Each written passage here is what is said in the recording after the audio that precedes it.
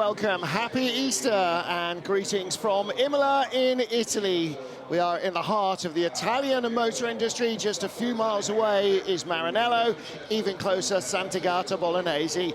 It is round 2 of the FIA World Endurance Championship. We started a month ago, 6 weeks ago now in Qatar, and we have a run of European races now through Imola, Spa, 2 6-hour races, and of course the big one, the 24 Hours of Le Mans in the middle of June. Then we fly around the globe via the rest of our championship. But for now, it is all eyes on what happens here at the Autodromo Enzo Edino Ferrari, the long-time home of the San Marino Grand Prix. Valentino Rossi, pole position man in LMGT3 with Kevin Magnussen.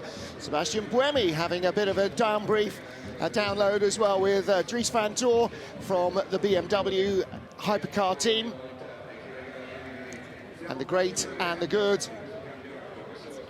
Easter eggs abound. Well, welcome everybody. My name's Martin Haven, leading the commentary team here for round 2 of the WEC. Alongside me in the booth will be Graham Goodwin and world champion Anthony Davidson. And Anthony, apart from the Easter eggs, this track is going to provide a lot of hard work for the drivers. It's a proper old school circuit. It's very narrow, and that means it's going to be tough to overtake. Yeah, it most certainly is, Martin. It's great to be back here in Imola. For the second time for the World Endurance Championship, the drivers really enjoy the challenge of this track. Like you say, a proper driver's circuit, anti-clockwise, one of 3 this year for the World Endurance Championship. We're going to focus on the Tamburello chicane first of all. Turns 2, 3 and 4. That really is your best overtaking opportunity come today. So let's see who can dive down the inside potentially, or even brave it round the outside there. And the start is always tricky, of course, as well. Then you've got Piratella, another corner to focus on. Great to drive from inside any of the cars here, LMGT3 or the Hypercars, through into Acqua Minerale. It follows. And 11, 12 and 13, you're asking a lot from the car there. A good place to try and save your tyres if you're looking at tyre management as well, which I'm sure many of them will be on this circuit today, where track position is absolutely key. It's a bit like our Monaco, if you like, for this championship. So you've got to get that track position. The hard work was done yesterday in qualifying. Now you've got to keep it. That's my view, incidentally. He's just come past my head, which is why that was so loud. That's how tall I am. Well, a busy paddock, a busy grid, and loads of fans here. We had over 70,000 fans here for the first World Endurance race in Imola a year ago. Looks like it is even busier. Heading down into our LMGT3 field, looking at the winners last time out, the 33 Corvette. They started 13th in Qatar.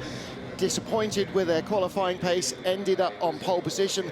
And Graham Goodwin, where you start doesn't always equate to where you finish. The racing gods often have a little bit of a trick up their sleeve. Well, they did last year, didn't they, with changeable weather. We might well get a shower later into this race, but the weather is certainly better than was predicted at the start of the weekend. Nico Lapierre, the new sporting director of Alpine, of course. And the Iron Dames will be looking for an upturn in form. Here are the number 81 Corvette, brand new car for TO Sport after switcheroo with the chassis that they've got available for them. With Tom Van Rompuy starting the race in the number 81. The black yellow cars now based in the UK. I was chatting to his teammate Rui Anjard this morning. He said, when can I come into the booth? I want to come into the booth at Le Mans so I can give Charlie Eastwood a tough time when he's driving the car. That's the kind of team spirit they have here. Just ahead of them on the grid, the 95 McLaren.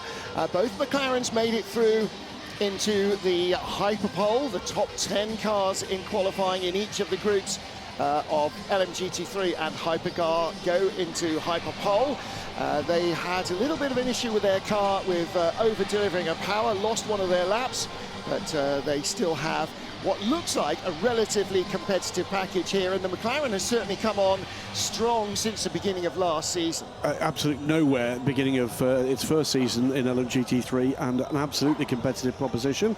With Opinio there from the Proton number 99, privately entered 963. Great to see so many people here and so many families amongst them. Here's the other McLaren. Yeah, Darren Leung and Sean Galale, winners here last year for BMW in car number 31. But they now hoping to double up this time for McLaren, and there is Darren Leung looking pretty relaxed.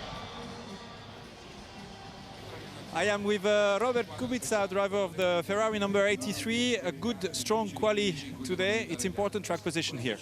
Yeah, for sure. Well, qualifying went well as a position. The gap to Antonio was quite big, so we would have to start like 5th row for the gap he had between him and us. But yeah, fortunately we are starting 1st row, so the race will be long. But yeah, Imola is known that track position is very crucial. So we are happy to be here to start in the 1st row, and yeah, we hope for a clean race, which will be fundamental, and we'll see. Okay, I have another question. Again, last week, Lewis Hamilton said you were the most talented driver he probably encountered throughout his career. Now he's at Ferrari. Have you seen him at the factory at any time? Do you think he wants to do Le Mans? And don't you think that you two on the same car at Le Mans would be awesome? Well, there's many questions, but yeah, I know Luis since very long. When we were kids, we were racing together in karting and then the formulas and of course Formula 1. Yeah, we race for the same brand, although I never met him yet in Maranello, but I was quite surprised because Antonio Giovinazzi came, he was his reserve driver, he came from the race, and he said, Luis is ask about you and saying hello. So yeah, I of course agreed back him, and hope one day we can go for a pizza like all the good days when we were kids, and yeah, it would be nice to welcome him in WEC, but I think he's still focused in F1. Yeah, but it's coming. You two on the same car in Le Mans in a Ferrari would be good. Yeah, thank you. Oh yeah, oh boy, I better be around for that, because that's going to be a fun party. And there's so many drivers on this grid, Anthony, who have raced together since literally they were in short trousers, and not just Ferrari drivers. Now, down in our LMGT3 field again, looking at the Porsches. Sorry, we'll get back to that later. Ryan Hardwick starting the car, qualified by him and Ricardo Pera. And Richie Leitz is the pro driver in that team. 92 car is the car that was on pole position here last year. They went on to win the World Championship. Not that crew, but that car number. Have to wait and see what they can produce. You can see a tricolor coming in. The Italian national colours being brought in. This is the H101. Big old helicopter, this, and then she comes with the Goodyear blimp forming the backdrop. Impressive stuff. And that big crowd to welcome the big bird. And funnily enough, lots of them wearing the red of Ferrari, but there's as many VR46 caps there as well. So two of Italy's biggest sporting brands, Valentino Rossi and Ferrari, both represented here. And there's no question that Valentino's merchandise stores have been doing very brisk business as well. On the left-hand side there, Antonella Coletta, the head of Ferrari's Hypercar program. Must be very happy with that. Interesting, actually, to hear Robert Kubica saying that to be half a second behind Antonio Giovinazzi in qualifying, he should have been maybe 5th on the grid. Sebastian Buemi was complaining to me this morning, I've never been a second slower than a Ferrari driver. Well, the other Ferrari was half a second slower, so it's not all about the car. Sebastian Gattuso will start the number 88 Proton competition Ford Mustang. Only the second time that Ford Mustangs have made it through into Hyperpole, Graham. And yes, the team manufacturer understanding the issues they had at Qatar. Changes made, should not see those happening again. And it looks good, sounds good. It's been a very competitive proposition in the US as well, in the IMSA Racing Series. Marco Panieri, the mayor of Imola, here on hand. And of course, this track has a long and very successful racing history. It is now, look at the top of the pictures, the cars come round, there's only a metre or so of runoff area in most places. Lexus looking strong here as well, cars very quick in a straight line. Talking to the drivers this morning, they reckon they've got a pretty good race balance as well. And Pachito Lopez, he said, I reckon we can be top 5. I said, well, if you can be top 5, then you've got to be looking at a podium. So that could be a strong contender in LMGT3. Well, they showed such pace, didn't they, in Qatar as well? It didn't materialise for them. A lot of bad luck came their way, but yeah, it'll be interesting to see what the Lexus can do today. And the key of balancing out these cars is that you give them all the opportunity to perform. It's how the team work. And this team, Vista AF Corsa, have been racing Ferraris in GT, in GT Pro, in GTE AM especially, and now in LMGT3 for so many years that they really run the car as close to its limit as possible. Yeah, Francois Area will start the race, the bronze driver for this crew, growing in confidence this package. We saw that in the latter part of last season, and an increasingly competitive prospect. And Simon Mann laughing off his Drift King nomenclature after yesterday's qualifying moments. That car again looking strong. The 21 car will start from 4th in LMGT3. Top 3 though include the heart of racing Aston Martin. 3rd on the grid for Ian James and Zach Robichon. The deal with qualifying, for those of you that missed it, has changed since last year. The bronze driver doesn't do all of qualifying. They do the first element, and if the car gets through into Hyperpole, then it is the silver graded driver who does Hyperpole. But in Hypercar, it can be, and doesn't have to be, the same driver doing both sessions. So top 2 in LMGT3, 2nd place on the grids. They just missed out on pole. Păcescu, Umbreascu and Clement Schmidt doing a really strong job in the 87 Lexus. They were in and out of the top position through Hyperpole and ended up on the front row in LMGT3, just missing out on pole position. So the bonus points go to BMW, number 46 car. Amadel Harty in the first element of qualifying was consistently at the front, and Valentino Rossi took over for Hyperpole, and again every one of his quick laps was quicker than anybody else. So they are absolutely on it here. Valentino bringing not just friends and family, long-term friend Uccio, but also a bunch of VR46 riders. There's no MotoGP race this weekend, so they'll be in the garage cheering him on. And there'll be quite a few other drivers cheering them on. And in GT3, Anthony, not so much confusion over what tyre to run. Yeah, you got the one compound, the yellow slick branded Goodyear tyre there. So they're all on that for this race. There is a little bit of thread of a rain around, and it might be running the wets at some point, but you never know. Hopefully we're going to see a dry race here today. I am with Kevin Magnussen, driver of the car number 15. Starting position, number 3. You've been competitive in quali. You were already competitive in Qatar. It's looking good. Are you expecting a good race? Yeah, I hope so. I mean, we're starting P3. That's a strong position, so we hope to at least keep that position. But you know, there's another strong car starting at the back. The 50 Ferrari is also very quick, so we try to hang on, we try to do our best, and then we see if we can get a good result. Good luck. Thank you very much. Thank you. Yeah, Magnussen certainly enjoying his time in WEC around such a fantastic circuit as well. And worth pointing out that although the number 15 BMW was 3rd on the grid, their sister car was 10 places further back, the number 20 car in 13th spot. So it's not necessarily all about one car having supremacy, it's how well you get the lap time out of the car when it counts.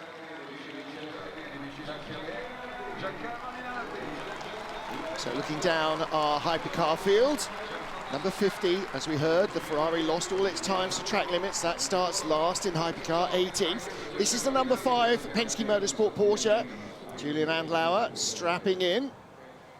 He gets to try and dodge the shrapnel on the opening lap.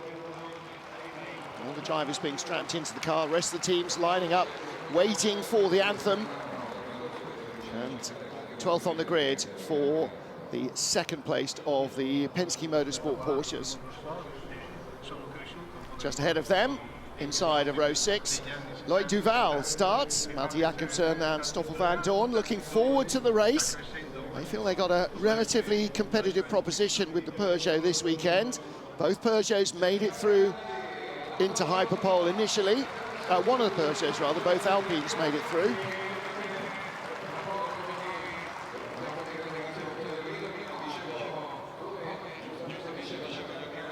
Not everybody's a dyed-in-the-wool Ferrari fan here.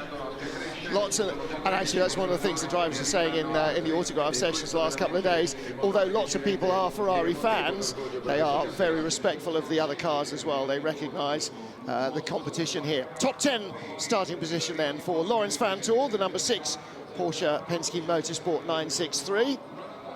See there the number 50 car between the tail end of the hypercars and in front of the LMGT3s. And just ahead of them, 9th place for the damaged number 12 car. Had a crash at the beginning of FP3, comprehensively rebuilt by the team, went out and made it into hyperpole. And Alex Ling was saying car felt absolutely fine in qualifying, no dramas with that. Takes all sorts.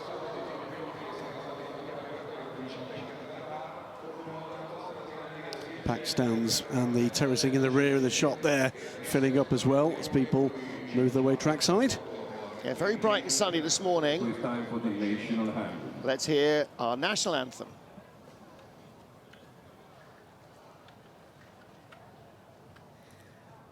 Fratelli d'Italia, l'Italia se desta dell'elmo di Scipio se cinta la testa dove la vittoria le porga la chioma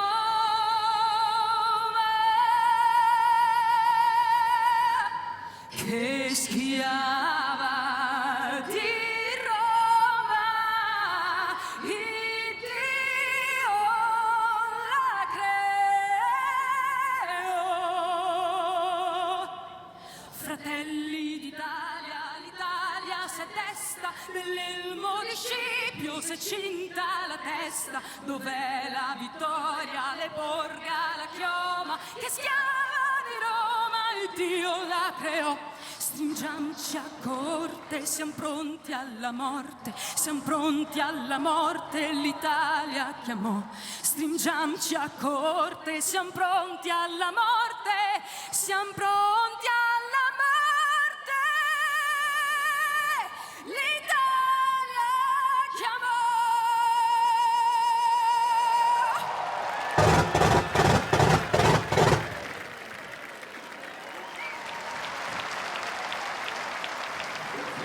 If that doesn't stir your soul, you need to see a doctor pretty quickly.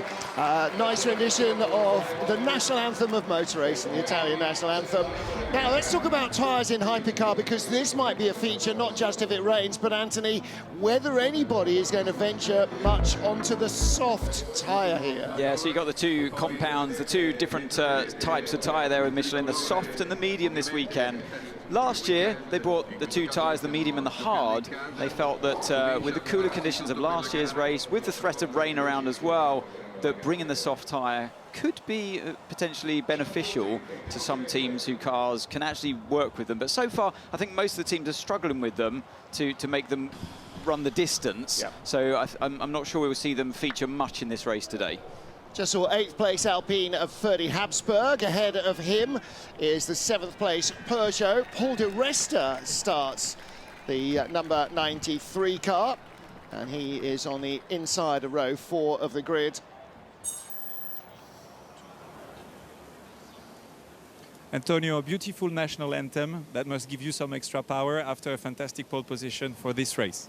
Yeah, you know, it's amazing atmosphere. You know, it's Easter today also in Italy, so really nice to be here in front of all our tifosi. So yeah, let's finish the job. I think we start from a good position, good car. So cross finger and hope we can be on the top of the podium after the race. Very good luck to you. Thank you very much. Yeah, stellar qualifying lap, half a second clear of Robert Kubica in a nearly identical Ferrari. It's an impressive job by Antonio Giovinazzi. And he's grown, hasn't he, into this role. I mean, a switch from Formula One to sports car racing takes time to bed in, but boy, is he a big part of this story now. 36 Alpine, 6th on the grid. It'll be Fred Mako that starts the car.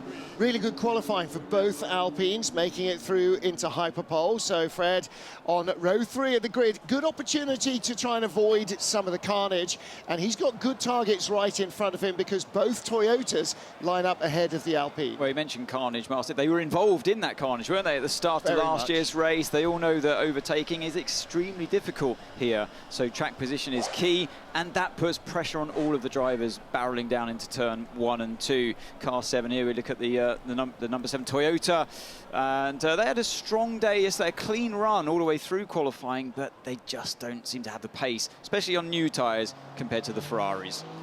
And maybe qualifying isn't everything, even here. Number 8 was the better of the duo. Brendan Hartley will start that. And interestingly, on the soft tyres as well. So they're the only car in Hypercar so far that I've seen with those white sidewall tyres representing the soft tyre. Interesting. Walking up the grid, I found Seb Buemi starting 4th. How does it look for the race? Are you expecting some rain? Would you like some rain? Yeah, I don't know. It looks like it may rain towards the end of the race, so we will see. Obviously, it happened already last year.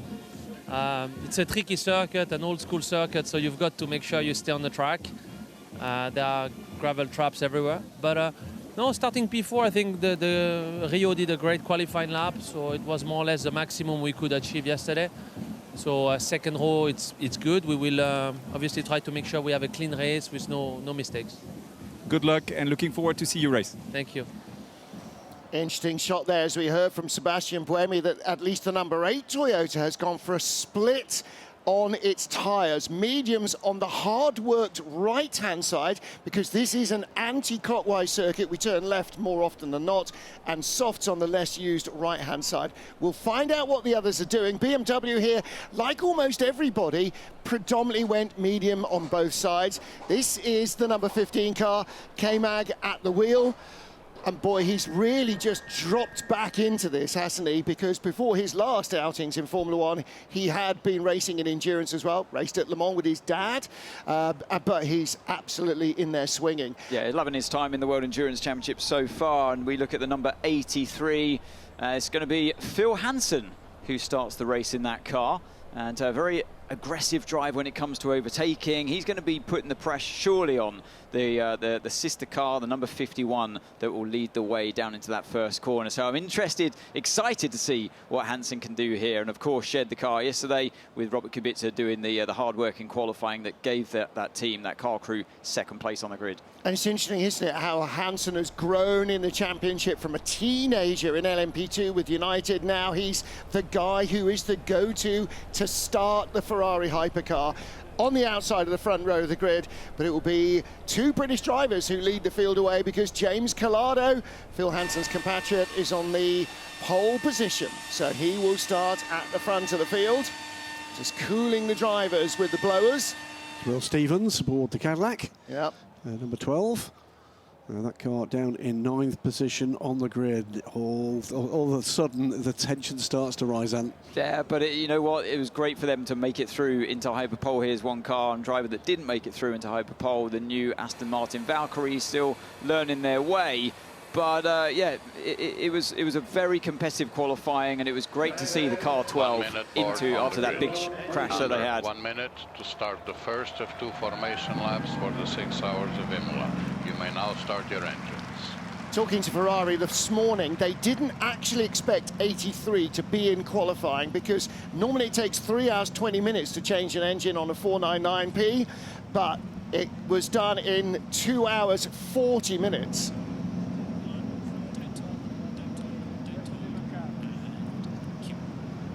Giancarlo Minardi, one of motorsport's great team bosses, now running this Imola circuit, and he is the man who will flag the team away. 30-second ball being shown on the grid, 36 cars getting ready to start the first of 2 formation laps here, round 2 of the FIA World Endurance Championship in Imola.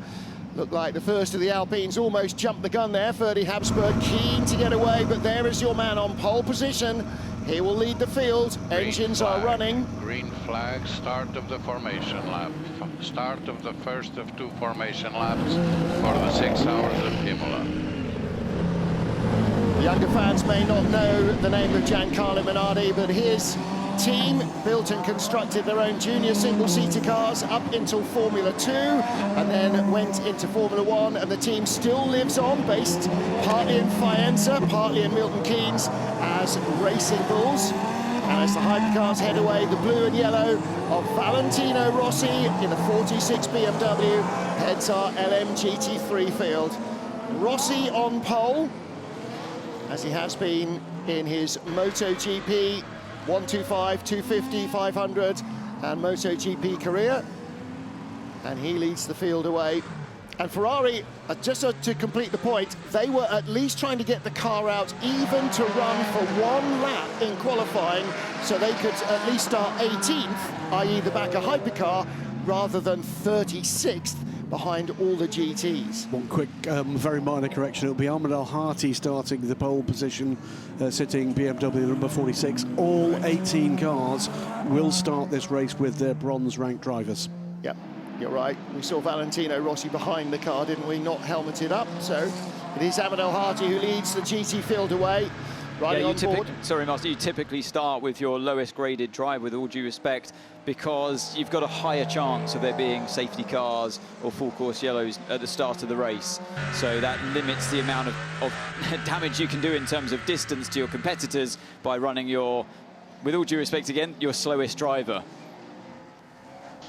A reminder for everyone to stay kitted up in case there's an incident at the start of the race, and also a reminder that it's highly likely to rain, particularly in the first 30 minutes, so please stay ready. Yeah, let's make sure we always have the next set of slicks to put on the car and 2 sets of wets, please. Well, there you go. That's what you're hearing from inside the Racing Spirit Le Mans team. That is, of course, the Aston Martin racing crew looking after that car here, as they do with the Heart of Racing 27. And that's an update on what we expected in terms of weather. And a point worth making, that because we don't have preheated tyres, you don't have to have stacks of tyres in tyre ovens, so they can just be ready at the side of the garage to go on at a moment's notice. They're not allowed to be preheated, never mind they have to be preheated, like you would find in a Grand Prix. So talking tyre compounds, you see the drivers all weaving around desperately to get that temperature in. Do we think, with Toyota being one of the only teams running the soft tyres, at least on the left-hand side, do we think that they've been, like they were last year, pretty astute in their weather reading, their weather forecast reading? So that's what won them the race here last year, don't forget. Well, are they expecting the rain, like we just heard from that radio message, and that's why they've gone for the best tyre combo possible to see them through? On the right, Pecco Bagnaia, MotoGP World Champion. Gianni Morbidelli in the background there as well with Valentino. Lots of the VR46 riders. And in the Ferrari, of course, a garage there watching as they lead the field around. And you're absolutely right. It was the response to the changing conditions that allowed Toyota really to gain supremacy. They jumped straight onto the wet tyre when it rained. Ferrari didn't believe it was going to rain as hard as the forecast suggested, and they tried to brave it out on slicks, which ended up being the wrong call, and then tried to come in late, and that ended up being an even wronger call. So yeah, maybe Toyota just looking at the track temperature as well and going, if it doesn't rain, we can still make the unused or unladen side of the car survive a double stint on these softs. But the cars react differently on the different tyres. You know, Toyota saying to Ferrari, I can't believe you got so much out of the medium tyre, and Ferrari saying to Toyota, I can't believe you can make the soft tyre last so long. Well, we've seen this all along, haven't we, with Toyota, that they do seem to have a car that's pretty gentle in their tyres, and that bodes well for running the soft tyre. I think if any team can make that compound work, that construction work, it would be them.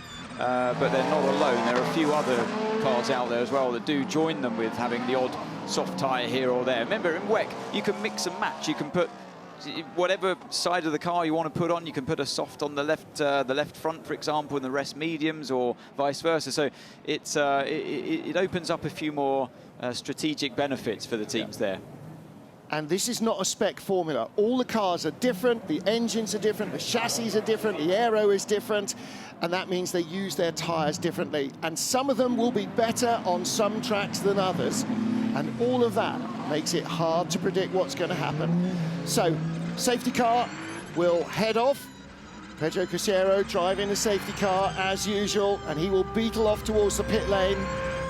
And then James Collado will control the field. They will form up into side-by-side formation. There you can see Phil Hansen in the yellow car.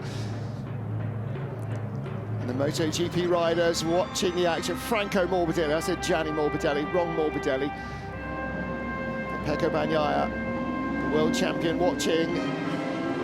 And is this Collado putting the hammer down? Hansen gets alongside him. Out to the two Rogers. That's where you expect the throttle to be floored. No passing before the line.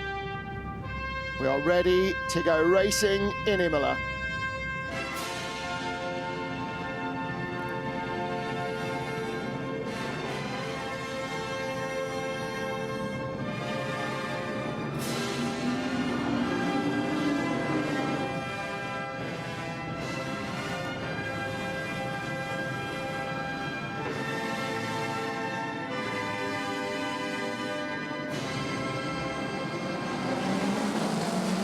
Red lights on, and away we go. We are racing for the 6 Hours of Imola. James Collado and Phil Hansen, and look at Kevin Magnussen down the inside of Hansen, looking for second place into Tamburello. Can't quite make it through. The two Toyotas side by side. Through comes the Peugeot. The Peugeot staying in front of the Alpine. The second Alpine trying to make up ground as well. That's the 35 car of 30 Habsburgen in LMGT3. It is the 46 BMW of Ahmed El-Hadi who makes it through. I missed my guess. All of the hypercars have made it through turns 1, 2 and 3 without drama. Nobody's been through the gravel, and they're already climbing the hill out of Tosa as we ride on board with Julian Andlauer towards the tail of the field. Yeah, 3 cars already passed by the number 50 Ferrari starting from the back of the grid, but all sorts of rumbles going on in the middle pack. Yeah, like Duval getting stuck in there with the BMW around Piratella, just sticking to the inside. But we saw one car just touch the gravel, didn't we, on the exit of the Villeneuve chicane, one of the Alpines. I believe it was Fred Makawiki, but he got away with it. Nick Nielsen starting the 50 Ferrari at the tail of the hypercar field. He's already jumped both Astons and the 99 Proton competition for our Porsche. We ride on board with Mike Conway right in front of us, the tail of Kevin Magnussen. Conway with Brendan Hartley in the second black Toyota, and then Paul Di Resta in the better of the two Peugeots. And you see the Ferrari there, number 50. They had a terrible time yesterday. They had the speed to be up there with their teammate car 51, but all their laps deleted sees them at the back of the field in one of the fastest cars out there. You can just pick him out there, the bright red Ferrari. Watch out for their progress in this long race today. Mike Conway trying to give himself a little bit of clear air behind Kevin Magnussen down to Tamburello as we ride on board with the 87 Lexus Petru Ambrescu, and that car currently in third place in LMGT3, but under pressure from the first form Porsche is the other Lexus, and that's Arnaud Robin, the red and black car. He's got the inside line, but the Porsche nearly gets around the outside. He holds on. Yeah, that Lexus has got its air intake full of grass. It's been off the circuit. A very hard place to try and overtake a Tamburello chicane on the outside. It can be done, but you need to have a lot of your car more than just alongside before the turning point. It wasn't quite the case there for the Porsche. Yeah, a little gap back to that second Lexus, but the lead Lexus in third place as the rest of them sweep down the hill into Acqua Minerale. They go around a school playground and then climb up to Variante Alta, over the top of the hill and through this chicane. Yeah, Kevin Magnussen being put under a lot of pressure there by Mike Conway in car number 7, Toyota. Conway would love to get by Magnussen to try and latch onto the two Ferraris. We're on board with the third of them, Nick Nielsen. This is car number 50, the red car. Porsche in front of him. That is the number 5 car of Julian Andlauer. And there's the second Lexus, under real pressure from the Mustang behind. The Ford Mustang driven by Stefano Gattuso. 2 Italian drivers in that field. That's the first Lexus, that because that Mustang is doing very well indeed. Yep. Battle of V8s.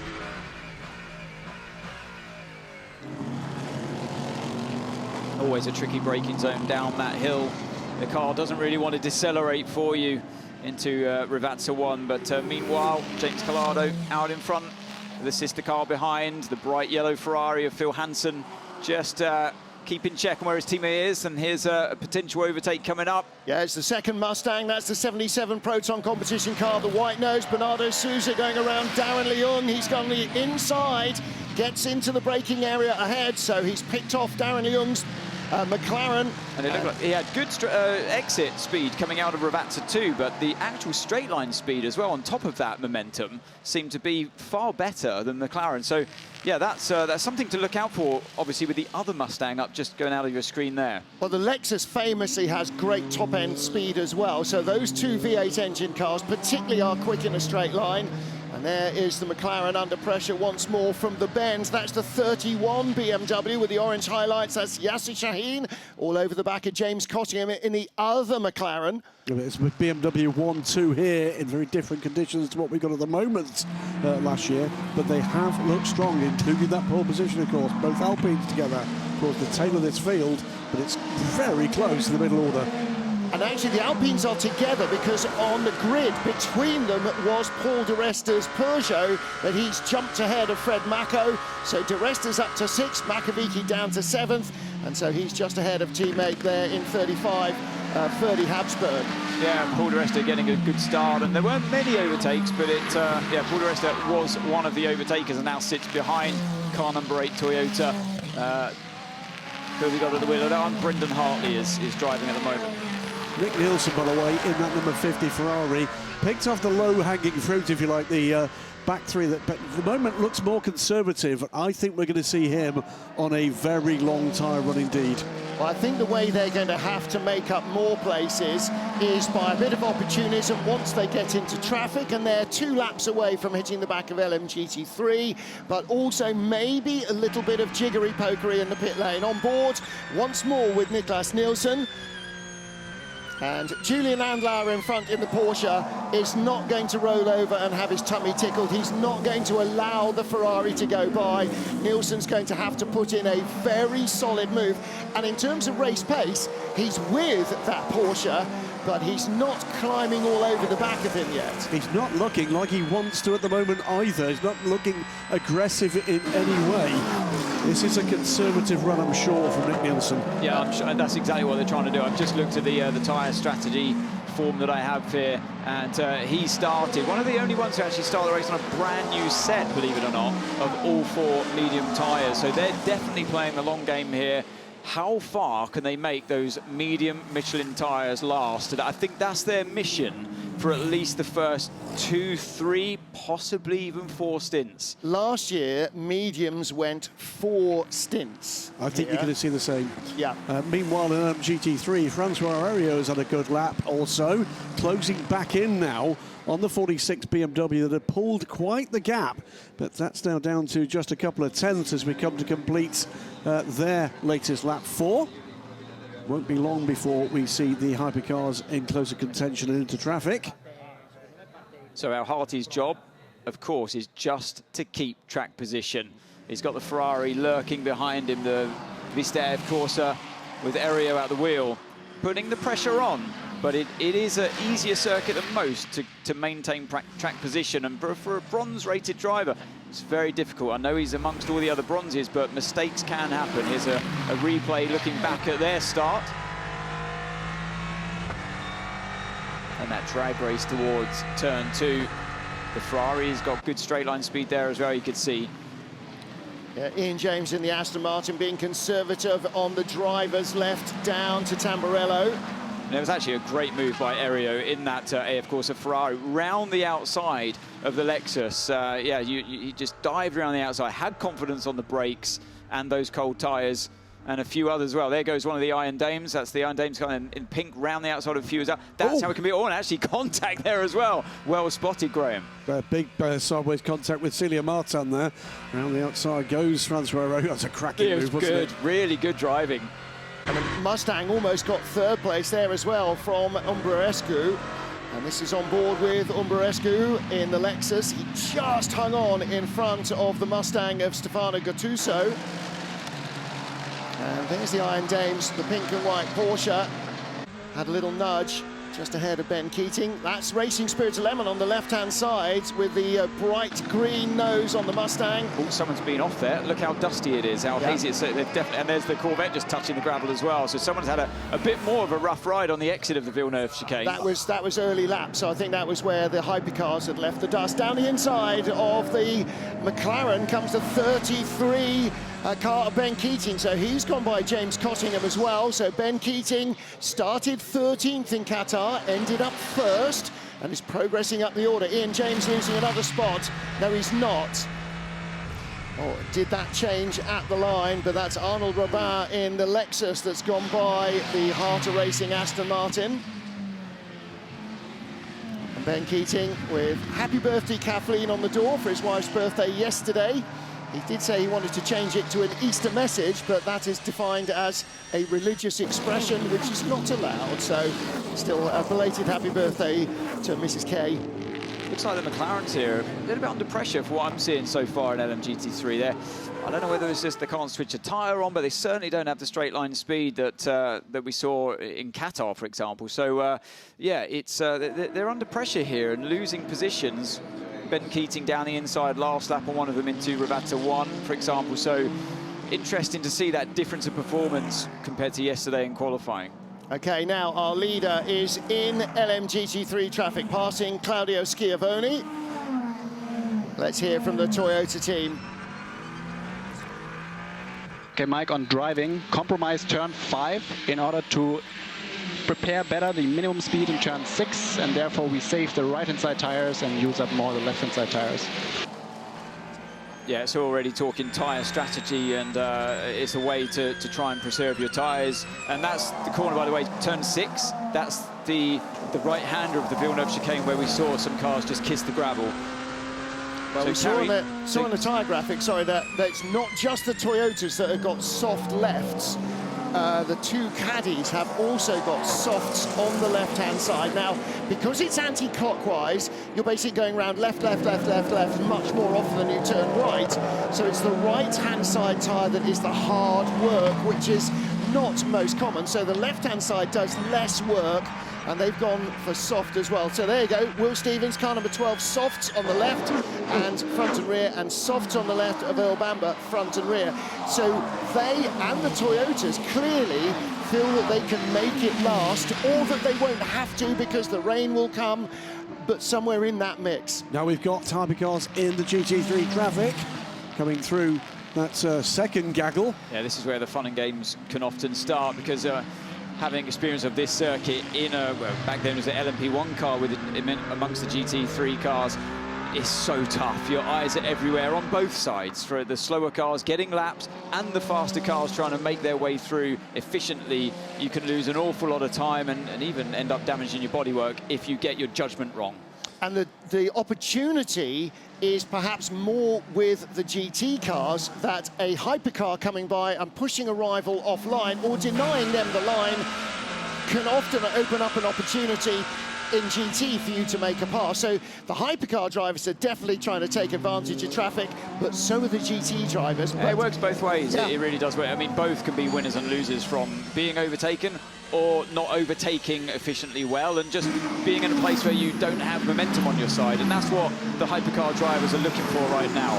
Impressively, obviously the Easter egg there by the camera position was destroyed in that instant qualifying, in a free practice rather, yesterday. But sorry, Graham, if you look back to the two Alpines, for example, the poor exit from one of them following the GT car closely has made them very vulnerable to their own teammate. Here we go, on the run-up towards Tamburello.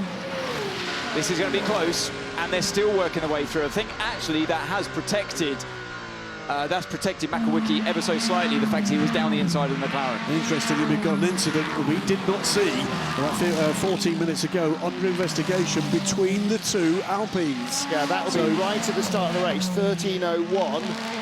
through that traffic, by the way, James Calado, of course, had the toughest job of all. He's the first of the hypercars to meet the LMGT3 traffic, and he got through very cleanly indeed. He's got a nice, he's in a privileged position where he's got over 3 seconds of buffer. So that takes in a way a little bit of pressure off of you, although you are the first one to arrive on the scene. The GT cars, the drivers are all aware of that first car coming up. And when you've got a 3.5 second buffer, you don't have to be quite as ruthless, but it's more about the cars that really are nose to tail in hypercar. That's where it's not a nice position to be in. It's really, you know, you can quickly go from the hunter to the hunted. And that leader passes leader. Yeah, that was James Calado going by Ahmed El-Harty, leading in LMGT3. And don't forget, as well as our live coverage in 10 days' time, first week of May, you'll be able to see what happens behind the scenes in WEC in our full access program. Now, there are the 2 Alpines coming to the start line, and one of them looked like they had to lift off ever so slightly, and that caused a bit of a chain reaction. Not sure what happened there, but there's now riding on board the number 36, cars everywhere, as you should imagine, on that first lap. That was where Di Resta made his move up past the Alpine. There was Ferrari touch, wasn't there? That's Magnussen's view. And Magnussen did very well there to back off. He could sense that coming. Harry Tingle saw the Ferrari coming up the inside. That's not his fight today, so Harry's done the right thing there. Now up to the Villeneuve chicane, 3 abreast here, and there's contact with one of the BMWs and the Porsches. Earl Bamber's view there from the caddy. Now watch the Alpines. Oh, there was contact there, wasn't there? Oh, that you saw the dust getting kicked up, and that's the dust that the GT cars were going through. Here we go. Oh, a little nudge from behind as well, maybe.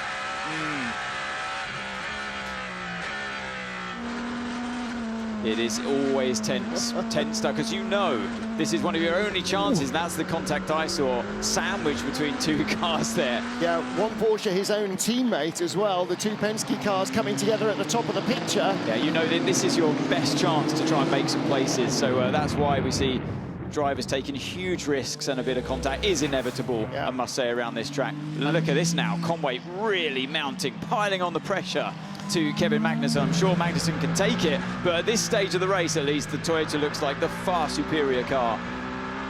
Well, let's hear if that pressure is relaying to Kevin Magnussen.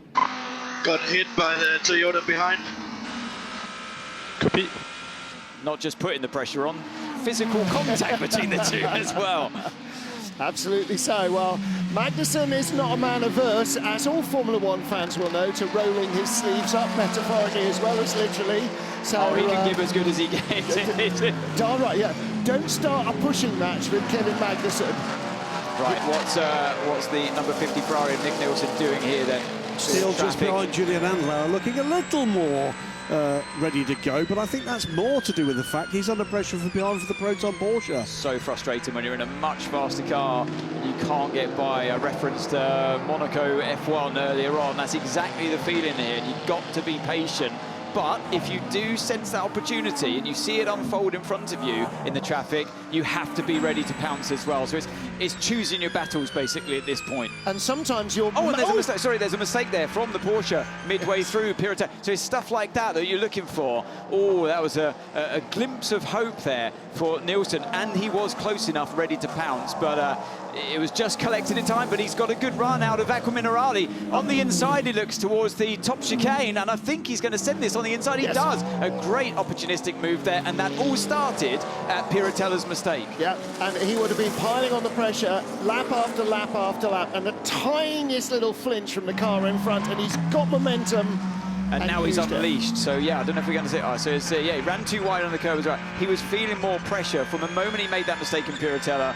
Doesn't really bother to hold the inside line and defend it too much before this chicane. Again, the Ferrari has been a much faster car than the Porsche here all weekend so far, but it's a nod of approval from his own team. And now look at him, unleashed, racing up to the back of the car in front.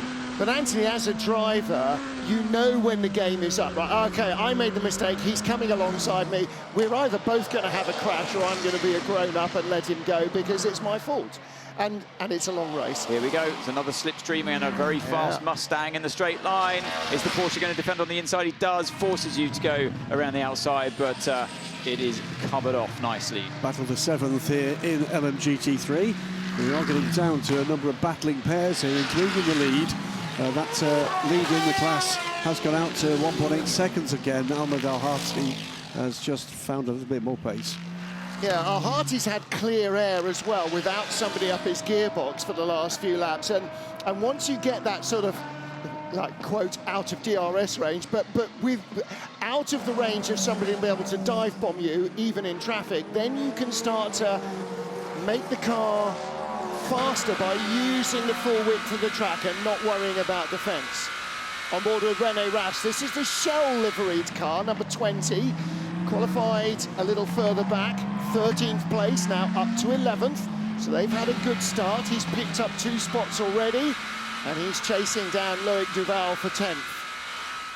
Just let me know when you're happy with the tires so I can say it again. Yeah, I will. We're getting there. So driver asking the engineer to let him know when they're happy with the tyres. Does that mean that he's been overstressing them and he's trying to bring them back down into the window? I should imagine, yeah. I thought he said so I can save again at the end. Okay. Yeah, maybe he's having to push them to get some temperature, I don't know. And then, but you're having to save the compound, the surface of the tyre at the same time.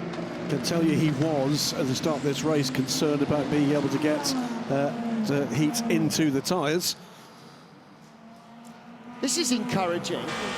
3-way French battle, Peugeot Alpine, not for 16th or 12th or 11th, but for 6th. Both cars with a lot of race pace. Here and there's the change. Mustang gets through. Good move by Bernardo Souza down into Tamburello.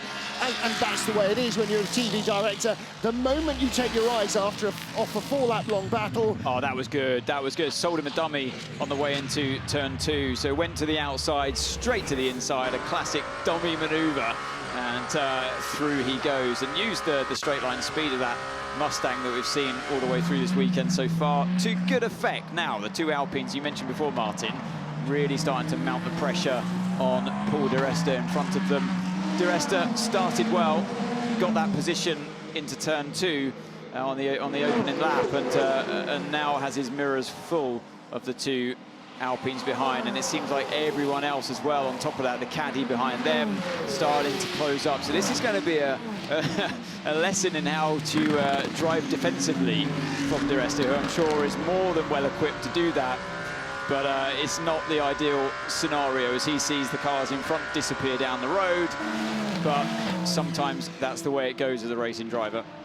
20 minutes in, and the top, how many is that? It's 14, separated by 20 seconds. I remember with the Peugeot yesterday as well, the only reason they got through into Hyperpole, into that top 10, is because the car we're riding on board with now, who was comfortably through, challenging for pole position in Hyperpole, in the qualifying round before Hyperpole, knocked out because of track limit, too many track limits violations with Antonio Fuoco at the wheel. So that's why the Ferrari's in this position now, and Paul di Resta's in the position he is. As you can see the pictures here, after passing Julian Anlauer, he's then raced up to the rear of Ilbamba in the number 38 Cadillac for 13th place, and unsurprisingly fastest lap of his race for Nick Nielsen came as he was released from the challenge of the Porsche behind now. Slightly disappointed to see Cadillac down in 9th and 13th. In free practice, they looked like they had a lot more pace. It was sort of them and the Ferraris and one of the BMWs that looked like they were at the top of the pile, but that didn't work out in qualifying. Maybe they've got a bit of a longer-term pace. I think it's that. I think you're looking at a number of teams here that realise on pure pace they can't take the battle here to the Ferraris. They're trying something different. And actually, for looking at the car 50, who I believe is the race today, like all eyes are on them the whole way through. How many positions can they get in terms for the championship? But ironically, it's the Peugeot of Paul di Resta, the one that capitalised on the fact that 50 didn't get through to Hyperpole, now could serve them a favour in return, because look at this chain of cars. It's bottling them up. It means there's more positions to take if they can gain the time by not changing tyres on pit lane. Spot on. Double yellows at turn 10. That's here, just on the exit of Piratella. That's turn 9.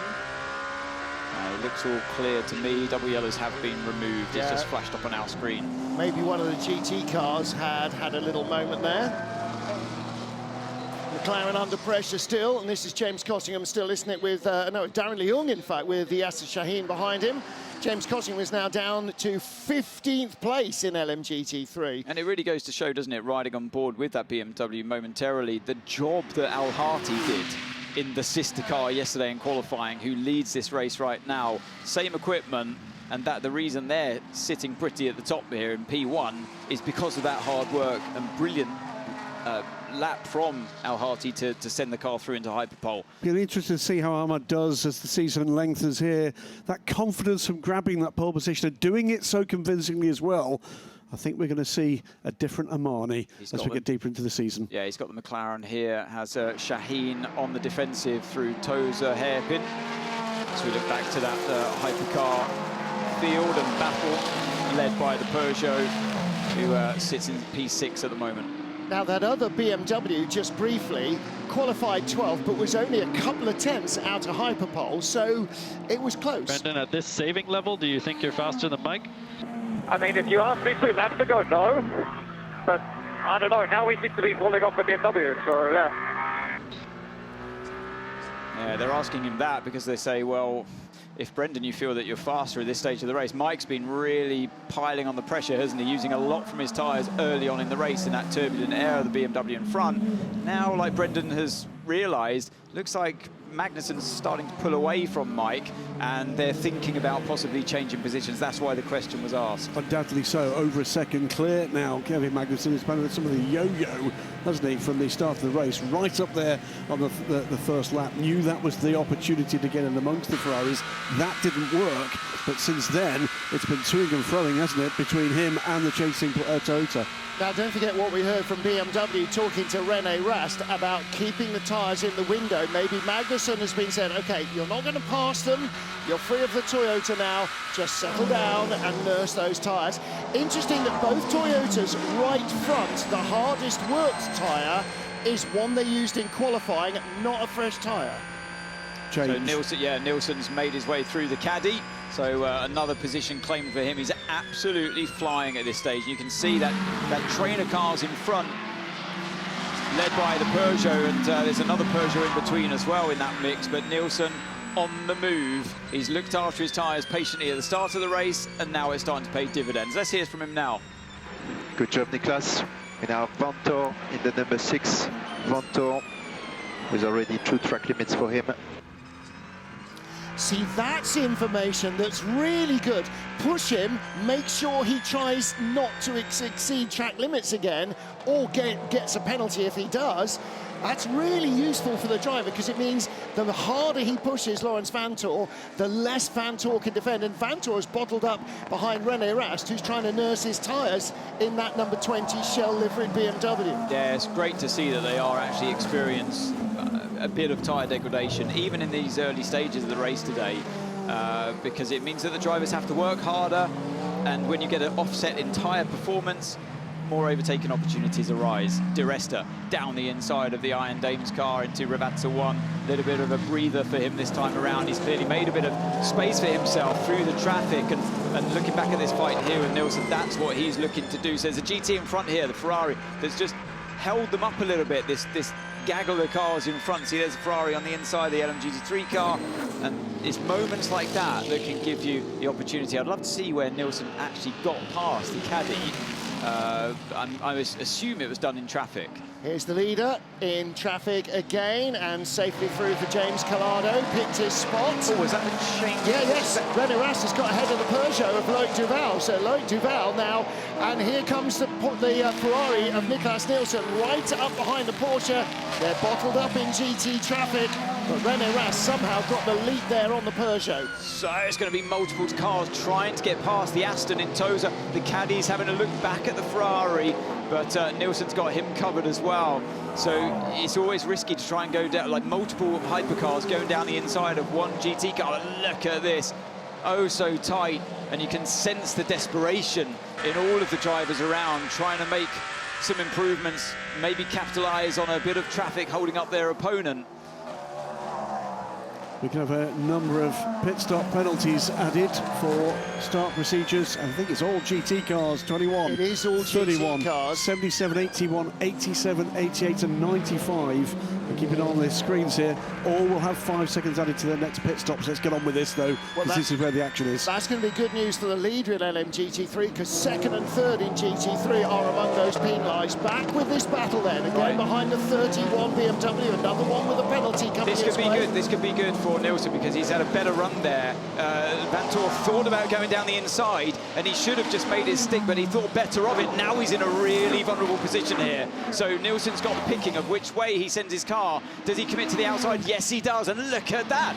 It looked like there was almost a bit of contact between the two of them there. I'm sure he's going to do this on the brakes. It's hard to do it, but he does. Brilliant driving there. Honestly, it's been brilliant driving from Nielsen. Super precise and great from Vantor as well. Now he's under pressure from El Bamba in the caddy. Vantor had to take to the curbs on the inside to make enough room for both of them to survive. But it all started in the Ravazzas. Yeah. So Nielsen really took advantage. Let's hear from the Cadillac of El Bamba. Okay, you could use a bit more energy than this for information.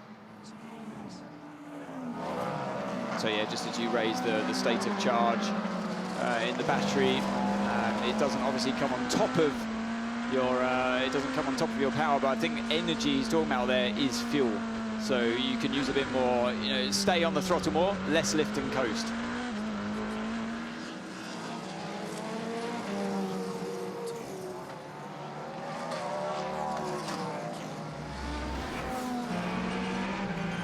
Riding on board with the Ferrari, going by the Aston Martin. You can see Nicholas Nielsen in the top inset picture through the windscreen on the right and below, and then looking back at the Aston. Yeah, that was the start of the race, wasn't it? And working his way through the Aston, and then the Porsche. It's a bit of a story of Nick Nielsen's day so far, and yeah, some brilliant driving through the inside. And that's how we got the caddy just straight under the brakes into Tosa, and so he's gaining confidence. Therefore, he knew what that car was capable of when he came up to that fight. There is this consideration of a switch of positions still underway. No, it's not yet. Conway still leads Brendan Hartley. Are they going to, though? Let's wait and see. But it looks like Conway's keeping that distance to his teammate at the moment. He's pulled over and Hartley's gone through. So it was being queued up. They just had to clear the GT traffic. Well, the gap... See, as soon as you say something out, they'll immediately counteract you.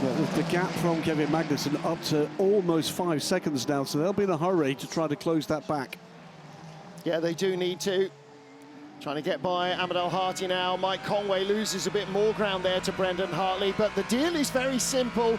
Toyota want one of their cars to win the race, and both teams will be working towards that. Great shot at the rear of the number 88 Mustang. Both the Mustangs in the top 7 at this stage on GT3.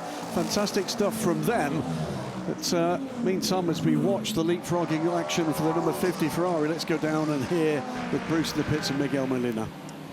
Miguel, yesterday the qualifying was a little bit tough on you and you had to start at the back. Now we're seeing Nicholas Nielsen making the difference and already creeping up places. Yeah, Nicholas doing a fantastic job. He's doing smart movements. That is what we need, and slowly trying to recover the position that we lost yesterday. But anyway, it's still a long race to go.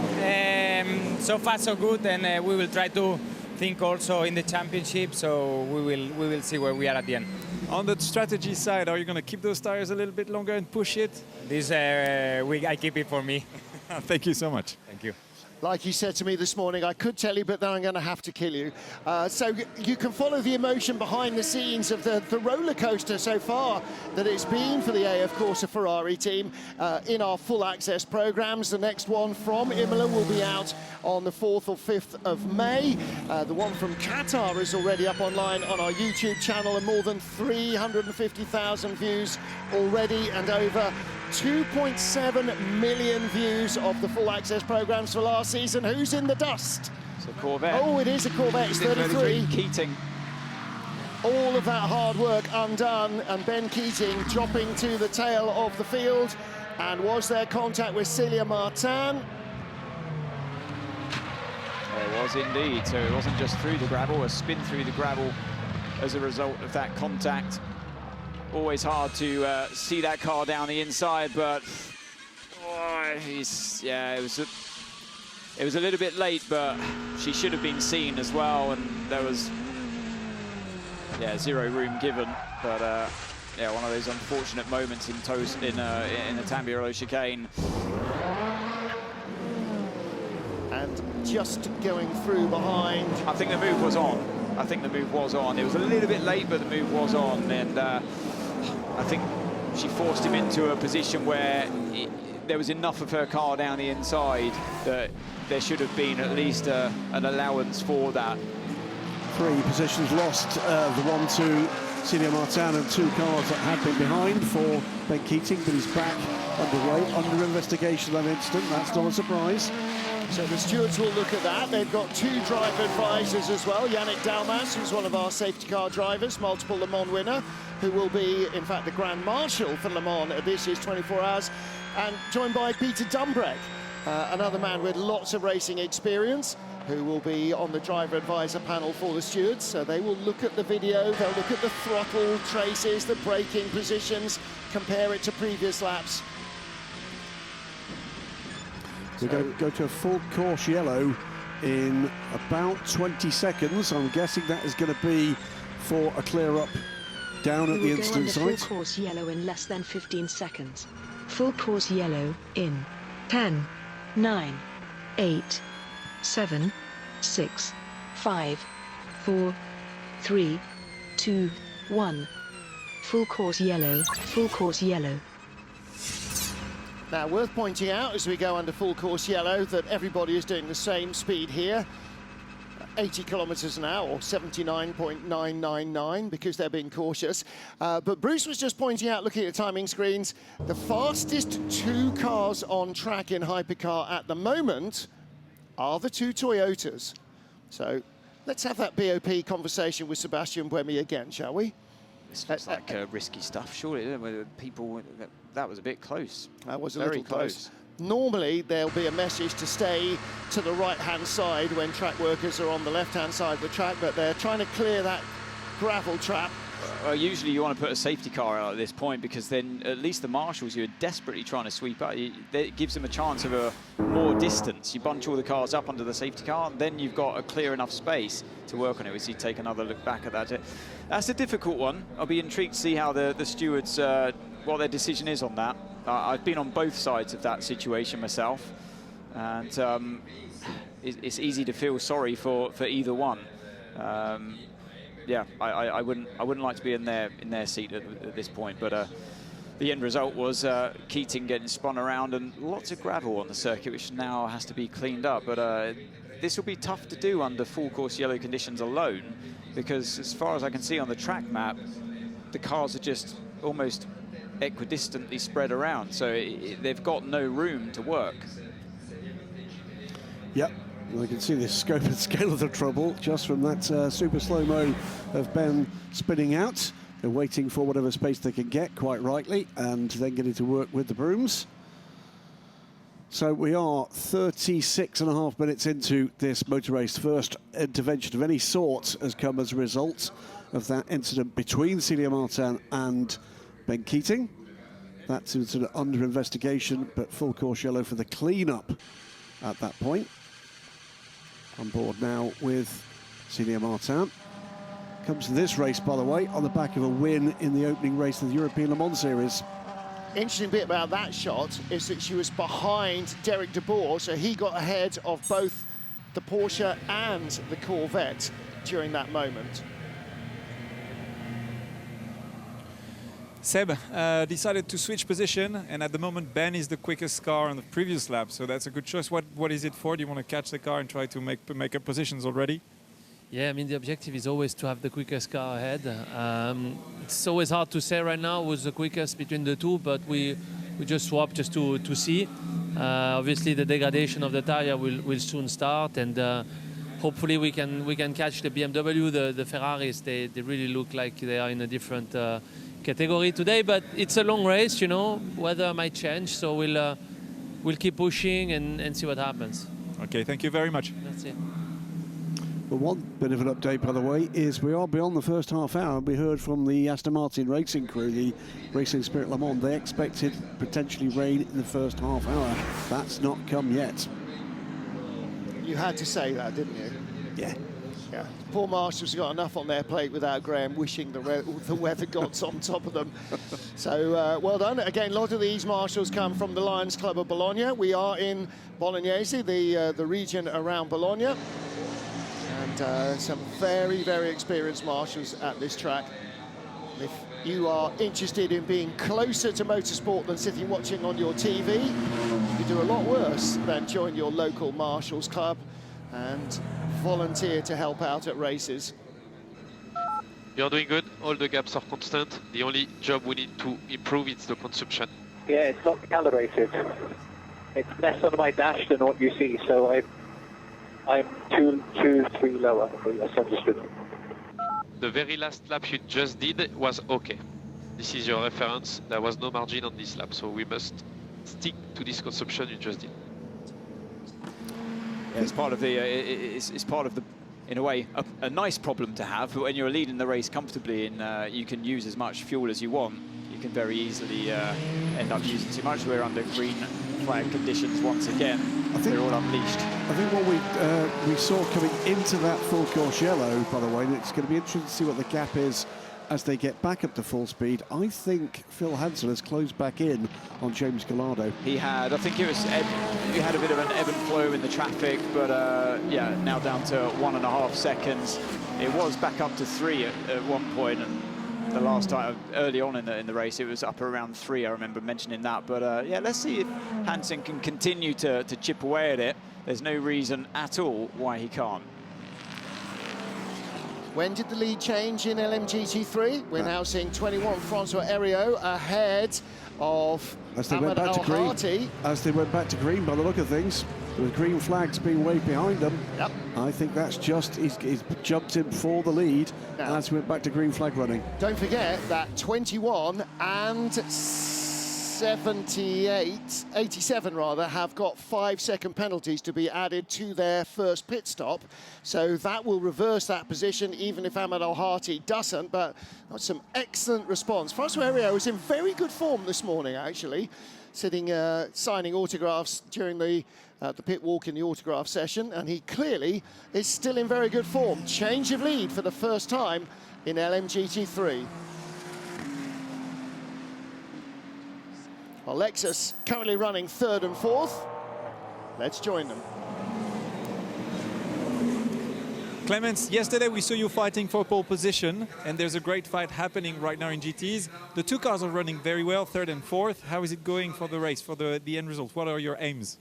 Of course, we want to finish on the podium, and so far it looks quite good. Pedro is doing consistent lap times. Maybe not the fastest, but he's keep running his stint, always the same lap time, so I'm quite confident that we are quite good on the tire management. I think we saw on the BMW they started to drop already, so yeah, I'm quite confident we finish on podium. Excellent, thank you so much. Thank you. So further investigations underway, and 3 cars in the inbox at the moment. The number 88 Mustang, Stefano Gattuso, Ferdy Habsburg in the number 35 Alpine, and Will Stevens in the 12 Cadillac. And sense that Ferdy is just getting a bit frustrated out there. Without a doubt, keep an eye on body language of that number 35 Alpine. Yeah, he's one of the more feisty drivers at the best of times, isn't he, Ferdinand Habsburg? Lovely. He doesn't need to be smashed off the track by his teammate now sitting behind him to fire him up. And car 5, by the way, the Julian Andlauer Porsche now given 5 seconds added to the next pit stop for start procedures. That's the first of the hypercars to get a penalty. That start procedure is not running through the grid boxes, right. And we saw a couple of cars fanning out. You have to run through the grid boxes on the grid up to the start line, so that's what all of those starting procedure penalties... Oh, dear me. Could almost be Gerhard Berger in a Ferrari, couldn't it? Hang on.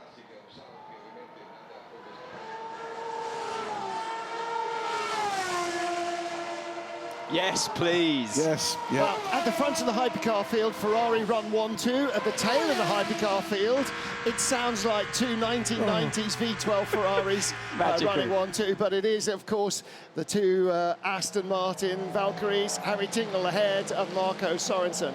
So back with car number 50, Niklas Nielsen, still in 12th place, still badgering Loic Duval, and right behind him, still with the white nose, Laurens Vanthoor in that number 6 Porsche. It is going to be a drive-through penalty for Celia Martin in the number 85 Iron Dames car. So that incident with Ben Keating called against Celia Martin. The pink and white Porsche will be coming down pit lane shortly. We're not very far away from the point, gentlemen. We're going to start to see cars on pit lane. Yeah, pit window should open fairly soon or pit opportunities. The window, the pit lane is open, but they'll need fuel for the 5 laps potentially. And I did fear for Celia Martin there. She was coming alongside Ben Keating. She was not alongside Ben Keating. Martin, here we go. This is another move, potential position gain for Nick Nielsen. You go to the outside again. Better straight line speed than the Peugeot, and he's going to be good on the brakes once again. He does, gets another place. So strong on the brakes, isn't it, that Ferrari? He might be a bit compromised here by the GP. That was clever thinking, though. He lifted earlier in the corner through the right-hander to make sure he had a run on the GT car in the place where he knew he couldn't get overtaken. Very smart thinking there. Look behind as well, though. Still behind the Peugeot, both the Porsche and the Cadillac, looking to see whether or not they could do the same. Tellingly, they could not. No further action for the Alpine on Alpine contact in turn 2 on lap 1. Calm, so Freddie, calm. Yeah, no, very good. And they are still in the top 10. The Peugeot in 6th, the Alpines are in 7th and 8th as we ride with Earl Bamber. He's further back, 38 in 14th place. And don't forget, 18 hypercars. We still only give points to the top 10 in each of the classes. So bouncing over the curbs goes number 12, Will Stevens, the first of the gold Cadillacs. And now Will Stevens with René Rast and Niklas Nielsen behind. And we're with Laurens Vanthoor chasing the second of the Peugeots. That's Loic Duval. Look how fast Nielsen is. He's just, as soon as he's displaced a car, he's right back onto the tail of the next car in front. The BMW might be a bit more of a challenge for him in straight line speed terms, but it's that braking capability that we see time and time again so far from the Ferrari into turn 2 as we see the Iron Dames LMGT3 car down pit lane. It's a long pit lane here, so this is quite a punishment. To give you an idea, the additional time, if you don't serve one in the race and it has to be added, is 45 seconds. In the traffic now through the Villeneuve chicane they go. BMW in front of Nielsen as we ride back on board. Let's hear from Rast. What's the strategy with the Ferrari behind? We believe they are pushing. We shouldn't lose too much time defending. Interesting. Well, they believe they're pushing. I still believe that they want to go long as they can. I think you're absolutely right. And any gap, I heard from an onboard earlier on into Tamburello, when he's not fighting a car, as he dives down inside of Aqua Minerale now, when he's not fighting another car, he's early off the power. Oh, yes. There's a big old amount of lift and coast going on. I'm not sure they're completely right there with their information to René. And what we've got with this car from the start has been exactly that. Sprints up to the back of a car, tries to force the error, but very conservatively so, gets past the car, sprints again. This one's important because after this, it's points. Yeah, that's a very valid point. René Rast in 10th place, the last of the point-scoring cars currently. Again with Earl Bamber back down in the 38 car in 14th place. Drive-through for the 88 Mustang, the 35 Alpine. Here we go, Martin. He's right up behind the BMWs now. Can you repeat the same move? How good are you on the brake? There's GT cars well in the way, and he's going to have to yield this time, surely, because of the GT cars. Yeah, that scuppered his plans there. Right, drive-through penalties, 88 Mustang, 35 Alpine ahead of this battle, and 12 Cadillac ahead of this battle. So he's already going to make up 2 places, because 2 cars in the top 10 have a drive-through penalty. Watch this then. So you're looking to go to the outside, or the inside of this corner, gives you the outside for the first corner, but he has to yield. because of that move there, because of the Corvette on the inside, and then he's completely low. Oh, I don't go to the inside of the GT. No. So it's smart thinking once again, knowing, like I said, choosing your battles. That wasn't the right one to get involved in. Got to survive first. Change of place. That is number 6 ahead of 94. So Lawrence Vantor dive bombs Loic Duval, and through comes the Cadillac round the outside. Old Bamba, the gold 38 car at Aqua Minerale. He's going to go in the gravel there. There was no chance. Shandlauer as well. Oh, and Bamba very slow. Andlauer on the grass in the white-nosed Porsche, and Bamba almost got passed by the 99 Porsche with the green highlights. It's all gone on there. Very hard move to try and pull off around the outside of Aqua Minerale, but there was contact. He was shoved off the racetrack, basically, and I'm sure the stewards will be looking at that one as the Peugeot dived in as late as he possibly dare. He stayed on the circuit, but unfortunately for him, it wasn't the case for the 38 cars. This is what it looked like on board with the Peugeot. Oh, it just wasn't even on the curb on the inside of turn 12, and then had his yeah. So it's this moment here where just feel like wasn't quite on the racing line was the 94 Peugeot there, and that's what it. There's nothing that Bamba could do once he got to the apex of turn 12. And then you're bouncing all over the curbs and off the track. So a daring move to try and pull off. Definitely wasn't given the room on the exit of 12. Also got a grandstand view from that view there of Julien Andlauer looking to try to take advantage, but fully off the track to the right-hand side in trying to get by that Peugeot. Yeah, world's most expensive lawnmower came into action. Duval had both of his elbows out. Let's hear from Earl Bamba. Is he happy? Ask for a penalty. Should be drive through for the Peugeot, drive through. Copy that. Well, one thing we learned from Qatar about Loic Duval in that Peugeot is he does not give away track position. You have to batter it out of him almost, and he was very, very determined not to allow Bamba to drive around the outside of him in Aqua Minerale. Yeah, and in effect, oh look, you've got a lead change coming up here. Potentially, but not this time. Al Harty has to settle for second. Third place car behind this pair. He's got a great run now. It has Al Harty on the exit of Tamburello. What about Magnussen and Brendan Hartley? Yes, suddenly the 8 car was right there. It was 5 seconds the gap when they switched positions, and that's gone right down. They've made the right call in this stage of the race.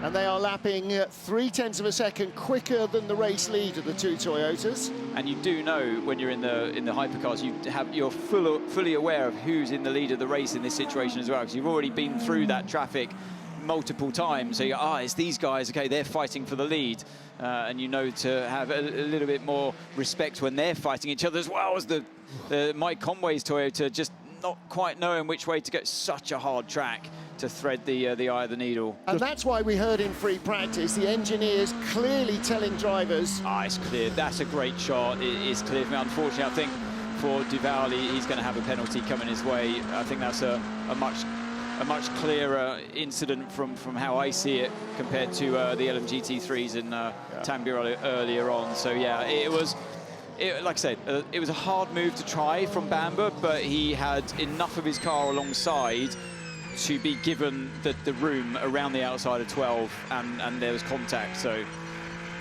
heading into the pit lane this time round, James Collado in the Ferrari goes by the delayed Celia Martin, and the gap is now down to 1.2 seconds over Phil Hansen. Well, as you know, Collado was told on the radio, look, you're at the absolute threshold here of how much fuel you're using, how much energy you're using. So as we see the first round of the LMGT3 cars come in. Now, that came in from the lead, Francois Heriot, but it's got a 5-second hold penalty, and that's why they waited 5 seconds before the fuel went on. You can see the counter on the door there, counting how long they were stationary. Still, Nick Nielsen, not by the number 20 BMW, but putting under a little bit of pressure there. Yeah, there's intimidation, then there's real intimidation. But I think he'll have to try even harder than that to send Rene Rast into a flap.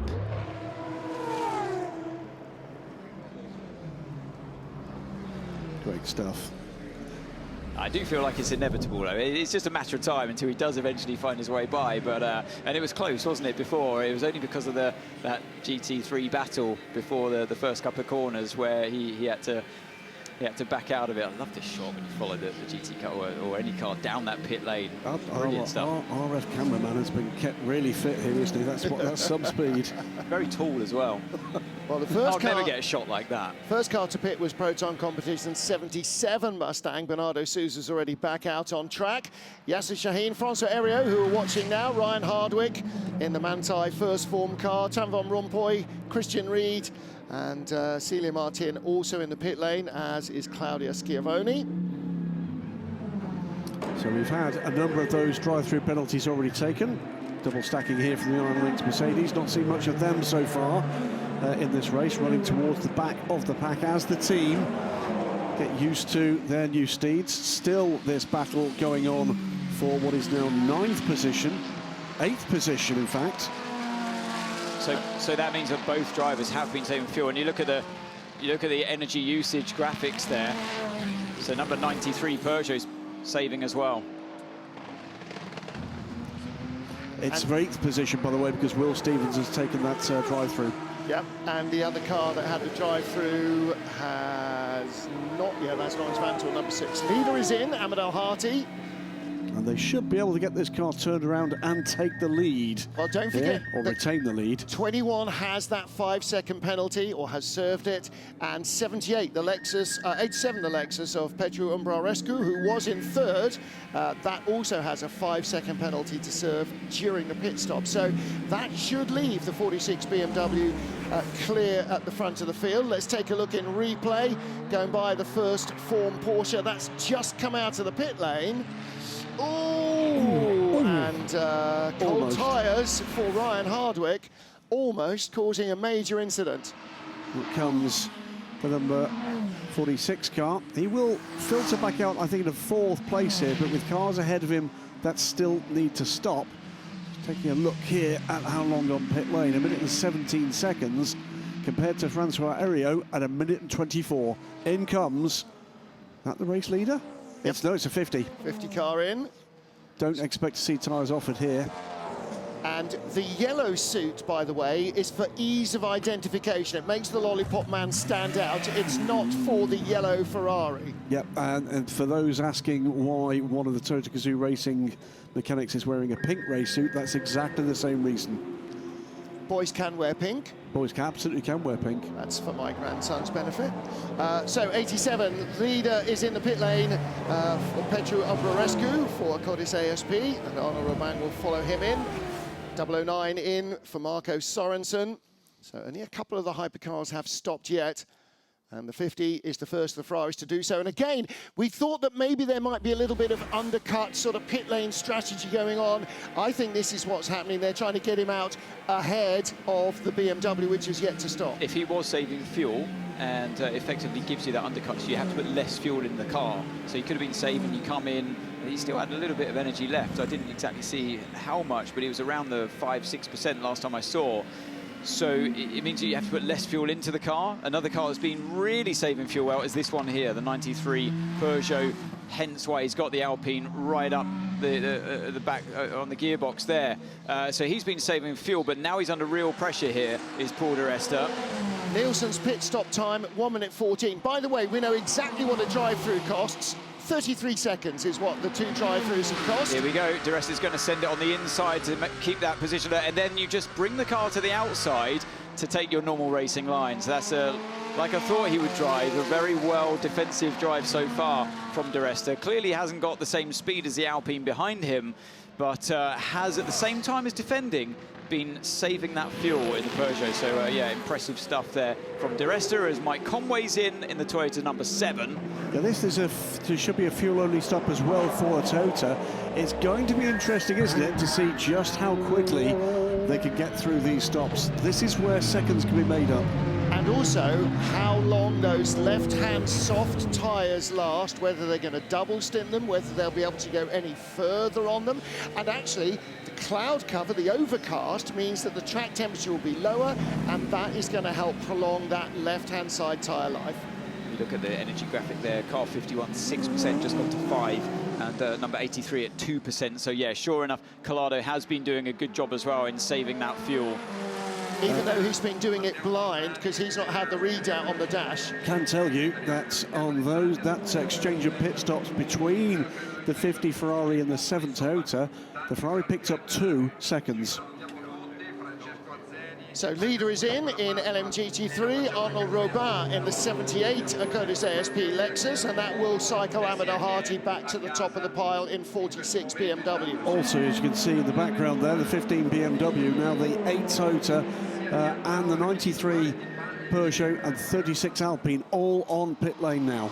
Yeah, so a slew of hypercars stops, and the entire LMGT3 field effectively, in fact they have all now stopped, and so Ahmed Al-Hati, here he is now our leader, Julian Andlauer, Loic Duval, and Earl Bamber, Loic Duval. So that long-running incident that started at Acqua Minerale and continued up the hill to Variante Alta, Loic Duval with elbows out of both windows, he's going to be in hot water. It was a drama in 2 episodes. It was. Under investigation, so yeah, let's see what the stewards make of that. Earl Bamber was on the radio very quickly, wasn't he, calling for at least a drive-through. That's what his opinion was of the matter. Let's see. So both Alpines are in. Just and repositioning that car. And the Peugeot as well. That at the top of the picture, that's Paul Di Resta in 94. Oh, Ferdy Habsburg was late being pushed back. It was Makawiki, wasn't it? Being pushed, yeah. Oh, change of position then. So the Alpine ahead of the Peugeot. Despite the pushback. Well, that's good work in the pit lane. Here's 83 in from second place, Phil Hansen. Driver door was open, but I don't think a driver change. That would not be their routine strategy. 121 on pit lane for Alpine's 36. It's 122 for the 93. Compare that to 114 for that number 50 Ferrari. So it's good work in the pits, wasn't it, from Alpine to get that place and coming in at the same time. Now there goes the other Alpine, but they were nose to tail. So what has happened? We saw them. Didn't he have a drive-through? He had a drive-through. They had a drive-through. That's why there's a difference. And that's why they were repositioning the car. They had the time to do it. Yeah, but also a 1:29 stop for Habsburg. And what was the 35 car stop? 1:22. 22. I don't think he had a drive-through. No, he's already served it. They served it. For knocking his teammate off on the first lap. No, it was safety. It was a full course yellow procedure. You're right. You're right. Just testing you. Yeah, that drive-through and a drive-through for Will Stevens in the 12 Caddy. Caddy are tripping up over their own shoelaces here. Meanwhile, for third place, Julian Andlauer with grass in the radiators and Earl Bamber with gravel in the radiators, both courtesy of trying to get by Loic Duval. And while we're watching on board with Earl Bamber, can tell you that the change in LMGT3, 51 on pit lane. We'll keep an eye on that as I tell you that Ahmed Al-Hati has gone back to the lead by 6.3 seconds. Remember, it was a 5-second hold for his competitor. So they've not only picked up time on pit lane, they've extended that time. Our de facto race leader is René Rast. No, it's not, because he comes into the pit lane. If he managed to squeak another lap out, he would have been. He was held up as well, just coming into the pit lane there. Not ideal timing. So what about the 83 versus the 21? They were just a second and 6/10 apart, 51 rather. In come Andlauer and Bamber, both undoubtedly fuming. So 83 coming up to Variante Alta, 51 still in the pit lane. Quick examination of René Rast's car, 51. Oh, in fact, that's 5, isn't it, on its way? That is 5 rolling, that's Andlauer. That's his. That's 6. This is the 51 coming towards pit exit as Phil Hansen comes out of turn 19. Apparently the 20 BMW is going to be short fueling in this stop. Okay. For that to maintain that track position, of course. So that's how important it is for them. So well, you'll gamble here to get track position and hope that at some stage it'll sort itself out. 51 and 83, I think, are very close indeed. They are very close. They were very close. They were 1.6 seconds apart before the pit stops. Looks like that will be barely 1 second. There goes 20 on its way out. The yellow flashes of the shell livery on the car. Now, where's that going to leave him against the 50 Ferrari? That's what I'm looking for, yeah. Herring past the pit lane now. So that's why they were short fueling the BMW. That is the fight, isn't it? BMW was fighting off the car 50 last time we saw them. I'm not sure he's going to. They have overlapped on our GPS tracker. Meanwhile, looking at the two Toyotas, Mike Conway behind Brendan Hartley and right behind Brendan Hartley. If we look at the Valkyrie, but a big lock-up at the top chicane. The fight I really want to see, though, is the car 50 versus number 20, the BMW. We know that fight is going on. I think there's only tenths between the two of them. Yeah, they're at Tosa and together. There they are. It did work, for the moment at least, for BMW. It's the first bit of bad news for that number 50 Ferrari. It has. Well, it's always the case, isn't it? The further up the field you get, the tougher your competition and the harder the overtake is going to be. But it'd be nice to see the energy graphics. How much did they under fuel? What's Nick Nielsen say? The rear diffuser is broken on the BMW. Copy. The rear diffuser is broken at the gearbox. I think he means... I think the BMW. The BMW. Yeah, he spotted that. I think he's trying to have that car meatballed. Davide Rigon suiting up to take over 54 from Thomas Floor. Now, Floor has stopped already, so that will be at the end of the next stint, which will be the better part of an hour, because we are now an hour into the race. An hour and nearly 4 minutes of 6 have already whizzed by. Meanwhile, battle on, 54. Thomas Floor in contact with the Proton Mustang, rather, Stefano Gattuso. It was unnecessary contact, unnecessary there. It could have been that could have been a big one. Luckily, it was just bodywork damage, but the Mustang more than had the right to be there, in my opinion. And unfortunately for Gattuso, he's so far back because he didn't go through the grid lines at the start and had a drive-through. Let's hear from BMW. I have a bit too much rear locking for turn 14. So Ras just complaining of the rear lock-in. Is that anything to do with this diffuser? Well, if he's seen any... Oh, is it the left rear light that's a bit damaged as well? Is that what he means? If he's losing a bit of rear downforce, no wonder he's got rear locking. Yeah, the back left of bodywork is moving around what used to be called the modesty panel that covered the rear of the wheels. And that is moving around, and so maybe not diffuser, but you can hear that Nick Nielsen clearly can see potentially a bit might fly off the BMW and into the Ferrari. And that's a good excuse to ask the stewards to pull the car into the pit lane and have it fixed. Yeah, if you look at the left light, not the top light, the lower down one. It's gone.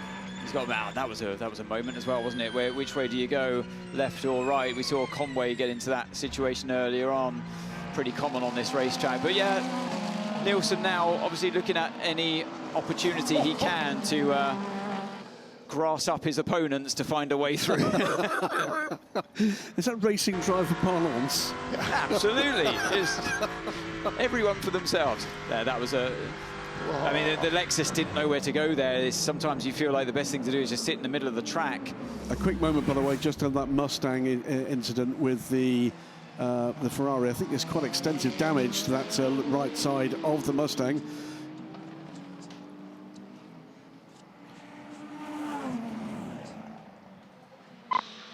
How about track limit? I'm still on 1. Correct, you're on 1, you're on 1. So we have a small virtual advantage over the 50 as well, so we're doing well.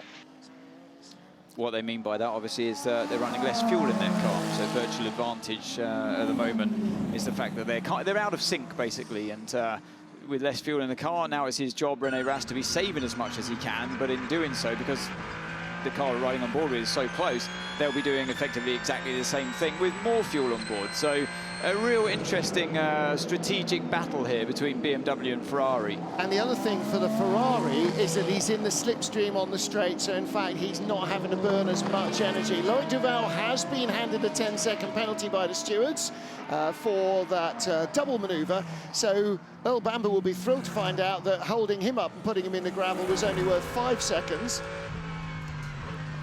So on board with Maxime Martin. But looking to the right-hand side of that bit of that Mustang, that's going to have to pit, I'm sure. There's extensive damage, or at least extensive panel work that is going to need. There you go. If the bonnet is awry, and also the wheel cover on the right-hand front after that side-by-side contact with the Ferrari. And actually, do you know what? They're down in 16th place. They've got nothing to lose by stopping now and giving themselves nearly 5 hours to try and make it back up into the points, rather than delaying it any longer. Now then, we're going to try talking to Bruce Ioane, our pit lane reporter. He said he had a little bit more news about the back of the number 20 BMW. Bruce, what can you tell us?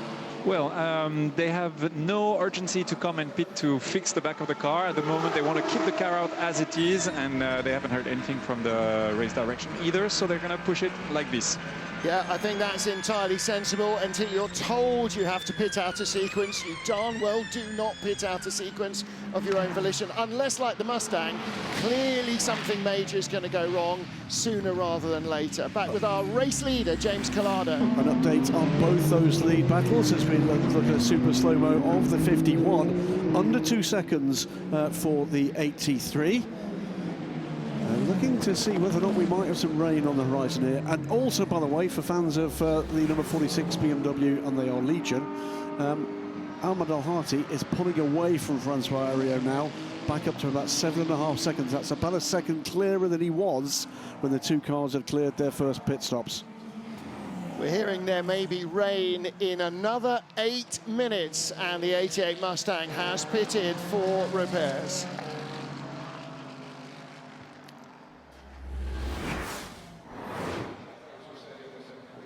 Beautiful Imola, the circuit Enzo Edino Ferrari in the heart of Bologna, and colourful pre-race grid. Bright sunshine for the drivers and for the legion of fans who have come here to watch the action. The second time the FIA World Endurance Championship has raced here in Imola, and the Italian national colours delivered dramatically from the air.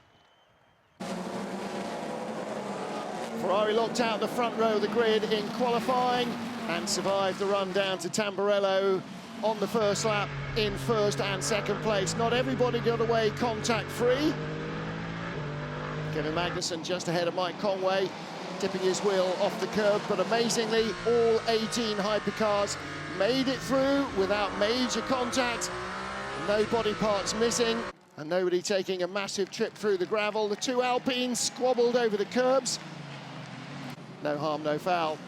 Same story in LMGT3. Poleman Ahmed El-Hati retained the lead as Francois Heriot moved his Ferrari up from third on the grid to second place in turn one. But all 18 cars made it through safely. There were a couple of little cheek-by-jowl moments. From the tail of the hypercar field, Niklas Nielsen on a charge. 50 Ferrari moving up to the tail of the points in the first hour. Working his way past Porsches, Aston Martins, and the slower of the two Peugeots. Nielsen also doing a good job of somehow saving fuel as well as passing cars in front. A swap between the two Toyotas, putting the number 8 car, Brendan Hartley, ahead of Mike Conway's number 7. Hartley starting the chase of the BMW driver Kevin Magnussen in third place. Contact between Celia Martin's pink Porsche and Ben Keating's Corvette. Saw Keating in the gravel and dropped to the tail of the field. And then a square-on pass. Francois Heriot going around the outside of Ahmed El-Hati to take the lead in LMGT3. He would be among a number of GT cars penalised for start infractions. Loic Duval denying Earl Bamber track room at Acqua Minerale, and then putting Julian Andlauer onto the grass for afters. He will serve a 10-second penalty for his indiscretion. 5-second penalty being served by the 21 car in LMGT3. Francois Heriot ceding the lead back to the 46 BMW of Ahmed El-Hati as James Collado leads outright. So Collado the leader by now 2.3 seconds over the yellow Porsche Ferrari of Phil Hansen. Looking here at Cadillac versus Alpine. And this is the number 12 car. Where is it? Oh, no. Yes, it is. Yeah, this is Will Stevens ahead of Ferdy Habsburg now. A long way down the order. This is the battle, in fact, for 15th position. A couple of bits of housekeeping while you were going through highlights. The first is that penalty on Loic Duval was withdrawn, so that has no further action now. The second is that Stefano Gattuso in that damaged Mustang has been into bits, into the garage. They've gone all modular on it, and it's back out, albeit off the lead lap in LMGT3. That's a Goodyear blimp. They're brilliant. Lovely up there. It's a great view, isn't it? Fantastic. You've been on it before? I have. It was wonderful. What about you, Martin? Martin? James Collado leading the race. Meanwhile, the Cadillac and the Alpine after delays. And the Cadillac, of course, you will, I'm sure a lot of you have seen the dramatic pictures from free practice as it got very sideways under Alex Lynn. Here we go. Off the right-hand side. Here we go, another shot at it for Nick Nielsen behind the BMW. He's had a good run out of Rivazza 2. Looks at the inside, looks to the outside. No room for him that time again. A bit of a lock-up as well for good measure. And just point out, that Ferrari started 18th. We're an hour in. This is now the battle for It's not over. 6th. It's not over. He's going to try around the outside again in Villeneuve's game. No. Tell you what, Rast has got this racetrack well covered. A la Paul di Resta, last time we saw him defending into Tamburello. So Rast, very good on the defensive driving. It just feels like a matter of time, though, because he is looking in every corner. Yeah, but the other point to make here is what progression for this BMW programme, having a fight at this level for this long from where we saw them just a few months ago. Yeah, number 20 car is not that far off the lead group, and the 15 car is in 3rd place. So both BMWs currently in the top 6. Okay, Rene, so we are fastest car on track for the last 3 or 4 laps with the 50. I'll let you protect your corner. I'll speak to you later. I wonder what corner they were coming up to. That was probably on the straight, and he saw how close the 50 was down to Tamburello. Okay, more later. Just trying to motivate your driver, isn't it? All you're seeing at the moment from your point of view is just huge pressure from the car behind. You feel like, therefore, you might be slow. You're losing time to your competitors. No, you are the fastest car on track, but apart from the car behind you, who's clearly quicker at this stage in the race. But you're absolutely right. You know, you're doing a great job. We're on the money with the fuel. We're on a different strategy to the others. Don't worry that there's nobody in front of you. Just keep that Ferrari bottled up. And Nielsen is looking left, right, over and under René Rast at the moment. 50 Ferrari desperate to get through. I'm not sure how much longer I can hold him. Okay, it's fine. If he's too racy, then we can let him pass. He's very quick, as are you.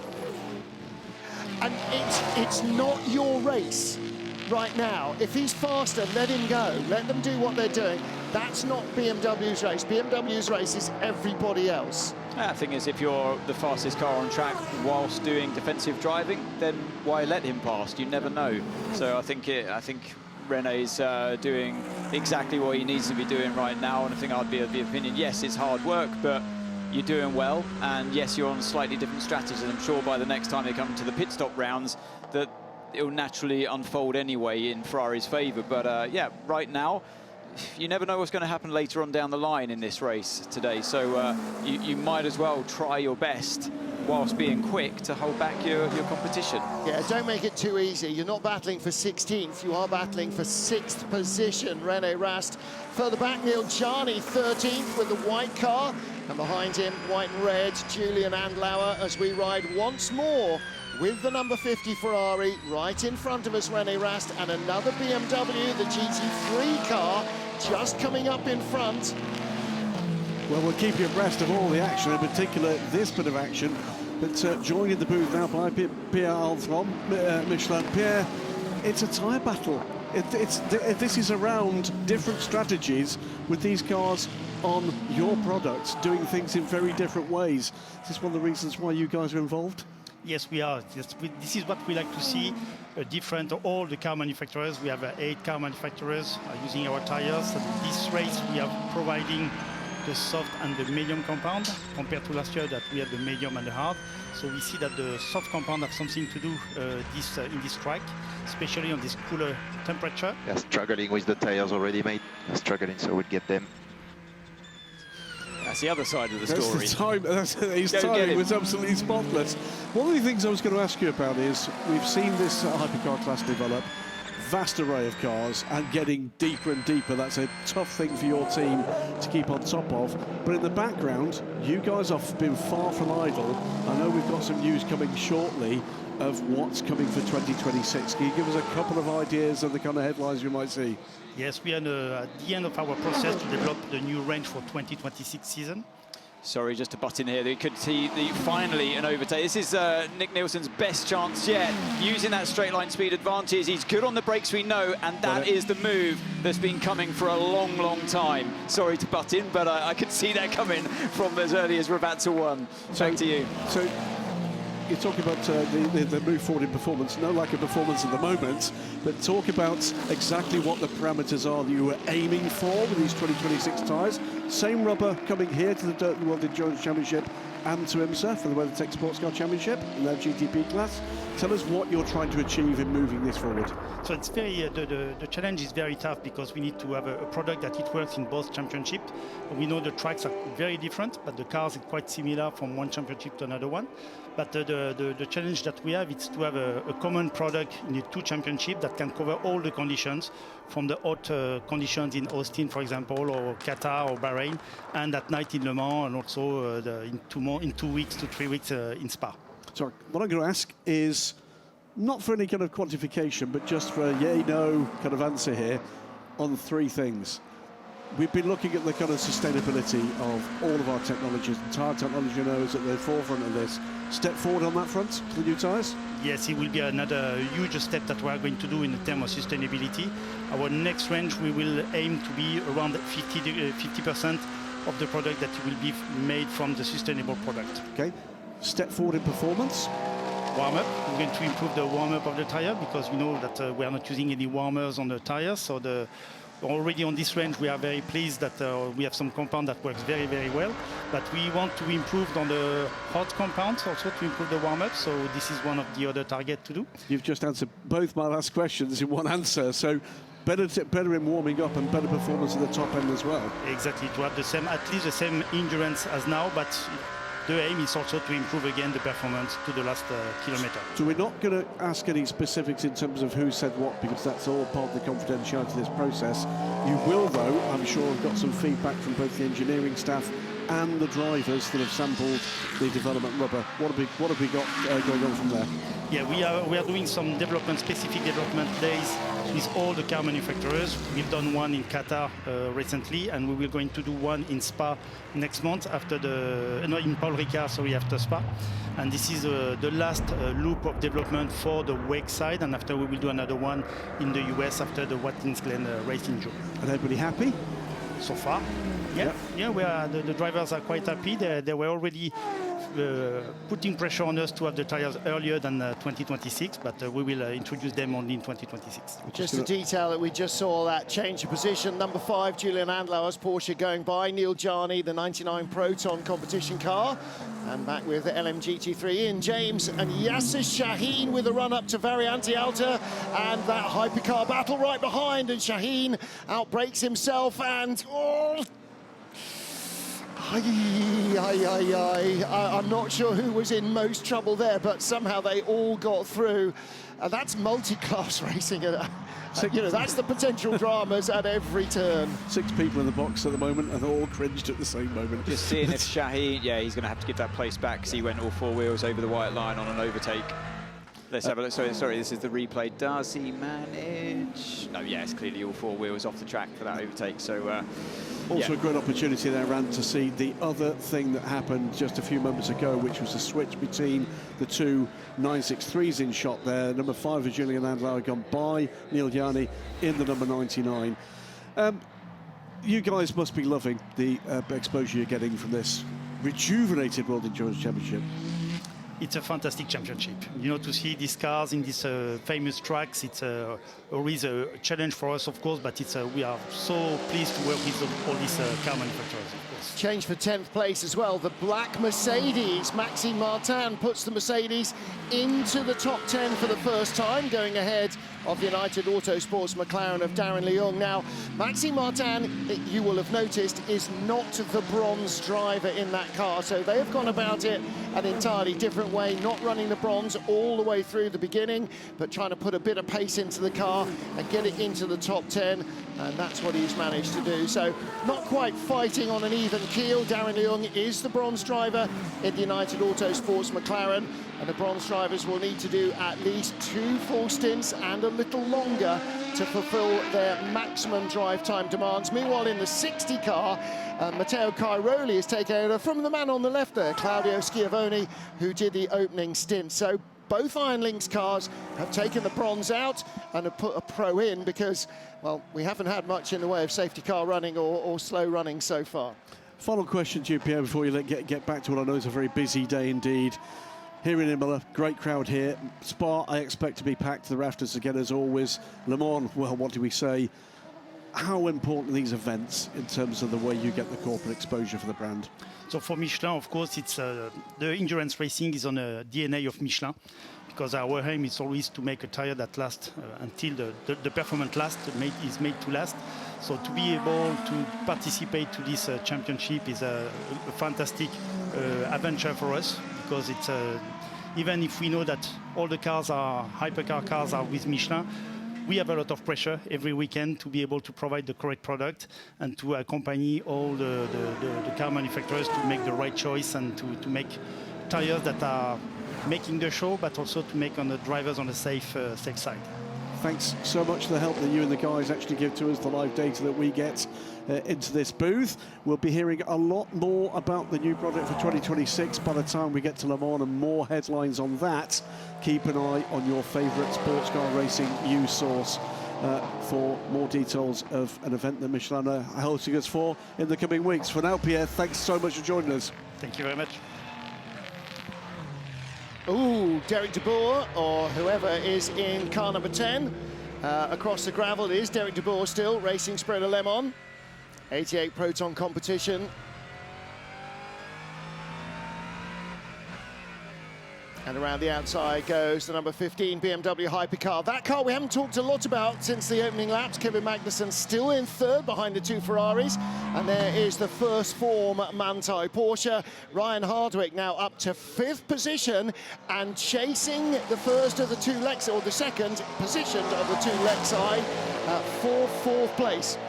10-second penalty added to the pit stop next time round for 54, the car of Thomas Floor. That's the incident with Stefano Gattuso side by side that damaged the Mustang, the 88 car, that is now running last and 2 laps down. On board with Earl Bamber.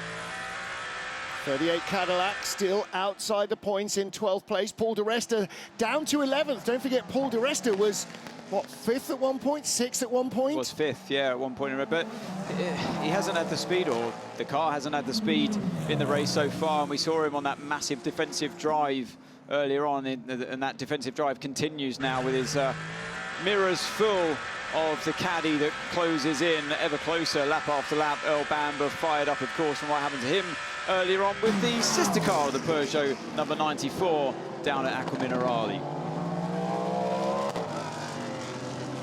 I was talking to the Peugeot drivers at the autograph session this morning. I said, is your race pace going to be closer, do you think, like your qualifying pace was? And they went, no. And that seems to be the way that's transpiring. Yeah, look at the energy graphics there on the left-hand side. Car 50 down at 38%. 51 at 56%. Okay, Brendan, we're monitoring for a position swap at the moment, so if you have more pace, please use it. Okay, copy. Yeah, from what I can see, our pace is quite similar at the moment. Yeah, it was worth swapping them around. Sorry, Graham. It was worth swapping the cars around before.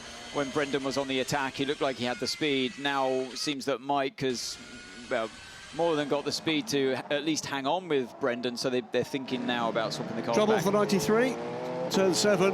And that's a tricky place to get turned back around. Does that neatly to that point. Well, the rest tries to get the car underway and does so. Oh, the tyres aren't going to like that. But let's have a look, see how that happened. Was it in traffic? The traffic was involved. But, oh, it's just been hit on the back. That was the 38. Wow, there's nothing that Paul could have done with that one. This is a rear view shot. It's going to be pretty clear to see. He just waited mid-corner. Probably went a little bit slower than what Bamber was thinking he would, but he had traffic in his way. He hit me up the arm, sir. Yes, we saw, we have reported. Apologies for any Scottish language you might have heard there. It's a Scottish term. It's quaint.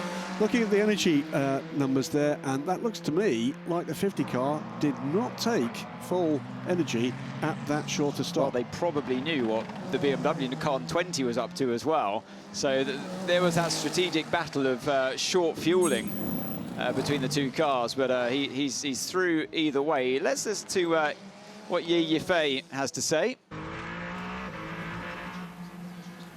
I am with Ye Yifei, driver of the number 83 Ferrari, who's running second at the moment.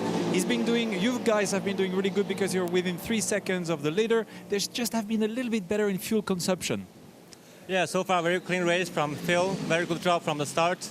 We are in a good position. The rain could come the next hour, so we have to stay vigilant and yeah, looking forward to the rest of the race. Looking forward to the rain as well, maybe? Let's see. Thank you very much. Good luck. That's it. Based on last year, I think the answer there would be a hard no.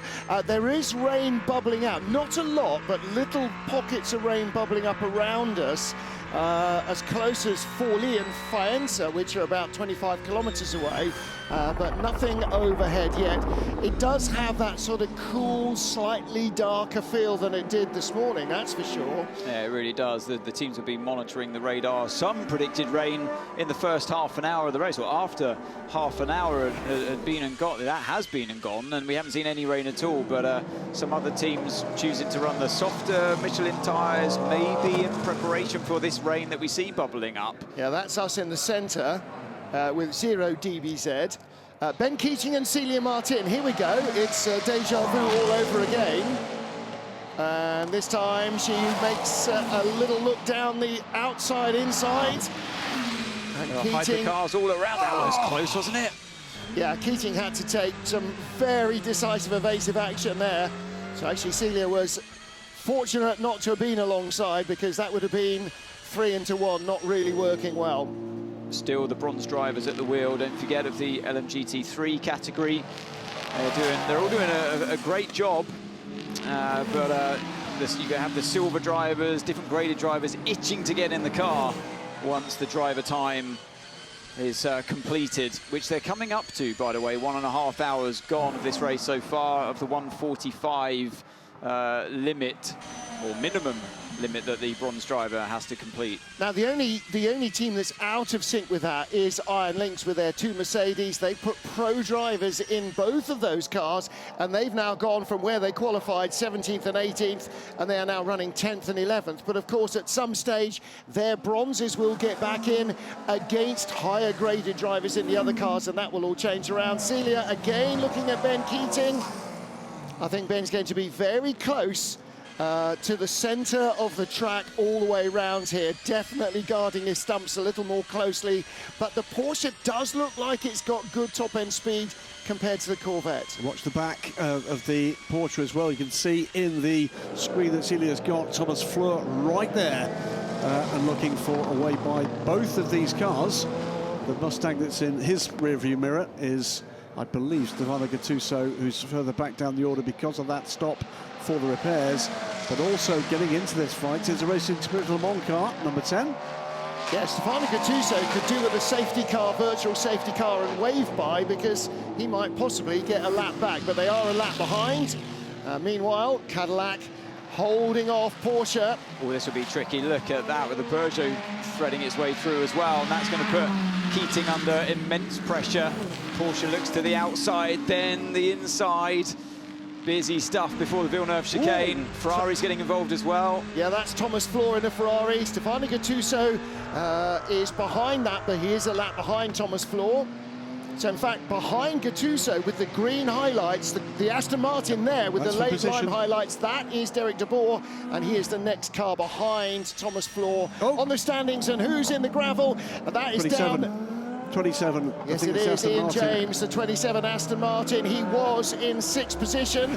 That's down at Ravatsa 1, isn't it? What's happening? Oh, he's been hit from behind. And that so was who did that? Yasser Shaheen was the car behind him in GT3. It was the BMW. Yep, the Bend BMW, I'm afraid, came slicing off track. He was off and onto the curb, and the momentum took him into the side of that Aston Martin. That's quite a big incident there for.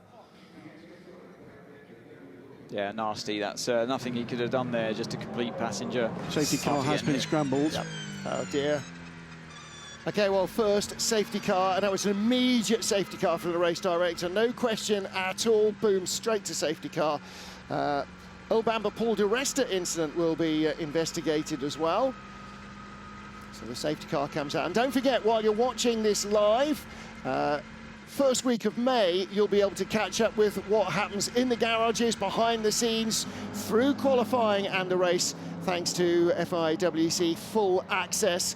And the second Full Access program will be out in a couple of weeks, just in time to catch up with Imola before we head to Spa.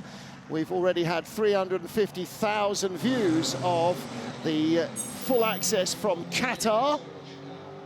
Let's catch up now with Ferrari's Alessio Rivera. Alessio, at the moment it's running pretty good for you guys. You were at the lead, you're now running second. Your strategy is a little bit offset compared to the leaders. Can you tell us a little bit where you think you are at the moment? Yeah, Francois is doing an amazing job with the driving. As you said, we are a bit on a different strategy compared especially to the Lexus. They are able to go longer in the stint of 3 laps, which is quite a lot, and will be 1 or maybe 2 stops less than us, so will be quite critical. We have to gain time on track. These safety cars are helping us with the fuel management, energy management, so yeah, we'll see. The car is good, but on the strategy we have to gain something.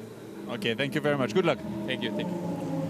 Wow, 1 or 2 stops fewer for the Lexus. That is the end of the race for Heart of Racing's Aston. I mean, there's that impact, and it was on the driver's side, so hopefully Ian James has been able to get out of the car. Looks like he has, and has radioed to the team that he's okay, but that is done, I'm afraid. Yeah, car hors de combat, I'm afraid, but it's just moments before that you were saying that what Stefano Gattuso needed was a safety car, and he's got one. I had to say that, there is, Ian, you can see the green barrier with the orange highlights. It denotes where there is a fire marshal.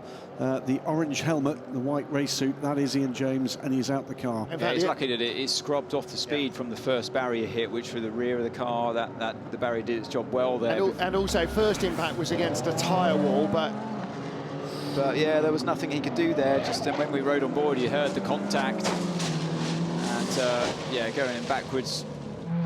Safest place to do it, really. It's not comfortable, but it's just, he would have known full well as soon as he had the contact behind him, you were just always going to go off at high speed. On board is Shaheen. Looking left to right, thinks about going on the inside, but it's a tough one to do that because you know the racing line is going to eventually end up on the outside before the corner anyway. It was the overtake from the Penske car. I think he thought there was the door open for him. There just wasn't room to do it. He got his nose onto the inside and then realised what was happening and couldn't get back out of the hole. There's Ian James, and that was when that wall is coming up fast in the driver's side window. Yeah, that's a big hit. Now, there he is, just down on the left-hand side with the track workers, just below, with his helmet in his hands. He's okay. He will go to the medical centre. Yeah, that will have knocked the wind whatsoever. out of his sails, no question at all. But good news that he is okay. Safety car. So what happens with the safety car? Well, for the first 3 laps of the safety car, the pit lane is closed. So everybody joins up together. Yeah, there's the rear window panel on the tyres. Then the pit lane will be opened for a couple of laps to allow cars to fuel, and then we will put everybody back into the safety car queue and we will begin a wave around. Who gets a wave around? Well, it's not necessarily anybody who's off the lead lap, but in the queue, if your class leader is behind you in the queue, then you get waved around to join the tail of the field. And so that will then happen. And once those cars are joined up and the track is safe, barrier pairs have been completed and so on, then we will go back to green flag racing. I can tell you that's going to mean that all bar the leader in LMGT3 will be waved by, because the 46 is at the back of the queue right now. Well, there you go. Now, the man who is in charge of all of this in the race control is a voice known by many, a face known to an awful lot of our competitors. It's Eduardo Freitas. We just entered into the race control room to meet Eduardo Freitas, the WEC race director, and we're going to speak about the safety procedures. Can you please take us through about when you're going to call for full course yellow, red flags, and all the safety procedures? Well, we have different ways of neutralizing a track. The ultimate one is the red flag. Everything stops, freeze, bring everyone in, do our work. Then we can go for a full course yellow, which is a light way of neutralization. It puts everyone at the same speed on track. Pit entry is closed, so we keep them on track equidistant, but they're not allowed to pits. If we see that the situation is going to take long and it's not immediately on the track, then we can go for a virtual safety car. Virtual safety car, they're also obliged to go down to 80 kilometers an hour. The pit entry is open. We do it for a little bit over 2 laps to allow teams which have multiple cars not to sacrifice cars, so they can do car A on lap 1, car B on lap 2. So nobody really gets a big jeopardy out of it. And then from a virtual safety car, we always go to a safety car. Safety car is a much more complex procedure. It entails closing the pit lane, pass-arounds, all that stuff, which is a complex operation that takes a few laps. But this only happens if we see that the intervention is going to be long. Otherwise, if it's picking up a piece of debris or whatever, we go for full course yellow, which is one of the favorite tools we have. Easier on full course yellow. You mentioned something, pass around. Could you go into details about what it is? Well, we have the line of cars behind the safety car. The pass around is more or less to allow the cars which are to be lapped to unlap themselves and go to the back of the line. It's a little bit of a bonus. Let's put them back into the contention of the race. So any car which is between the leader of its category and the safety car will be allowed to go to the back of the line. It's done by steps. First we group everyone, then we say prepare for the pass around. When we do that, there is no zigzagging. The cars which are eligible for the pass around move to the right. Once we have 2 lines of cars, we will say start the pass around, then those cars will pick up the pace and go to the end of the line, knowing in advance that we are still working on the track and there are still areas of the track where marshals are intervening. This spices up a little bit the race and allows them to get back into contention, well, to recover from minor mistakes, let's put it like that. Thank you so much, and that's all about the strategy for racing teams as well. It does mix a little bit, and it does make the engineers go back to the drawing board and recalculate how the race is going to be managed. Thank you very much, Eduardo.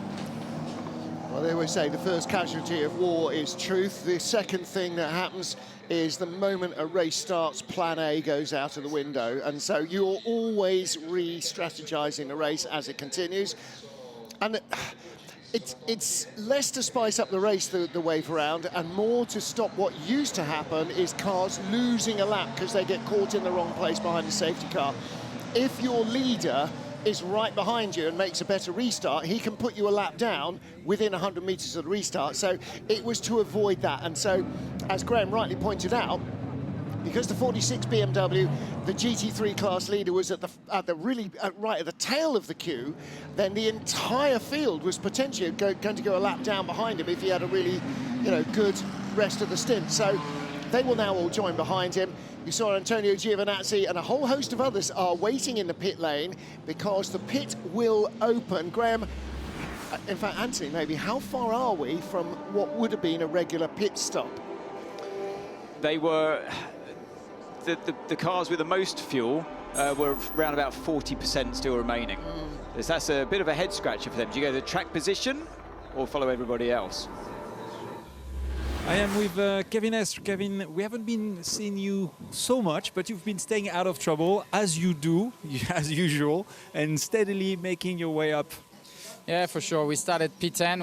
We didn't have a great start. There was quite some trouble, and Lawrence, I think, was conservative not to get any contact. We lost a few positions, and then we came back, overtook a few cars, got an advantage from the penalties from the others. So yeah, try to stay out of trouble. We don't have the ultimate pace to fight with the Ferraris, that's for sure, but we are not too far from the others, Toyota, Alpine, Peugeot and stuff. So yeah, trying to do a clean race and get some big points. At the moment we are P8, still 4.5 hours to go, or 4 hours 20. So yeah, good hopes, but the race is still very long. Okay, thank you very much. Thank you. Yeah, Estre and his car crew once again staying out of trouble and just trying to bag as many points as they can, and that's how they won the championship last year. They had a bit more speed this particular race last year, but you've got to do the best you can with what you have on that day, and so far it looks like car 6 crew at least are maximising what they have, and I'm convinced they can finish ahead of Peugeot here today, and that's got to be their main goal. I think Toyota probably out of their reach. But like he said, an experienced driver and current world champion, Kevin Estre, he knows full well with 4 hours, 16 minutes remaining that anything can happen on this very tight, narrow, unforgiving racetrack. We're going to be going straight back to green flag racing here. Safety car is coming in this lap. The wave by pass around bar rather was completed in very quick order.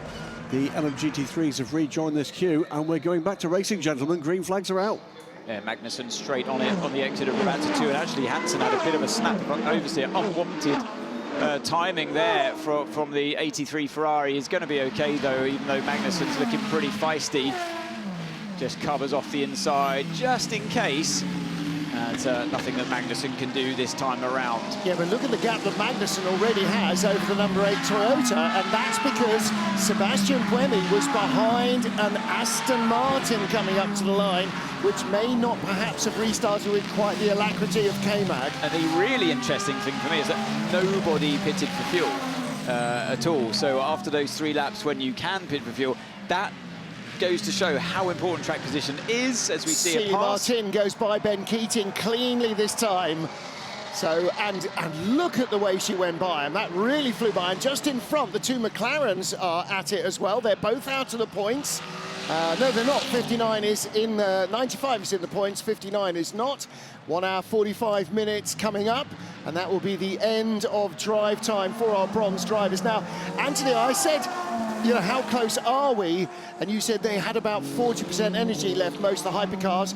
Do you go for fuel or track position? What do we know about this track above all else? You can't pass, so you don't go for fuel. You stay with track position. Yeah. So particularly for the cars at the front of the race here, 51, 83, maybe 50 could have done something, but with the safety car, obviously everyone bunches up. He would have been back to square one. They have the least fuel, least energy, as far as it was the last time I saw it, out of anybody else there around. But now we see a situation where Nielsen is behind one of the Toyotas. That's what a great day. It shows what a great day he's had so far. Yeah, our PR man Russ Atkins was saying, do we know what the lowest point a hypercar has won from on the grid? Well, nobody's won in hypercar from 18th, that's for sure, because we've never had 18 hypercars and before. We're still only on our first driver of 3. I know, and we're still only an hour and 45 in. We've got 4 hours and a quarter still of this race to go. So let's look at Yasser Shaheen in the 31 BMW. He's up behind the turquoise first form, easy for me to say, car, Ryan Hardwick. This is the battle for 4th place in LMGT3, and ahead is the 3rd place Lexus of Arnold Robert, but...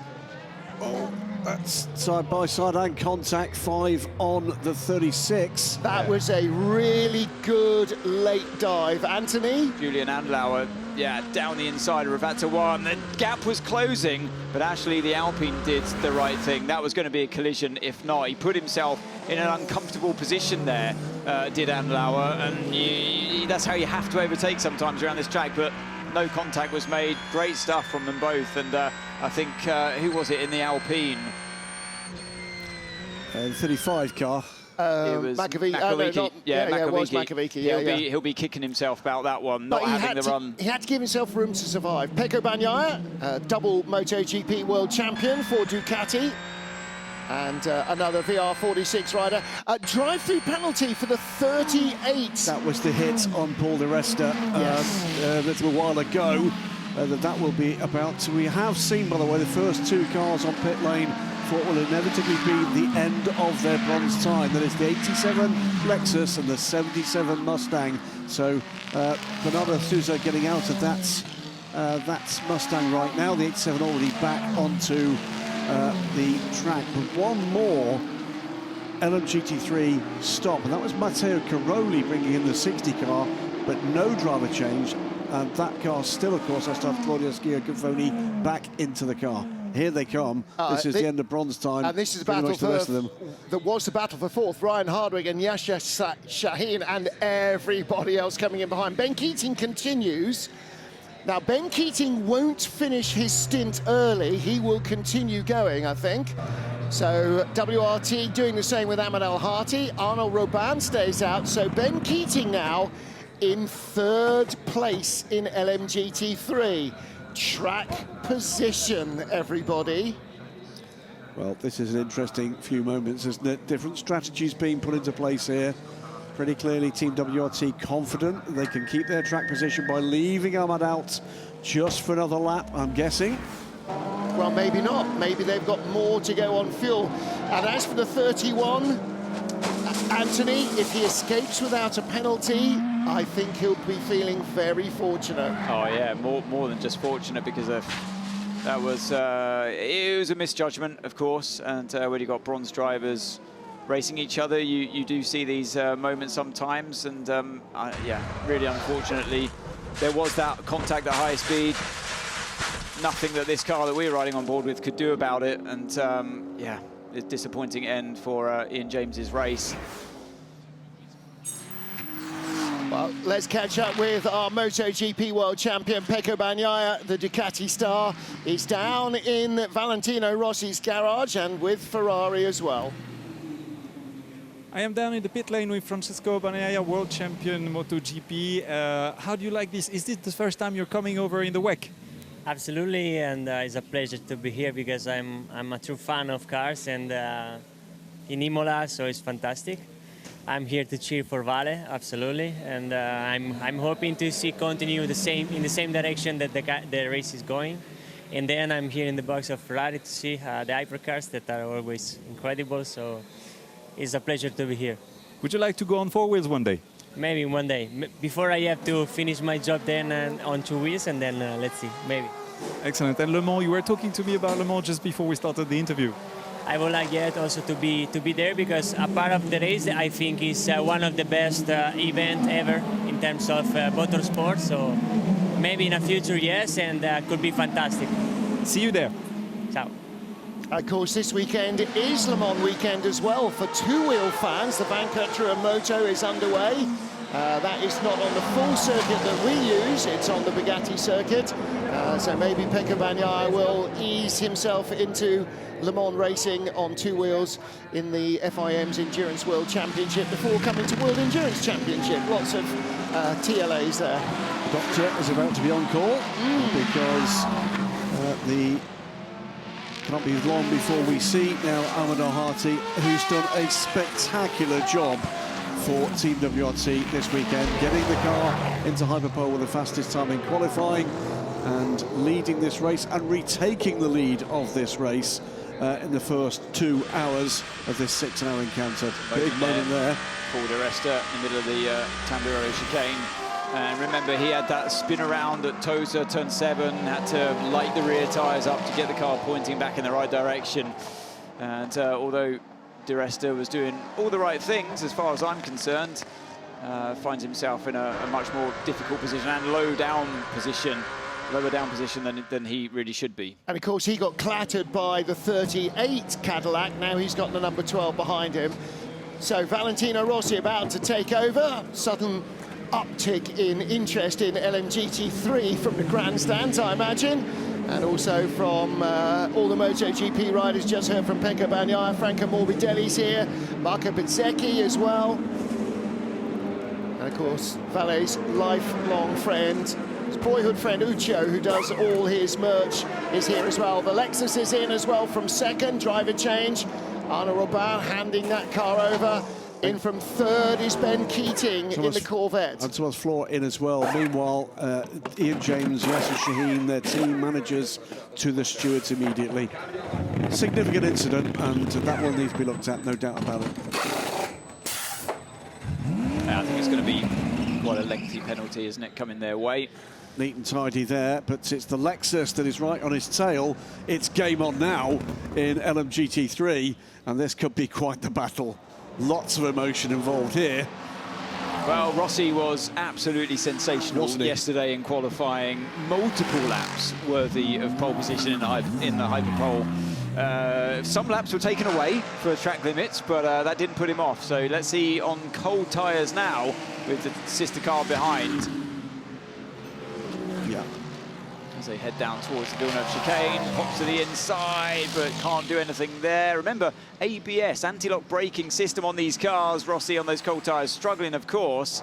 And don't forget, this is the order these two numbers finished in last year at LMGT3. 31 won, 46 was in second place. So BMW have winning history. And part of the reason the 31 car had the advantage you saw there, they don't have brand new tyres on. Valle has got brand new tyres all round. So leading the race now, the 87 car. There's Arnaud Robin being got out of the Lexus. Seems to be some consternation there about something that's gone on there. But the 87 Lexus leads from Timo Boguslavski. We just saw him take that position, and that was a position. That is Yasser Shaheen. Yeah. Trying to explain what happened, you know, yeah, he braked early, went to the inside, I thought it had room. Again, when we're on board with Yasser, he looks to the inside, doesn't come in, but then Ian James comes over onto the line and gets onto the brakes. And I think that, because Ian was offline, I think maybe he braked a fraction earlier than Yasser was expecting, and it only, as you know, Ante, only takes a tenth of difference, and suddenly that gap has closed. And yeah, without any of your car alongside, you always have to be the one to think about where the placement of the car is in front of you. Meanwhile, for fourth, two black Toyotas and the red Ferrari that started 18th. And the 20 BMW getting into this mix as well. So keep an eye on all of that. This could be the battle of the race. Well, it's going to be Taylor and Charlie here. And this is see what they could do to protect the position. This is going to underline Sebastian Buemi's theory that Ferrari have a huge BOP advantage if you can come from the back of the grid and pass the Toyotas. Let's see what the Toyotas feel. But Brendan, override is available for traffic. You'll have quite some GT traffic in about a lap and a half. Yeah, after that safety car, it's like starting the race again, isn't it, in terms of traffic? So it's going to be difficult when they come up to those GT cars, and that could be an opportunity for Hartley to get past the other car. And also that radio message is about a lap old, because they're about half a lap away from catching all the traffic. The leader is already in the tail end of LMGT3.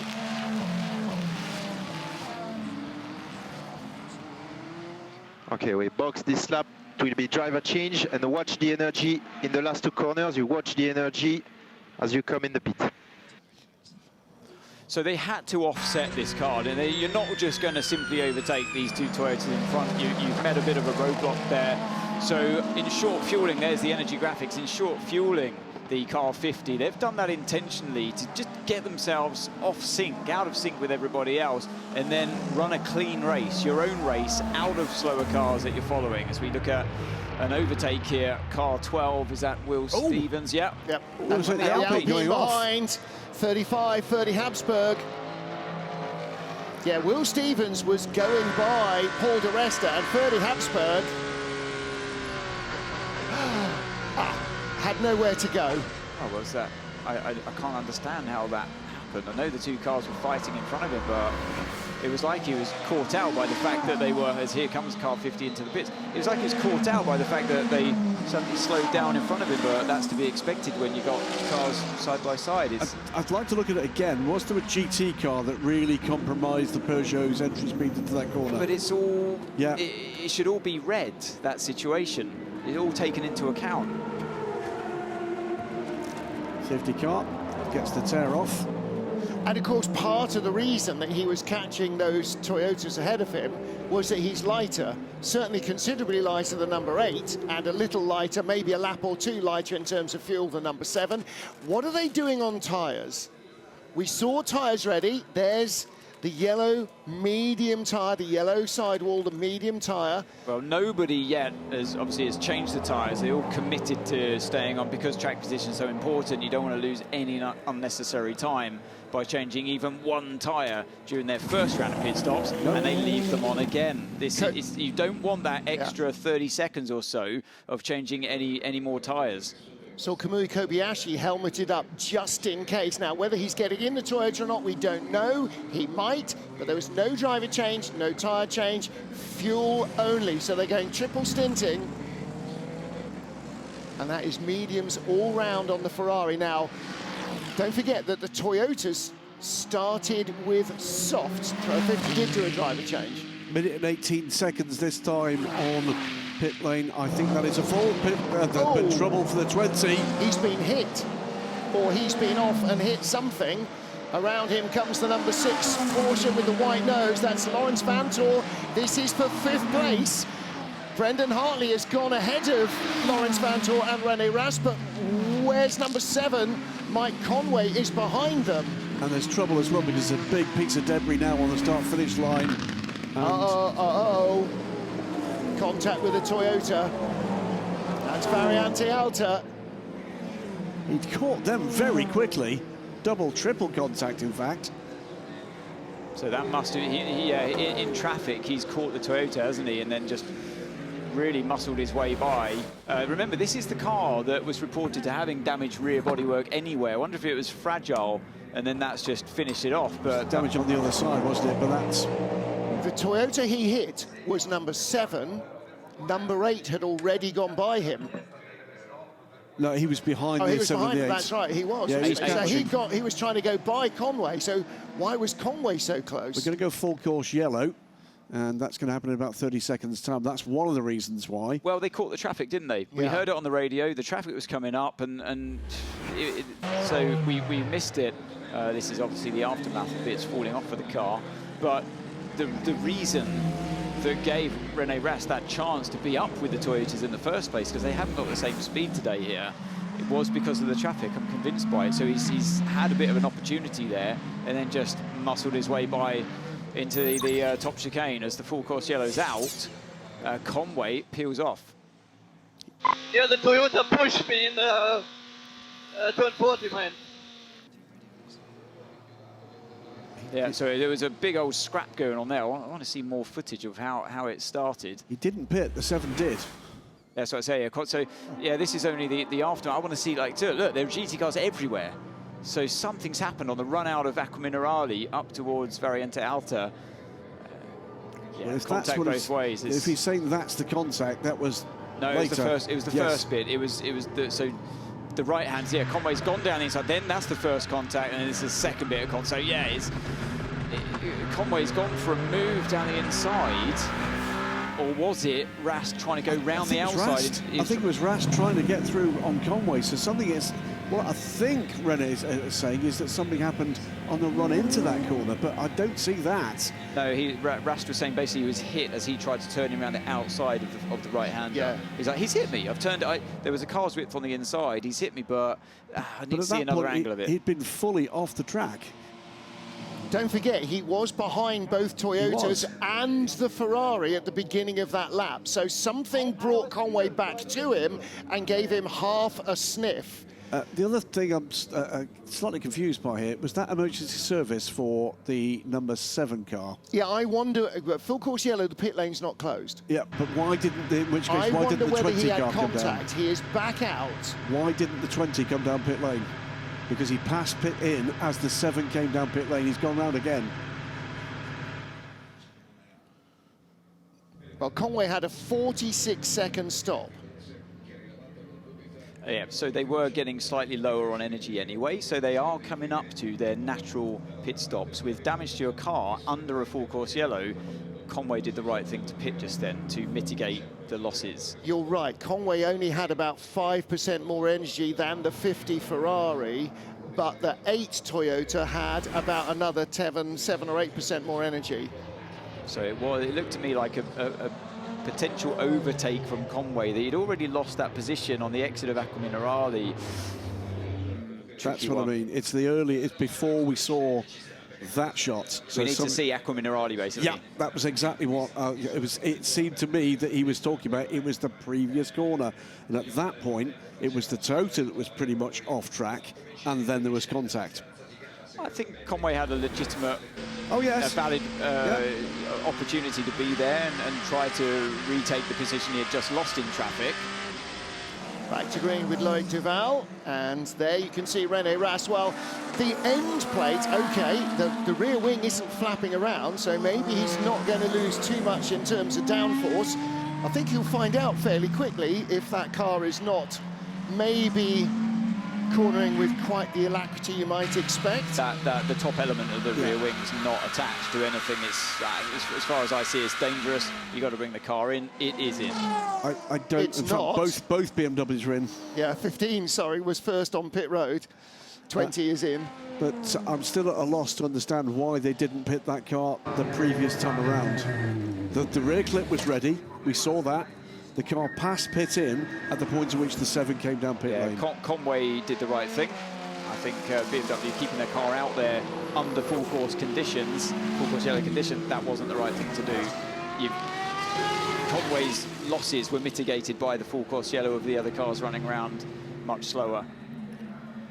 So the examination here is going to be how far forward does that damage take it? Is it just the clip? Robin Freins now in the car. But it's an interesting one for the steward to look at there, because if there was a car's width on the inside at all times into the right-hander part, and we're going to see a better view of it here. Did he leave? Not sure he left exactly a car's width on the right-hand. The trouble is, it's not really an overtaking part of the track, but if you see an opportunity, you got to go for it. I'm not sure a car's width was really left on the inside before Rast turned in. Yeah, you're right, it's a very interesting one, isn't it? I don't... Look, can you get 2 cars side by side around that corner? If they're both in mind to let each other do it, then yes. I'm not... Yeah, you'd have to go very slowly to do it, but... I'm looking at 36 cars circulating now. I don't think we've got any one of those 36 that would allow that to happen. There's a change. Yeah, change position. Number 5, that's Julian Andlauer going ahead of Loic Duval without needing to use the grass. So that was a change of position.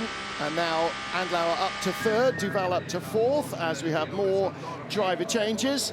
And more potential drama with Brendan Hartley under investigation for full course yellow procedures. Yeah. Well, we saw this in a few practice sessions, didn't we? Particularly FP3, and lots of drivers getting penalties for that. Ria Hirakawa taking over the number 8. So James Calado still leads for Ferrari, Phil Hansen still 2nd. LMGT3 here is the battle for what is 2nd place on the road. Timo Boguslavski ahead of Valentino Rossi. Clement Schmidt the leader in the 87 Lexus, and he is 15 seconds ahead of this battle.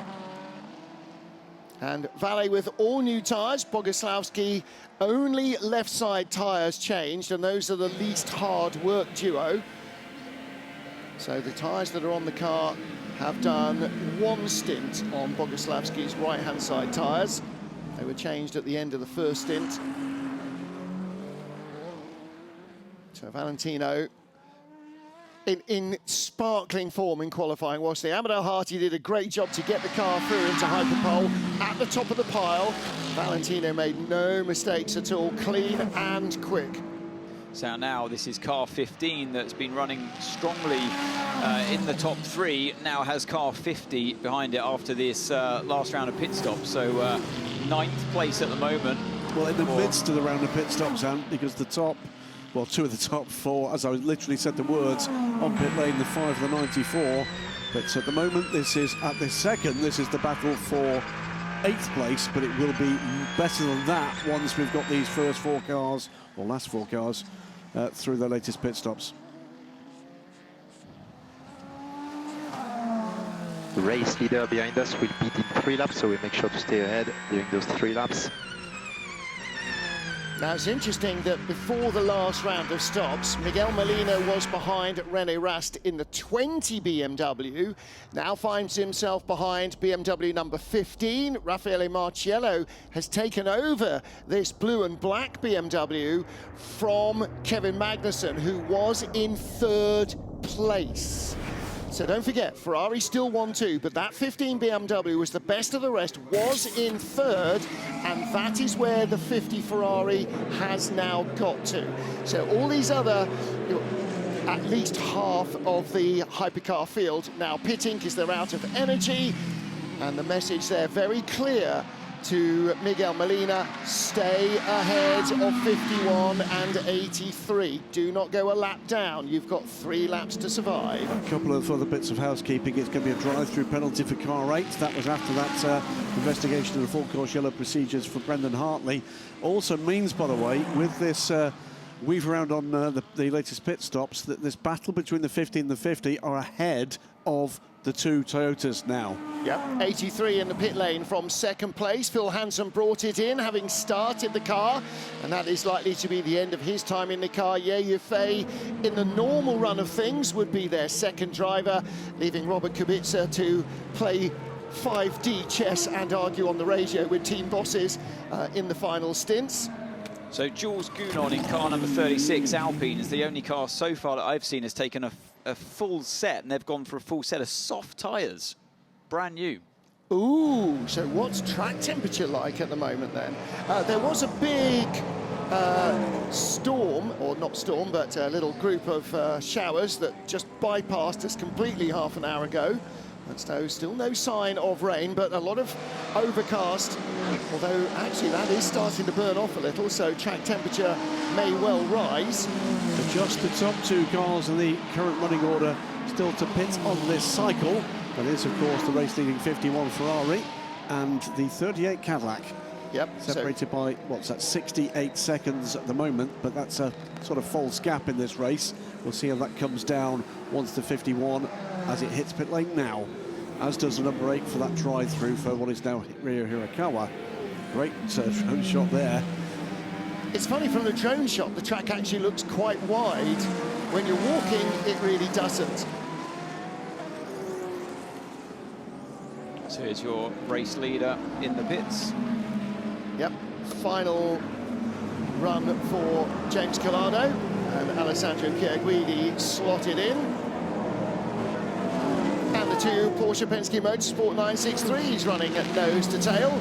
6 with the white nose, that's Matt Campbell. He's taken over ahead of Mathieu Jaminet, and Campbell just out of the pit lane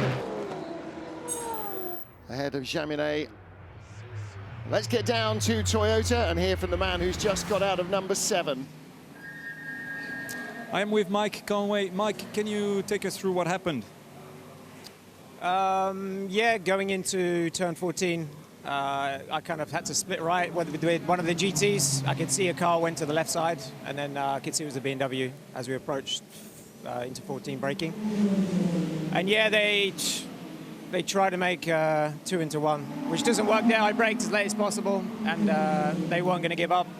And then they ended up just, I don't know, over the curb and took me out completely on the exit. So, I mean, they drive like idiots all the time anyway, so that's just the way they are. You managed to minimize the damage by stopping early as you did. I mean, we had to do an emergency fuel, so we lost a bit of time there, obviously. So, yeah. If we'd have done maybe 1 lap longer on energy, it would have been a bit nicer, but yeah, unfortunately, the car's a bit damaged, but I don't know, hard to say how much we're losing. Okay, good luck for the rest anyway. Not a happy bunny. And Kai, you know, I feel his pain in many ways. It was a fight going up to, actually, speaking of fight, look at this, the LMGT3 battle into Aqua Minerale, and that's probably where it all began for Conway and René Rast. And actually, the number 7 car did have to stop again for fuel. As you said, they did take emergency fuel, Graham. You were right on that. 3 into 1. Here's 83, who took over. It was Yaya Fay and Antonio Giovinazzi, in fact, not Alessandro Pierguidi in 51.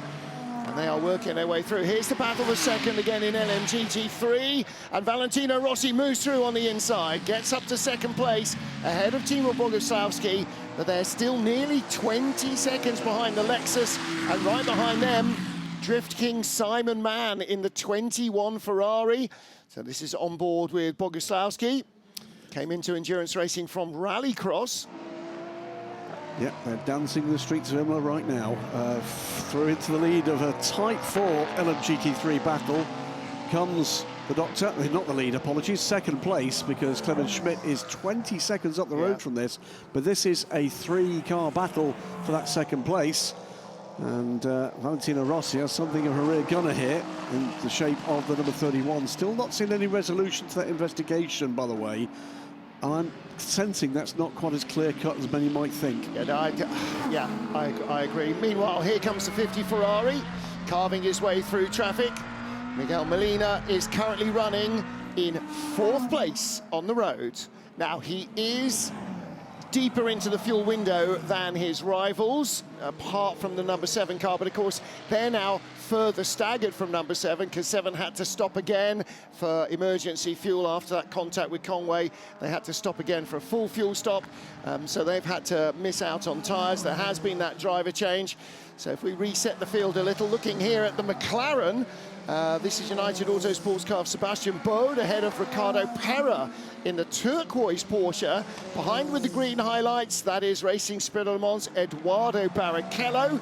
Dad Rubens isn't here, his mum is here with him this weekend, because what mum doesn't want to be with her little boy at Easter. And Johnny Edgar behind in the T of Sport Corvette. But Timo Boguslavski has clearly been holding up Valentino Rossi a lot for several laps, because Rossi is gone and Boguslavski is now going to have to deal with Simon Mann. It'd be interesting to see you mentioned Johnny Edgar in that run-through of the spectacular in LMGT3. He's been racing in the United States. He won the Long Beach race around the streets of Long Beach in Rexy, AO Racing's dinosaur-themed GT3 Porsche, and I think we've got a star in the making, a GT3 car in Johnny Edgar. And what I didn't realise is that every time they win a race with Rexy, Rexy gets a gold tooth instead of a white one. That's very, very cool indeed. Yeah, I know. I didn't know that. Anthony's chuckling as well. I think that's excellent. My son Andor, they absolutely love that livery of the car, and that's the reason it's in existence, isn't it? Because of his daughter's request. It's his son's request for that one, and then Spike, the LMP2 Dragon, as we watch almost side by side, is the daughter's request. The purple Dragon that races in the European Le Mans Series now. Good work by Ricardo Pera going by the McLaren, and that may not be over. McLaren doesn't have an awful lot of race pace this weekend. It's a different story, isn't it, compared to Qatar, but yeah, certainly struggling for, as I can see, a little bit of straight line speed here consistently as we look at our board in front of us. So to the stewards immediately for Conway and Rast. And their team managers. Yeah. And also, just worth pointing out, the 2 Iron Lynx Mercedes that were 10th and 11th, you can see the yellow one back there, car number 60. Claudio Schiavone is back in, oh no, he's not, Matteo Cressoni is still in there. Christian Reed, though, has got back into 61, so one of the bronze drivers is back in the car, but Iron Lynx trying to do something different. While everybody else had their bronze drivers double stinting, they single stinted their bronzes, put in a quicker driver to try and get track position, but now that is starting to come back again as their bronzes are in against other teams' quicker drivers.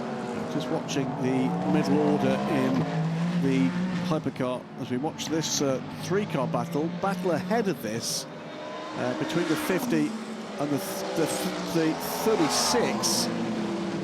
Jules Gounon is catching Miguel Molina and catching him reasonably quickly. That gap now under 10 seconds and coming down fairly rapidly. One to watch.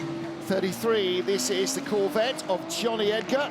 We just talked about him, up behind Eduardo Barrichello in the Racing Spirit Le Mans Aston Martin, the sole remaining Aston Martin now.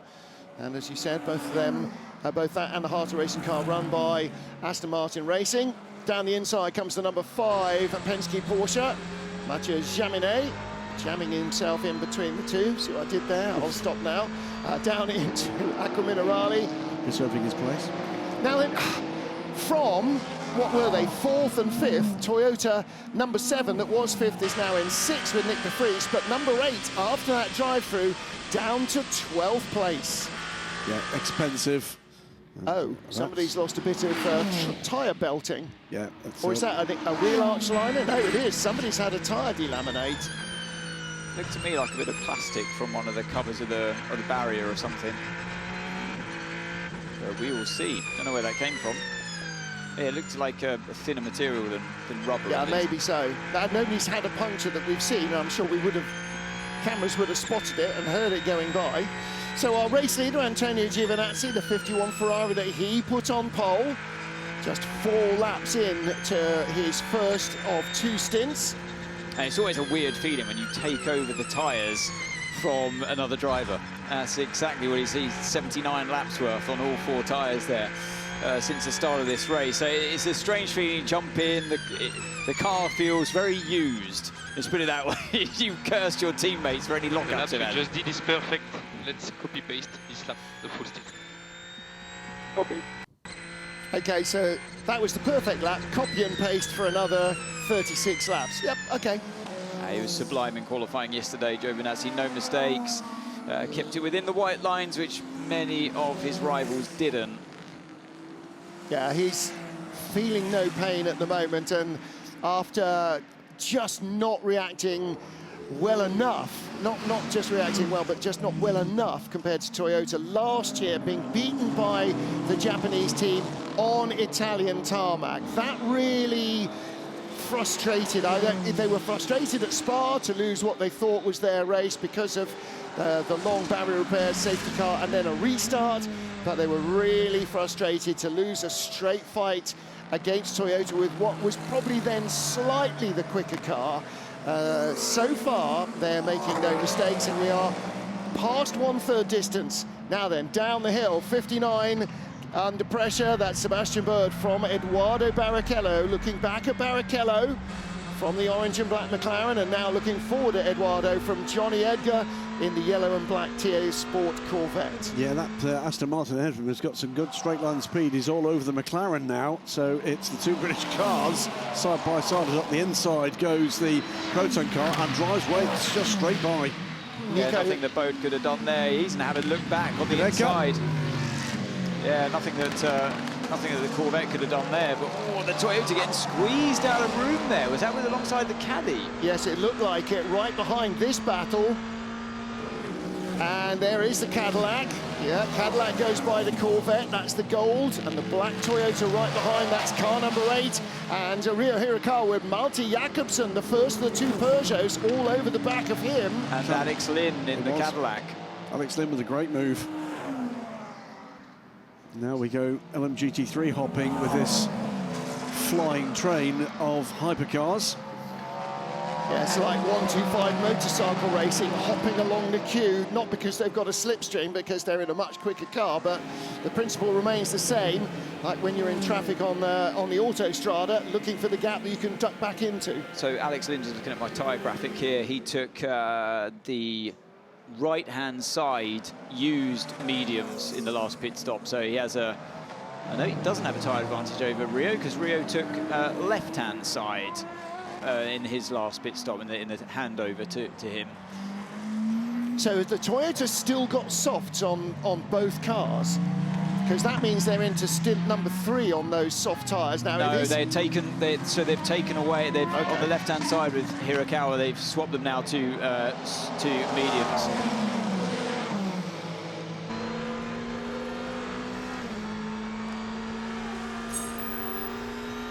Let's get down with Bruce Joanny. He's at Alpine, driver of car number 35, Paul Chatin.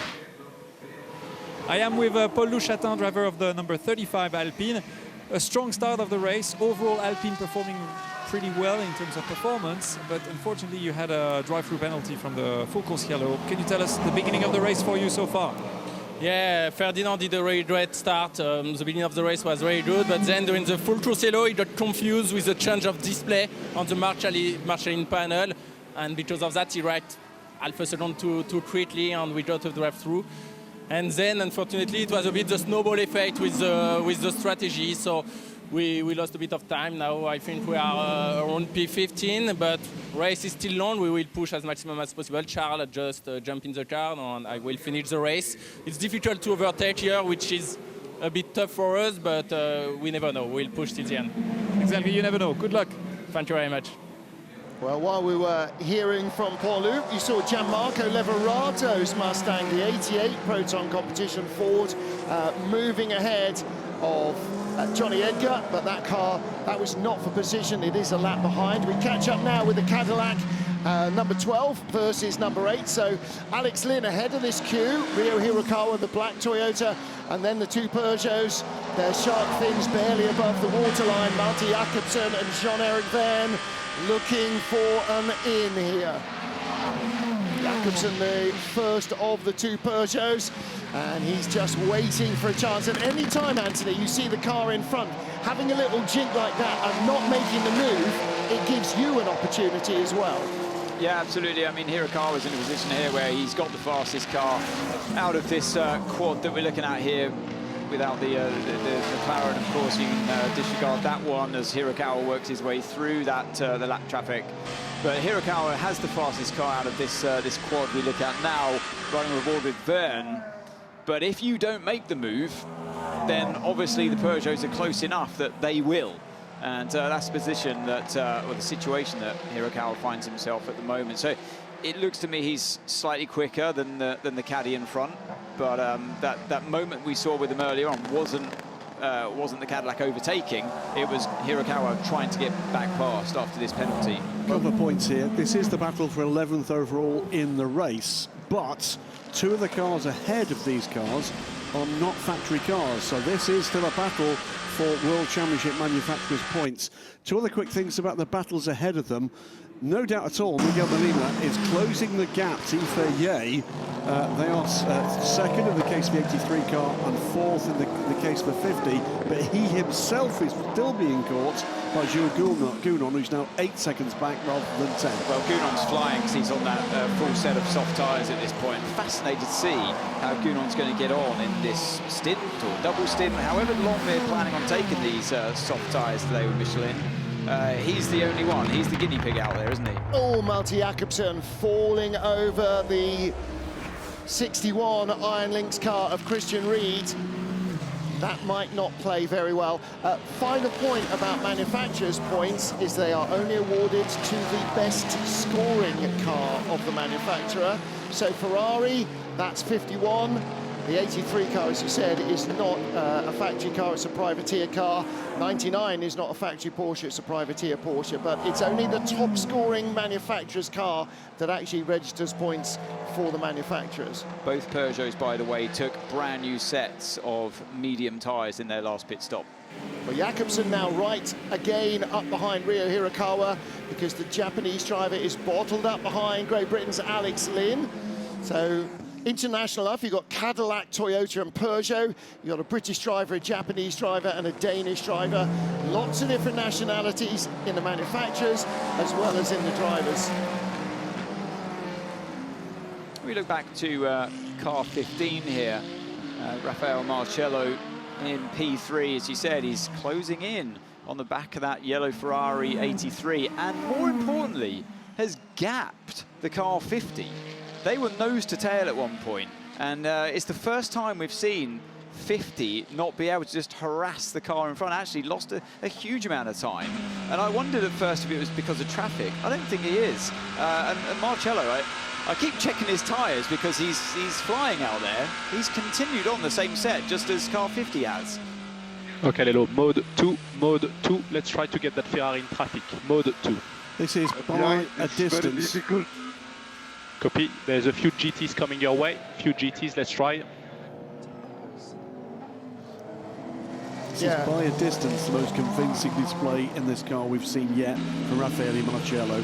And you're absolutely right, that gap has come down now to a single second to the number 83 car, despite the fact that the 50 is still catching the 83. Now, not the fact that they're content with where they are, running third, their best result so far, but he's now saying, you're going to catch traffic, let's get that Ferrari. The engineer is geeing up his driver to go for second. And that shows not only that they've got pace, they've been very clean and clever so far, but they also have ambition. They are looking to try and put the car ahead of the 83 car that started on the front row of the grid.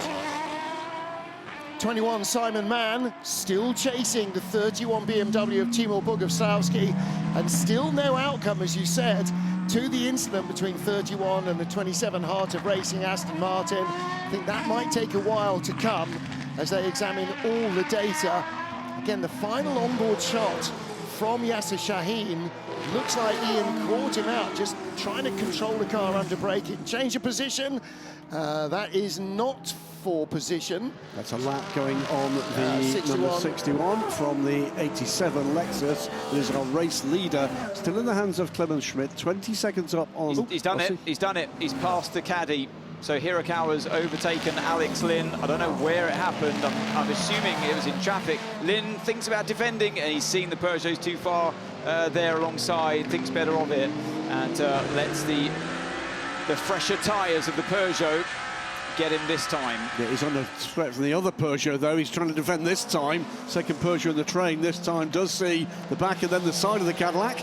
Well, that was a brave move, wasn't it? Brave move and a half from the Peugeot around the outside of Piratella, and Gazzi inside for Aqua Minerali. Great stuff there from the 93. That's Jean-Eric Verne. Yeah. Really, and to be fair to Lynn, he gave him room as well. That could have easily been contact there. And it's not over yet because he's under pressure from the Alpine behind as well. Jeff got by, followed Malte Jakobsen. Now Charles Milesi wants to go. Has Milesi got a tyre advantage over the Cadillac of Alex Lynn? It looks like he might have a problem here, Lynn, because he's losing too much time to Hirakawa. And yes, he would have been put offline and stuff earlier on, a few marbles in your tyres, but he looks like he just suddenly dropped pace. And now it's Milesi's turn in the slipstream of the caddy. Straight line speed looks okay, but I was just surprised to see him lose quite as much time as he did, just in one lap. Yeah, dropped a long way back, didn't he?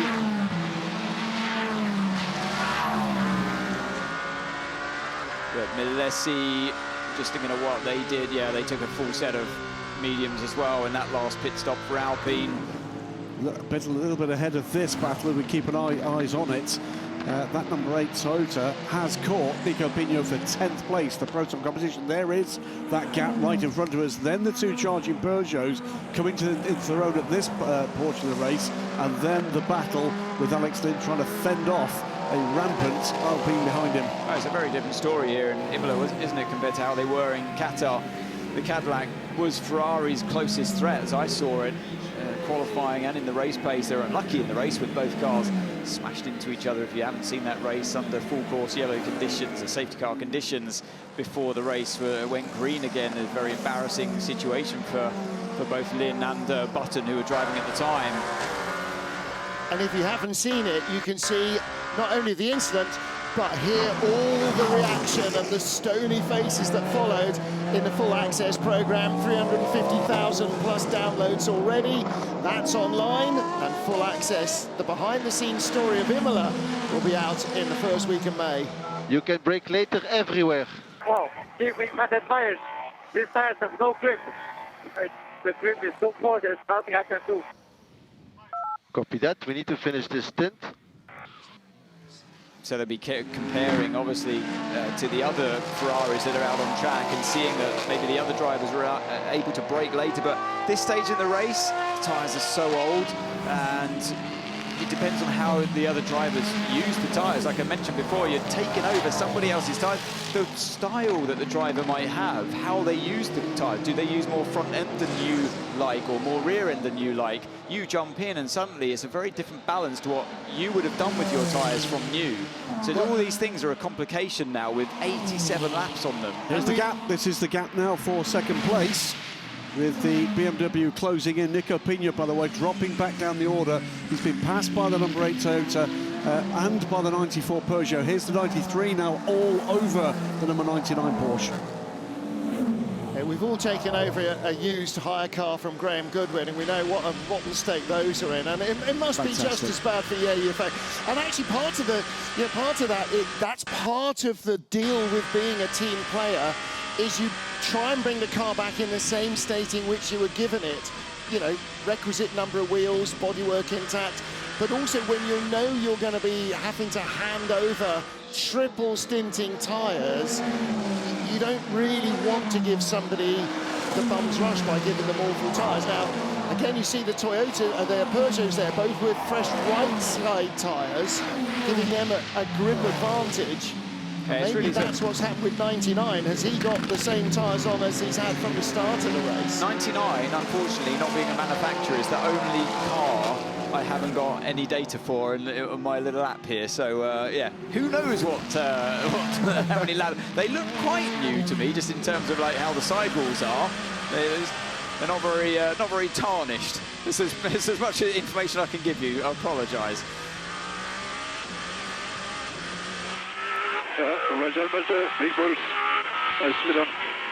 Yeah, go on, Jeff. I'm sure you can do it. I mean, I know you can do it. That's much more like it. So the kind of message you want when you're behind the wheel. It's just, yeah, come on. You fire your driver up, get that position. The car's working much better here than it was in Qatar. And that 99 Proton Porsche in front.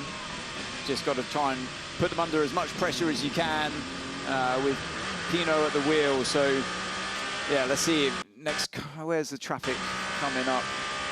The next round we've got. They're just heading down the main straight now. So, yes, they head into the Rivazzas. Just got to wait until probably by the time they get to Piratella or Acqua Minerale next lap, they might be with some GTs. That gives you a bit more of a chance. For those that didn't quite understand Jeb's message, I think he was intimating that he might have to be a bit adventurous and a bit brave on the overtake.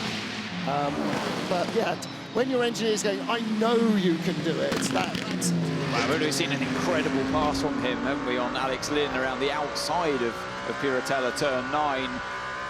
So I'm sure he can work his way through the Porsche, but cars have different strengths and weaknesses throughout the lap. Lynn looks like he hasn't lost any more time, but yes, he continues to be threatened by Charles Milesi's Alpine behind. While we're seeing an awful lot of hypercar, by the way, just to let you know that Valentino Rossi in the 46 BMW and LMGT3 is closing down the leader of that category, Clement Schmidt. He took over second place. He was over 20 seconds behind. He's now 16.9 seconds behind. So taking a quarter to a half a second a lap out of Clement Schmidt at the moment. We're not seeing it, but that gap is coming down. I'm sure we'll be seeing a lot more of it. A little bit more good news, by the way, from LMGT3. Just getting confirmation from Aston Martin and Heart of Racing that Ian James has been released from the medical centre and has returned to the team. So Ian basically okay after what was a nasty hit. And more importantly for Valentino Rossi, having passed Timo Bogusławski, he's now 9.5 seconds ahead of the 31 BMW. So WRT should definitely have allowed Valle to go by much, much earlier. They really cost themselves a lot of ground against the race-leading Lexus in LMGT3. So back then with the hypercar battle, this is the number 12 Caddy and the number 35 Alpine. In the Cadillac, Alex Lynn. In the Alpine, Charles Milesi. Such an aggressive-looking front. And here's that traffic I was talking about. So I was a little bit premature in my predictions, but they're overtaking them on an easier part of the circuit here, and absolutely not in Jean-Eric Vergne's favour. He's the loser in this particular situation. Milesi lost out a little bit behind the Cadillac as well. But look, the Caddy is now right behind the Peugeot, and again, the Peugeot compromised in Tosa. Here's an opportunity maybe for Alex Lynn to try and put the Peugeot between himself and the aggressive Alpine of Charles Milesi. Can't do it there. So Milesi in the 35 car, still all over the back of the Caddy. I'm just getting massive understeer the last corner. There's great difficulty with the straight line. like top speed earlier than them. Yeah, that probably looked better on the subtitles than it sounded on the radio. What was he saying? That he's struggling basically with oversteer out of the final corner, so out of Rabatza 2 is what he's talking about. It's not technically the final corner. Turn 18, he's looking to the inside. He's not going to do it this time around, but it's worth looking. So it's in the next corner coming up here. He's saying, I'm just suffering too much oversteer, and I can't get on power early enough to make sure I'm close enough to the caddy by the time I got to the main straight. I feel like I'm pretty good on the brakes, but that's where I'm losing the time. But nothing that the engineer can really do to help him. And part of the problem with a bit of oversteer there, drifting wide over those curbs, is that is one of the corners that is absolutely being scrutinised for track limits. It really is. So yeah, you've got to be careful there as well. I mean, look at the amount of marbles that are on the track, and that's going to make overtaking even more difficult as well for these drivers. And we're not even half distance at this stage. At the lead group of this race, while we're watching this engaging battle between these 4 or 5 hypercars, we've got the BMW number 15 that are close right up on FIA. Now has dropped back to about 3.5 seconds back and is coming under pressure from the 4th place number 50 Ferrari. Meanwhile, Matteo Jaminet in our sights as we ride with the 20 BMW of Robin Freins. With a new rear end on the car, they decided that a lopsided wing arrangement may not have been the safest or most efficient. Jaminet looking back there. They've got a little bit of traffic in front of them as well. They go by both the Ferrari and the BMW. They do that as Valentino Rossi takes the lead of the race, because the 87 Akkodis Lexus is on pit lane, out of sequence. I think it was out of sequence that put Clement Schmidt ahead in the race.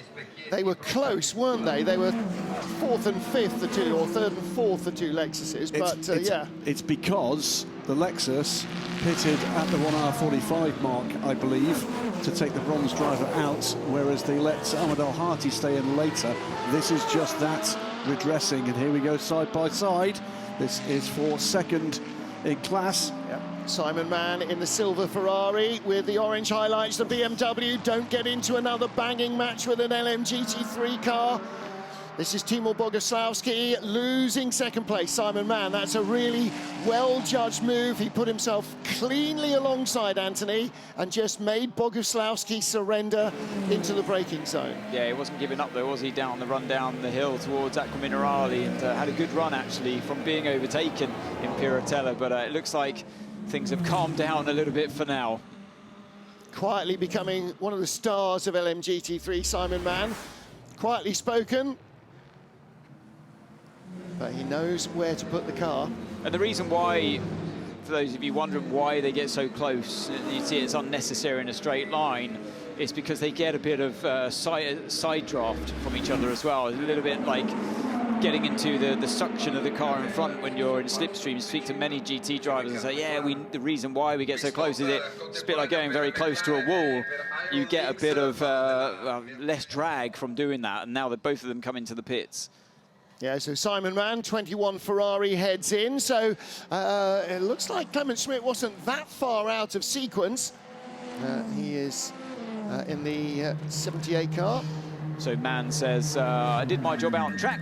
Now it's down to the pit crew. I'd really like you to keep that position for me, please. Now, the other thing that happened with the 87 Lexus is that Petru Umbrarescu, their bronze driver, got back in. He didn't do his time. He didn't do his drive time, so they were out of sequence. They brought him in too early, and that is a major miscalculation by the Akkodis ASP team. Well, that shows a very significantly different state of affairs as far as the 46 BMW is concerned, because what was perceived to be their major competition is no longer. And even more of a problem then that they held him up for so long behind 31, not letting him go by. Back with Charles Milesi, still continuing to challenge Alex Lynn's Cadillac right in front. And in front of them, there's Jean-Eric Verne still trying to get past the 99 Proton competition Porsche. They have got some slower cars coming up just on the exit of this series of corners here. They've got the GTs just on the run up the hill to the top chicane. To let you know what that's cost Jean-Eric Verne. Malte Jakobsen, of course, the last driver to overtake Pignot. He's 11 seconds up the road now. He's clearly way faster. know how Pinot lost a position. Was it in traffic? And now Milesi again looking on the inside, but yeah, needs a better run. Antonio Giovinazzi leads the race here in Imola with Yeye in second and Raffaello Marcello within 2 seconds in third position for BMW. Our battle here with Charles Milesi, 15th place, the 35 Alpine. He's chasing the number 12 gold Hertz Team Toyota Cadillac. That's driven by Alex Lynn. And just ahead of them is the Peugeot of Jean-Eric Verne and the white and green 99 Porsche, and that is currently being driven by Nico Pino. Just ahead of them, or now a dozen seconds ahead of them, Malte Jakobsen, the second Peugeot in 11th, and Rio Hoakara, the delayed number 8 Toyota, in 10th position. They've both worked their way past the 99 car and driven away. So 51 Ferrari, still the race leader, nearly 15 seconds now ahead of Yeye. Engineers were on the radio shortly ago telling Yeye you can brake later in every corner, and Yeye going, actually I can't, the tyres are shot. So the 51 car clearly has got more tyre left under it than the 83 car. We're still watching this battle for 12th place. It's very, very close. Other than that lead battle, now almost 14 seconds to go, Antonio Giovinazzi. Just looking a bit further down, you have to go down to 8th to find another gap that is over 3 seconds, and there's only one that's over 2. Yep. It is very close indeed in that top 10. Yeah, Nick de Vries is getting very close to Jules Gournon as well. LMGT3 leader in the pit lane, Anthony. Valentino Rossi stays in. Yeah, a really strong stint, as we thought it would be from Valentino Rossi. I really feel like he stepped it up this year as well compared to this time last year. He was quick last year as well. Don't forget, got that podium that he said to me in an interview before that race, I'd love to get, obviously Le Mans is the highlight of the year, but for me, being here on home soil in Imola, it'd be great to get a podium. He's done that, but he's stepped it up another level or two this year. Okay, Nick, Porsche behind is slightly quicker on 4 new tires, so if we can get the Alpine done quickly, this helps a lot. The Porsche took, car number 6 took 4 qualified set of mediums, and the car number 5 behind him took 3 brand new mediums and left the left rear from the start of the race. So yeah, Nick de Vries flying in the number 7 Toyota with those problems earlier on, as we saw with Mike Conway and the contact in the top chicane, but he needs to try and find a way past desperately. Car number 36 is there we go. We got the Porsche number 6 behind on better tyres. So yeah, it's desperate stuff here for Nick de Vries, and all of them are catching, unbelievably, never thought I'd hear myself say this today, car number 50. And don't forget that the number 7 Toyota not only had damage and got knocked off, but they had to take an emergency fuel stop and stop again, so they are artificially back in 6th position. Yeah, I suppose looking at it, yeah, obviously car 50 didn't take any tyres. They're still on the original tyres from the start of the race. Are they Scottish? Yes. Well, you know, this is their strategy today. They have to limit the amount of pit stops and tyre changes that they do, having started as low down as they did, P18 on the grid. So if basically Molina's job here right now in this phase of the race is to stop these cars with better tyres on making headway until his pit stop. Into the pit comes the leader, Finn Gersitz, from the lead in LMGT3, the 78 Lexus. You can see it is being filled with fuel. The energy for hypercars is not only their internal combustion engine fuel, but the state of charge of the hybrid batteries, for those that have a hybrid battery, which is all but Aston Martin. WRT, Valentino Rossi, come and gone, so he will stay in the lead of LMGT3. Yeah, that's the last of the lead group in LMGT3 to complete its latest pit cycle, or will have done once it's through there. Now, the 50 Ferrari that is at the head of this long queue of cars, climbing the hill there, the red car, trying to chase down the number 15 BMW in front. That's for third place, Raffaele Marcello. The 50 Ferrari will be the one that has to stop earliest, and they will probably have to stop 5 or maybe 6 laps earlier than the longer runners, because they started at the very beginning of the race. They had an early first stop. They tried to put themselves out of sync, having started 18th, having lost all their qualifying times to track limits infractions. So they're on a slightly different strategy, and as yet that hasn't come back to bite them. They've been able to progress up the order, but at some stage they're going to run out of fuel before the others. Here we go. So you asked, you get around here, Martin. Eventually.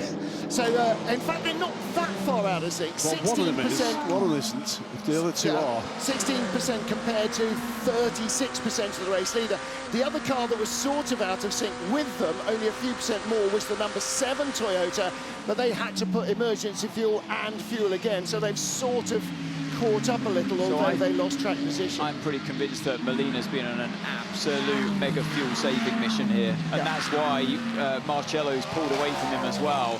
He's got to get himself and Ferrari back on track in terms of the fuel. They're out of sync, first of all, to try and jump the number 20 BMW earlier on in the race, and still he hangs on to these old tyres from the beginning. And although Yafei has lost pace in the 83 Ferrari compared to the 51 that's leading, and has been closed down by the 15 BMW, they're still going to go further. The BMW will need to stop first compared to the 2 Ferraris ahead. So although BMW is quick, it's actually not being as miserly with the fuel as either of the leading Ferraris, and actually maybe not at the 15.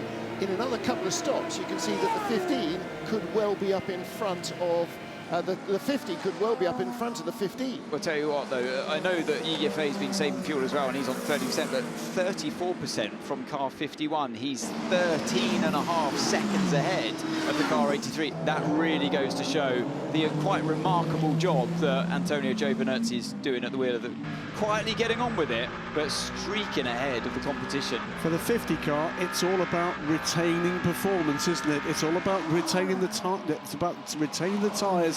They've still got the garage to put on that car that they've not done since the start of this race. They are going to have a car in a better state than some of the cars behind them who have taken at least some tyres. Now, slightly confusing that fuel issue is that that's not actually fuel as in internal combustion engine fuel as in petrol. That's the total energy available to the car. Now, some of that, and hybrid car drivers, road car drivers will know this, some of that will be the state of charge, how much juice you've got left in the battery, but if you run out of petrol, you're still stuck at the side of the road. Exactly, it takes into account their state of charge as well, which isn't much in these cars. They don't rely too much on the hybrid boost, but or their energy as combined is not a boost on top, because the ICE, the internal combustion engine, drops power when you are boosting that energy from the electric. But it's that energy graphic that we see on the right hand side with the throttle trace that takes into account the state of charge of the car as well.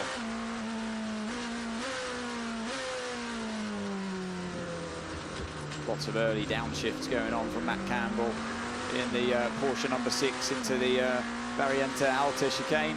And because he's not being challenged, exactly the opposite probably is happening with Antonio Giovinazzi. He's got nobody in his mirrors attacking him, so he's top gear Ted. He's using all the track, the best racing line, upshifting, upshifting, upshifting. Yeah, when you get into that coast. When you get into that flow as a racing driver, it's magic. You know, you got the feels like you got the track to yourself and no pressure from behind, and actually a lot of the time you end up driving better as a result without that constant threat behind like we see here. You can roll with it. You can let the car do what it wants to do. You're not hustling it around too much, and if you can find that kind of zone on this type of track, it's exactly where you want to be. I thought Jev was having a look there as he came up to Variante Alta. The Alpine's passed. The Alpine has gone by. John-Eric Verne didn't get by, but it was a pass. Charles Malaysi got by Alex Lynn. Verne had quite a long look alongside Nico Pino in the 99 Porsche, but couldn't make it. And as you saw correctly, Charles Malaysi, and look how quickly he's gapped Lynn again. Every car that goes by Alex Lynn immediately vaults away from him. Yeah, he's really struggling for pace, isn't he? So this is Verne now. This is his best chance I've seen for quite some time. Which way are you going to go, Jean-Eric Verne? No, he's got a GT car that was out the Lexus. It's just unbelievably saved Pino's bacon there, because Verne was definitely lining up for a move. You heard Jeff having to lift as we left the onboard. It's hard to follow the other car through as well. He's done the responsible thing.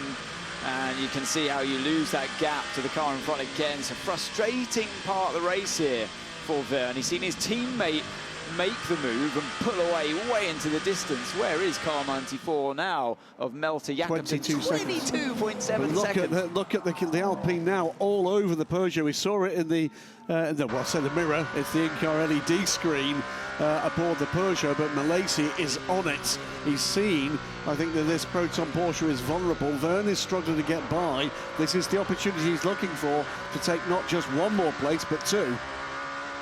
That might be very overly ambitious.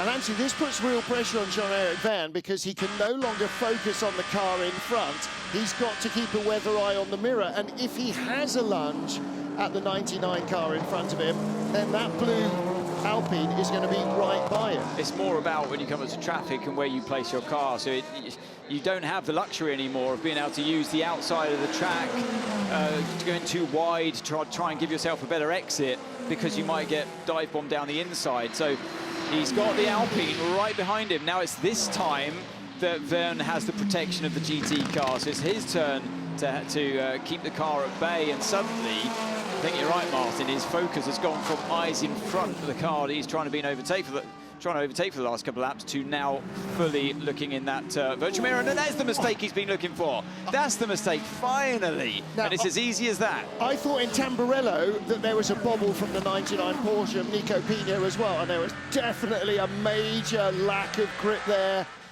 And now suddenly he's got Alex Lynn's Cadillac right behind him. That's all it takes. And one lapse of concentration, one jump of the rear end on this very tricky racetrack, and you can very easily hand over a position to your rivals. He was doing such a good job up until that point, but that's the kind of perfection you look for. And it makes you realise that the drivers that don't make mistakes like that, makes you realise the job that they do. Absolutely, consistency is all. And most of them with tyres that are crying out for some sort of sympathy, just as much as on the Porsche. You know, nobody's got fresh, or very few of them have got fresh tyres. So look, into the Villeneuve chicane, rides the curb. It's just on the entry, yeah. The turn in, the rear just lets go, maybe carrying a little bit more speed than the lap before, maybe a few marbles down on the track you weren't anticipating, maybe slightly offline, I think, before turning in to the right. It's just the nuances of, that's the thing that's easy. They're not just driving around on rails, they're constantly sliding around. It doesn't take much just to get the car out of shape. Alpine Toyota battle here. That's not Milacy's Alpine. This is the number 36 Alpine of Jules Gounon, with Nick de Vries now right up behind him. Well, you were saying when we saw that last pit stop cycle, this was Jules Gounon going back onto this, going to the soft tyres, wasn't it? It's given him 10 seconds of gap at the start of this stint.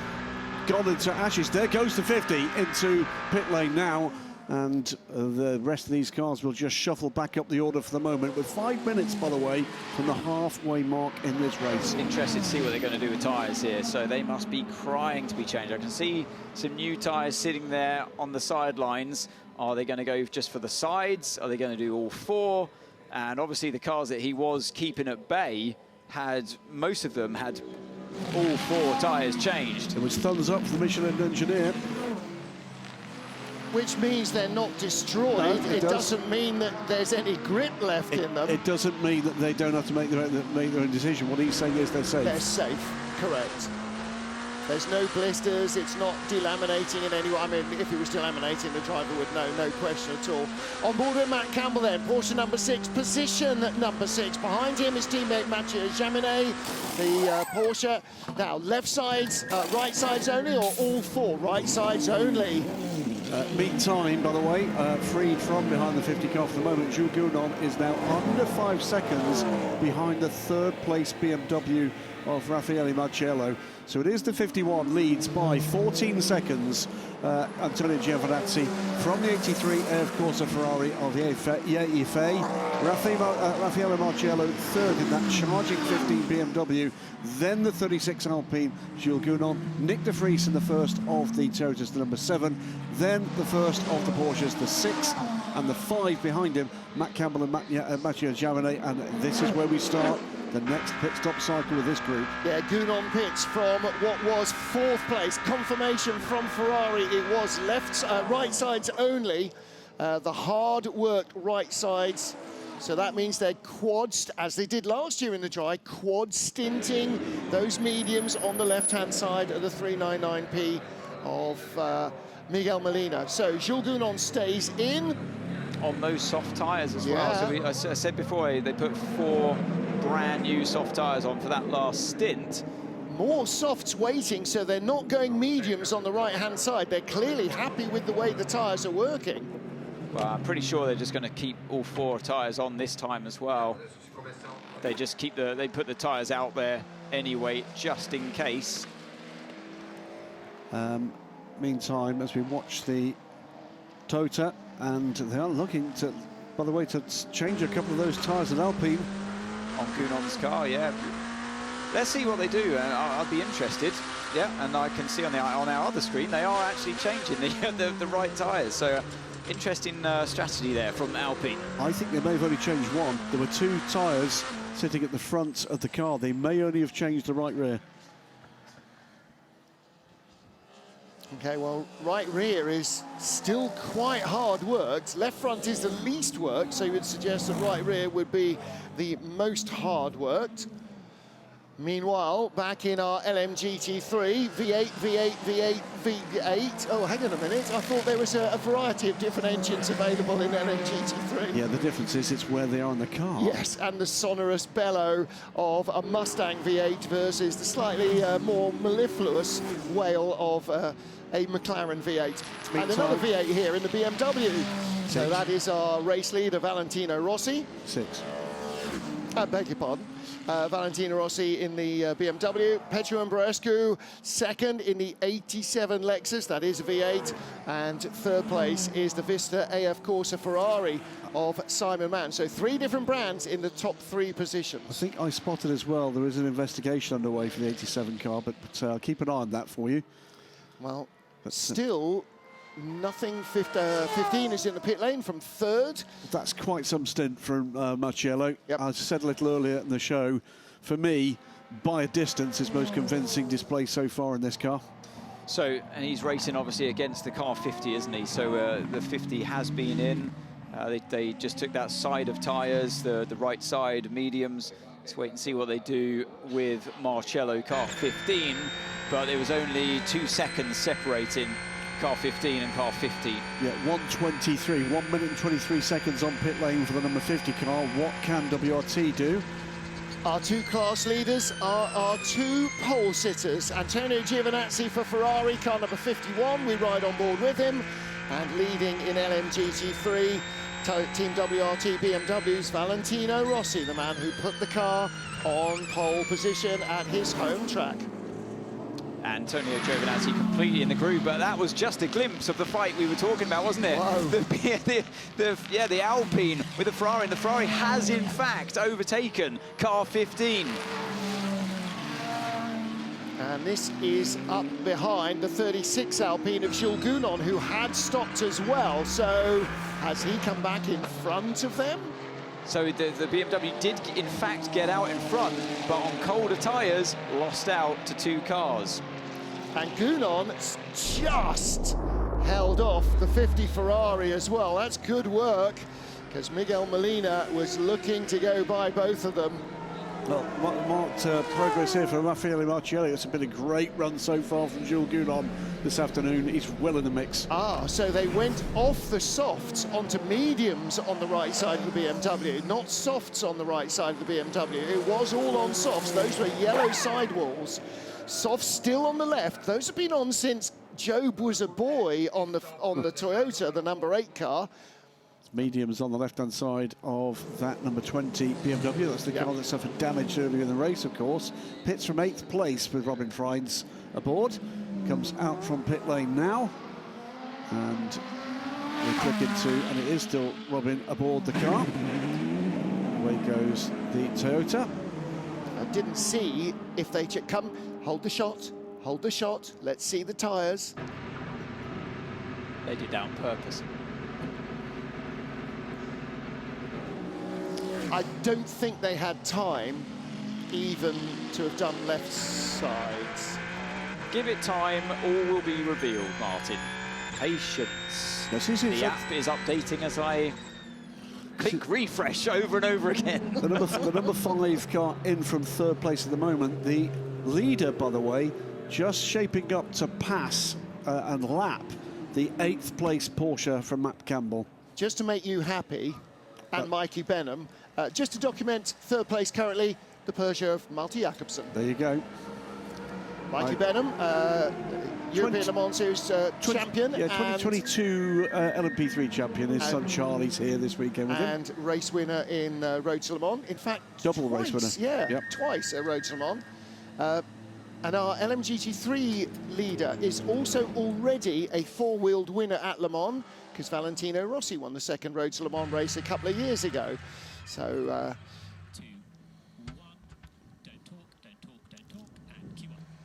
in the pits, number 12, Hertz Team Jota Cadillac, Alex Lynn.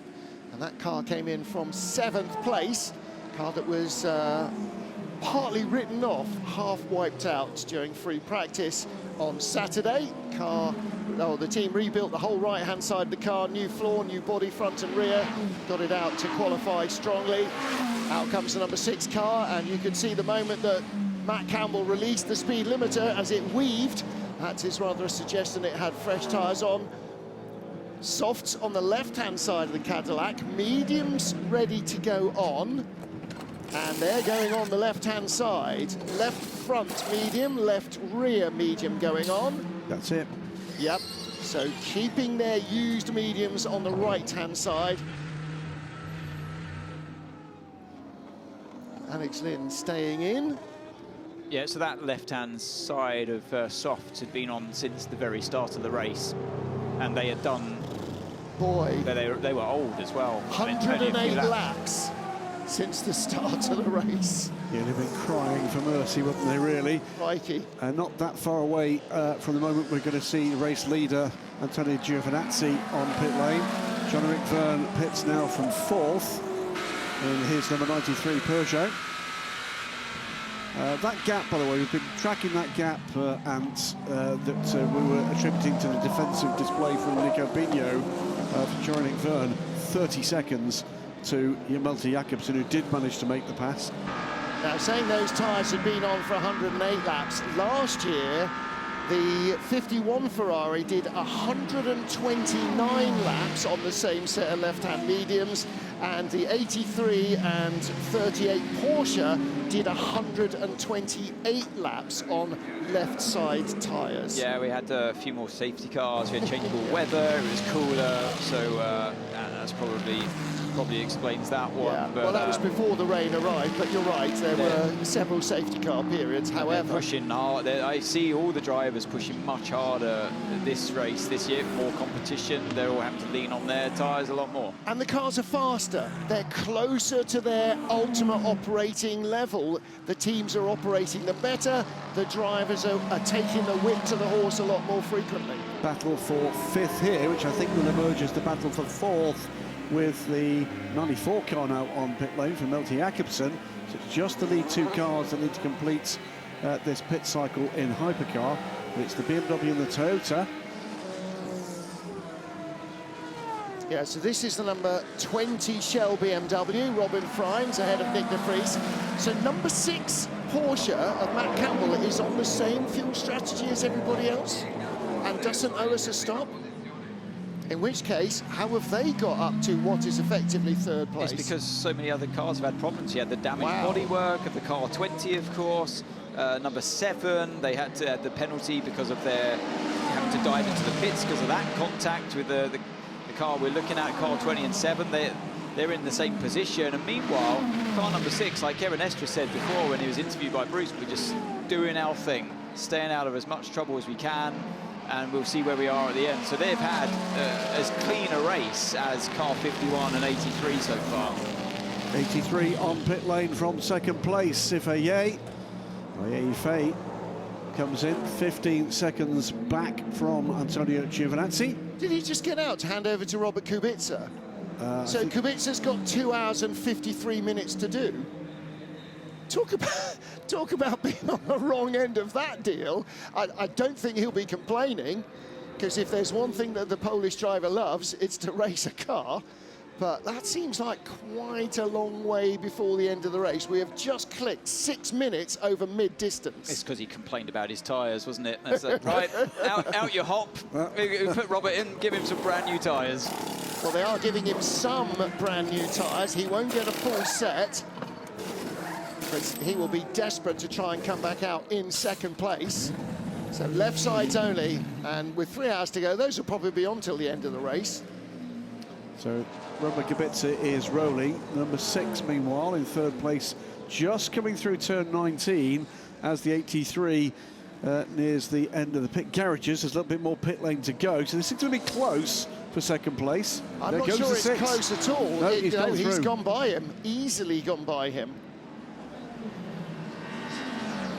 So the 51 Ferrari, yet to pit, is in the pit lane now. The race leader is in, but that means that the number 6 Porsche has come from 10th on the grid in 3 hours to 2nd on track.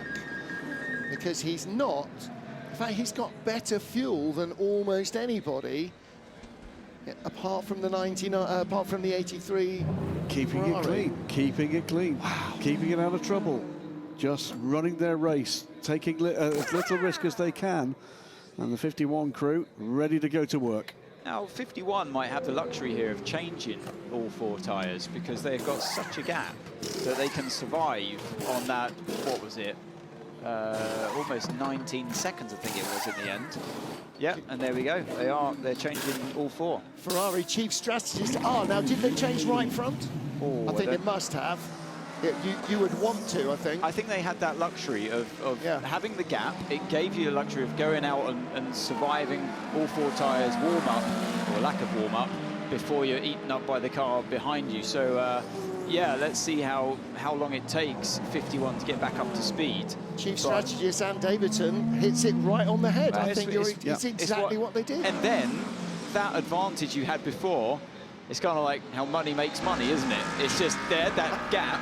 And then now you've got the advantage of having even more of an advantage over your teammates.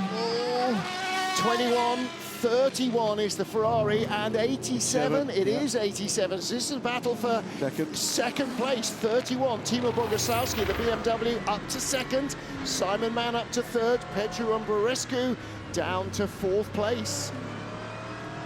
Would say, by the way, 30 seconds the gap now between that group and the leader, Valentino Rossi. And I hope all of that time spent behind the 31 BMW doesn't come back to haunt the 46 crew. He was a long way behind the Lexus by the time he got by. 77 Ben Tuck receiving a warning for track limits. That's in the Proton Mustang, the one with the white nose. Now that car, there he is, currently in 5th position. Might have to go back into last year's data to see what the best race finish from Mustang was, but if they finish in the top 5, I'm pretty certain that is going to be it. It's a really strong run from the cars, and actually they have really started to turn on the performance this weekend that they showed glimmers of a little bit in Qatar. But problems with the silencer systems meant that they couldn't complete the race the way they started it. Yeah, the LMGT3 cars running silencers. The hypercars, not yet, but that will come with the next not rule change, but the next round of cars, the updates that we have in the future. The hypercars, obviously, a bit more bespoke than the LMGT3, so in time will we just reducing just a few decibels, I think it is, off of the global noise, and it's that everybody's responsibility. And this is a good example, isn't it? A racetrack in the middle of town with houses all around you. It's kind of motor racing's responsibility to keep that lovely noise of WEC and all the different sounds we have, but just that little bit quieter. And especially for track workers, you know, the marshals, they're all volunteers. It's brought the noise of the GT3s down from 110 to 100 decibels, so it's a little bit less damaging. So this tire might go till the end of the race, and the front left was a bit on the edge in terms of wear. So let's take care of the front left. We need to go till the end of the race now.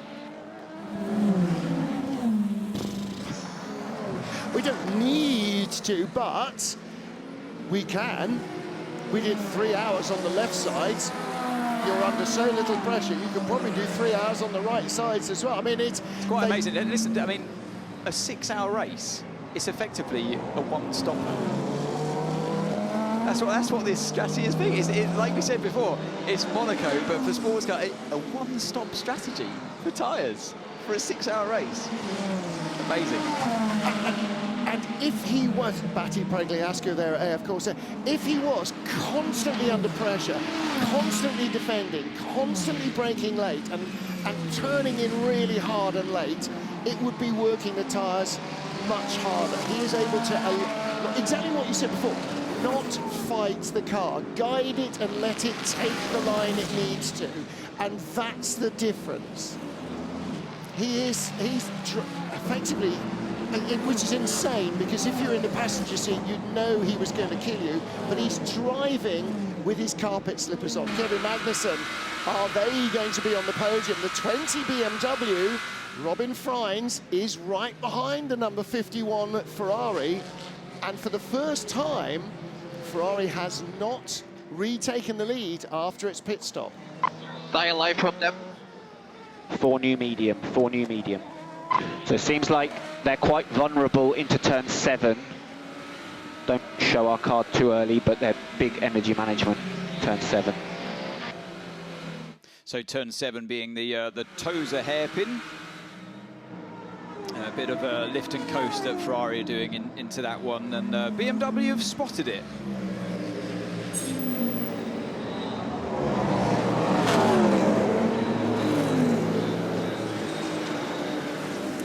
Kevin, I keep coming back to you and bothering you.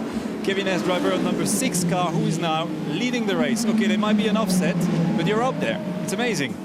It's great. I think it shows that we execute a great race. No penalty, no drama, good strategy. Of course, a safety car after a few hours, which brought the pack together.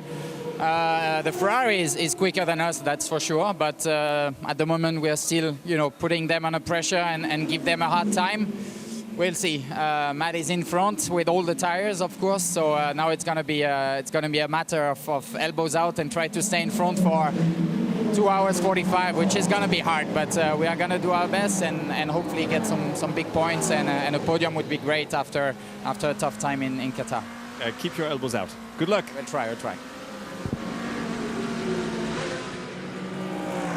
Worth pointing out, by the way, that So I was going to say laps. 2 Ferraris nose to tail here, Martin. Go on, read us your stat. 108 laps is 530 kilometres on a racing tyre. Now, 500 kilometres isn't much on a road tyre, but on a racing tyre definitely is. So 83 then, closing in behind the number 50. This is for 7th place. Miguel Molina with Robert Kubica behind him. And don't forget, Kubica took over that car from Phil Hansen. It was in 2nd place. Yeah, so Kubica took 4 new, slightly used mediums compared to Miguel Molina's only right side of used mediums. So, yeah, even I can work out that's half, again, the amount of grip. They're getting a massive discount on their tyre bill, aren't they, by just being extremely parsimonious. All right, here we go then. Kubica is in the slipstream of the sister car. Let's see what they're going to do. Dives to the inside. And no resilience there, no resistance, I should say, from Molina to allow Robert Kubica through. I think that will probably have been very well thought out and communicated between the two teams to the drivers on the radio. Let Robert by this time. He's on a different strategy. He's got to run longer on fuel. He's got fresher tyres. He's quicker than you. All of that stuff. Yeah, I think look, they're on different strategies today, aren't they? Car 50 started way down on the grid in P18, and that's the beauty when you're managing all three cars that are the fastest car out there, and you're in that position. I don't know if there was a call to swap position. It certainly looked like it to me. I'm sure there would have been. You know, Ferrari 1-1-2, they don't necessarily think they might get a 1-2-3. If they do, they do, but don't hold up the 83 car, just let him go. And that will come back, because don't forget, Robert Kubica in the 83 car was leading into the closing stages in Qatar, and they had to prevail on him to allow the other cars to come through. So it is all about working towards the same ends. They are effectively different teams, certainly differently funded, but it is about working towards the same end. So here we go, riding on board with Rafael Marcello, and in his last stop took 4 used mediums. But again, they will have probably done qualifying, so they might have done half a dozen laps, maybe fewer. And the car he's fighting, Jules Gounon in the car 36, only took right side of brand new soft. Jules Gounon, of course, son of Jean-Marc Gounon, former sports car racer as well, and full-time driver for Alpine this season. Okay, Lelo. Overtaking 36 is a prio, top prio. So let me know if you need a different Bravo. Nope, he doesn't need that. All good. Copy. All good, I got him. Well, you're not watching, guys. Yeah, that was half a lap earlier, in fairness, but it's top priority. Do you need another Bravo, which is, another fuel map or a bit more energy or whatever?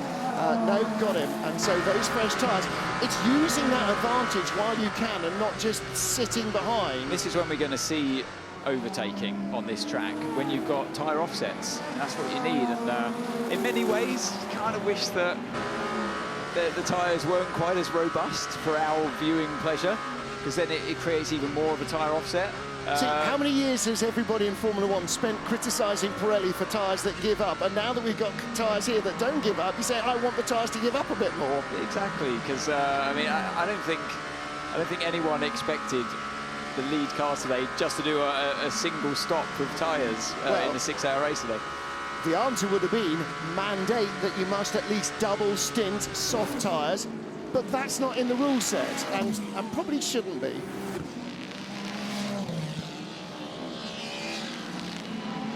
Looking here at the battle between the number 7 Toyota of Nick de Vries and Robin Freins in the Shell-liveried number 20 BMW. Now, 15 BMW before that 4-tyre change was in third. Now the 20 BMW is in third, and de Vries in the Toyota looking to get into a podium position. Now, they were this morning before they headed out to the grid going, oh, we've got no chance against the Ferraris. Number 6 Porsche team were going, well, the best we can hope for is some points out of this. They're currently in the lead now. All right, we've still got 2 hours and 40 to go, but they're not nowhere, Porsche and Toyota, because the way the rule set is Hypercar allows each of the manufacturers the same opportunity. It's how well you use the tools at your disposal. You have to say right now, number 6 Porsche has been faultless, and the number 7 and the number 8 Toyota, apart from one little bit of contact that wasn't induced by the number 7 Toyota, have done a really good job with the tools they've got at their disposal as well. They have. One quick bit of housekeeping. LMGT3, it's further bad news for the number 87.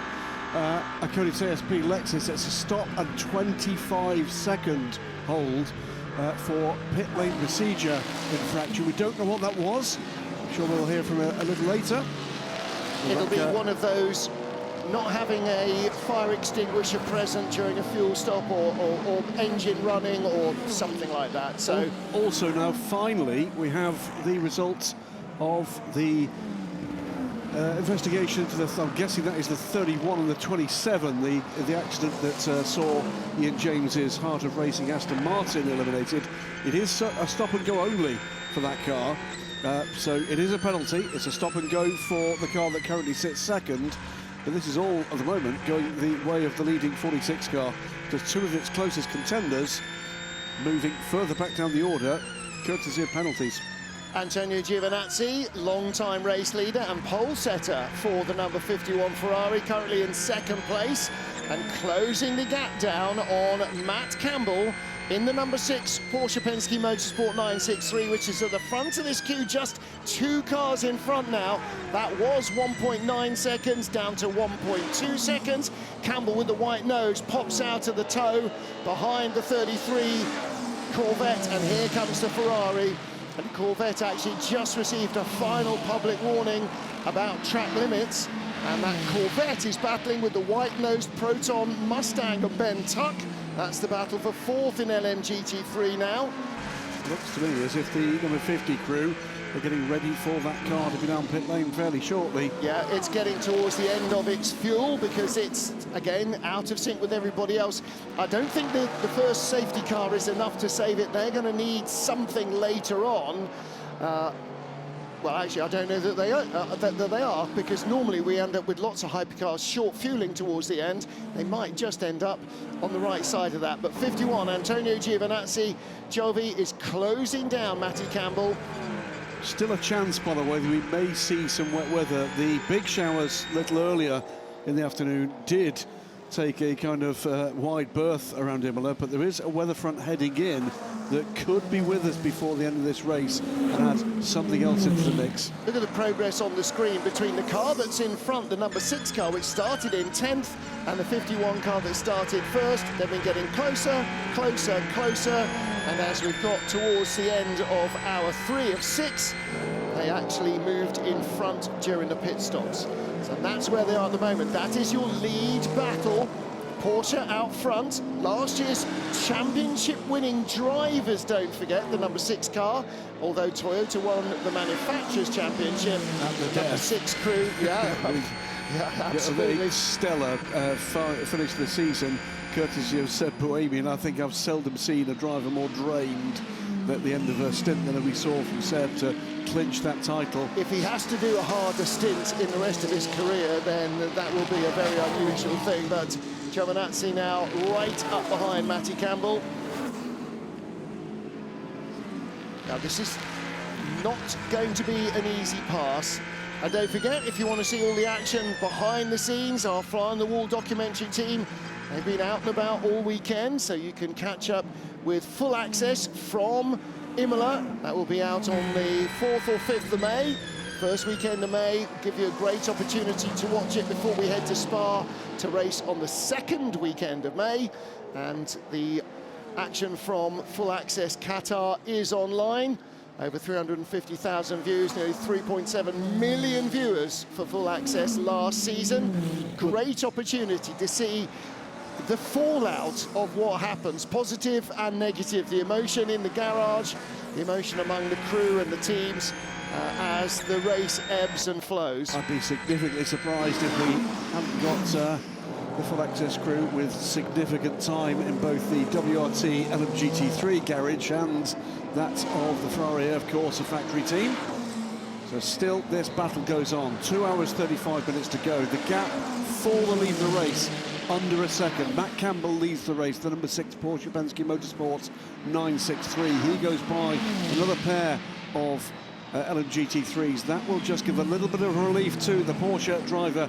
Makes his way through the chicane as the Ferrari behind is just going to check up marginally. That will cost a few tenths. Now has to make his way through as the Porsche powers along. Massive tyre advantage for the 51 Ferrari. Those tyres have only been on for half a dozen laps since the last stop, and the Porsche is on some very, very tired ride. But to take nothing away from the speed of Antonio Giovinazzi, but he does have a grip advantage over the race-leading Porsche. Now, 50 Ferrari is in the pit lane for fuel and a driver change. Let's hear from Jovi. If you can't overtake, we protect the tire a bit more than what you're doing now, and we save the maximum energy behind them. All right, if you can't overtake, save fuel, save tyres. He's getting close, almost in position. Meanwhile, Toyota BMW change of place for third. That is Nick de Vries, who's gone by Robin Freins. Now, where did that happen? We didn't see that. There's traffic around, so they were close. This is Marcello now. So BMW are 4th and 5th, and de Vries in the black Toyota up to 3rd place. Yeah, and Marcello's right with it. This is what it was. It was checked up behind the 59 McLaren, and Nick de Vries didn't need a second invitation. The second BMW, by the way, is closing on this pair, and that was another reason why it was vital for the Total to make the pass. So from pretty much nowhere, Porsche and Toyota are very much in this race. And Marcello in the 15 car, he's the tail gunner in this group, but he's on newer all-soft tyres, or used all-soft tyres, but soft tyres. So maybe with a slight grip advantage. There's the 51 Ferrari, now going by the 50 car. So the leaders have put a lap on Ferrari number 50, but it has just come out of the pits. So Antonio Fuoco is now aboard the number 50 car. It has just exited the pit lane. And did we see what it took in terms of tyres? We did not. Left sides and driver change. You did tell me that, but that was over a minute ago, Jason. So 4 things have happened since. I'm a parrot of very little memory, I'm afraid, as any fool know. Almost 3.5 hours gone of what's been an engaging race. And do we know yet who's going to win it? No. No. Anthony does, but he's eating a sandwich, so we'll discount that. The answer is, it's advantage Ferrari, no doubt at all about it. But even just judging by the message we just heard being passed to Antonio Giovinazzi, the sign of the quality of the strategies at this point that's been employed by Porsche Penske Motorsport is that they're not certain yet. They've got to go back to sort of plan 1A, not plan B yet, but plan 1A. Extraordinary stuff from Porsche to get the car to the front. Great stuff from Toyota to be as competitive as they are. They're, what is that, 6 seconds back from this battle. And then the 2 BMWs are in it. I'll tell you what we don't know. We don't know what the podium's going to be, or anything close to it yet. Meantime, in LMGT3, keeping an eye on these cars. Second place car of Vista AF Corsa, Simon Mann, he's had a good stint, is on pit lane right now. Yeah, he's had a really, really good weekend so far, and got lots of clicks on social media for being on the opposite block in the Ferrari through the chicane. Ben Tuck now moves up to 2nd for Proton in the Mustang. Rui Andrade up to 3rd in the 81 TF Sport Corvette. And that's trouble there for the lead car. That delayed him coming through the turn, blocked by the Iron Lynx AMG, and that's allowed Giovinazzi to get all over the back of Matt Campbell. Now can he make the tyre advantage play? Yes, he can, but he has to be very, very careful about making it clean and clinical, and here is not that place. Out of Rivazza on the long run to Tamburello, that is the place to do it. And the 46 BMW might just take a little edge off the speed of the Porsche across the line. Here they come, Ferrari in 2nd, Porsche leads. Can Giovinazzi get on terms with Matt Campbell this time? No. No, this is where the car's been extremely strong, wasn't quite close enough. If anything, I think the BMW robbed the opportunity for the Ferrari to take the line he wanted to at that point of the circuit, flashing the lights at him, and actually got the Lexus between the two. So what GT traffic gives, GT traffic takes away. Now he makes the pass. And we're back to close running in the 1-2 for this race. Ebb and flow and Davidson. It's yeah, I mean, Giovinazzi's under no pressure here to overtake Matt Campbell. You know, he's on much better tyres. His mission at the moment is just to make sure that those tyres last right through to the end. And he's conserving the fuel. He's got that gap behind him. Even the Toyota, if it catches, they're out of sync anyway on tyres. It was Nick de Vries only took left-hand side of soft tyres at the last pit stop. So Giovinazzi's got ample amount of performance in hand, and he is just sitting there until the inevitable pit stop. Out of sync, car number 6 has to come in. And the other thing he's got right now, Jovi, is the number 50 car right behind him. So he's got a little buffer as well from attack from behind. The 50 car still potentially could end up on the podium, but right now it's another car that anybody else will have to get by before they can get to 51. And number 50, Fuoco, will fight tooth and nail to keep cars at bay. But yeah, Giovinazzi, I think he's got this well in hand. He's being told, look after that left front. That's the tyre that we've seen from the last pit stop that took the brunt of the force around this track, and we saw not excessive wear from, but enough wear for us to be, just to stay on top of it through to the end of this race. And he's doing everything he needs to. If he sees a chance in traffic with a Porsche, of course he'll capitalise on it. We are thinking going triple left-hand side with Kevin. What you think? So far the left is okay, the right is giving up, so good work. Copy. What I think that Matt Campbell is doing here, doing fairly effectively, you're right, he's not got that many tools in his box, but what he's doing is he's dragging the Ferrari into a fight. And that's the best he can do, I think, at this stage. Well, Campbell, he's just driving his own race, like car 6 has done all day so far. They don't necessarily want to get into trouble here. Their main focus is the Toyota, and he doesn't want to waste time. As far as I see, he doesn't want to waste time in allowing the BMW number 15 or BMW number 20, for example, or car 7 to catch up unnecessarily in fighting Giovinazzi too hard. So I'm sure if Giovinazzi were just to send it down the inside, I don't think Campbell would fight it that hard, because Ferrari's so fast today, so much faster than them. It's not their race, it's not their fight, and he's just focusing now on the next teammate getting in, Kevin Estre, and the tyre choices that they have available.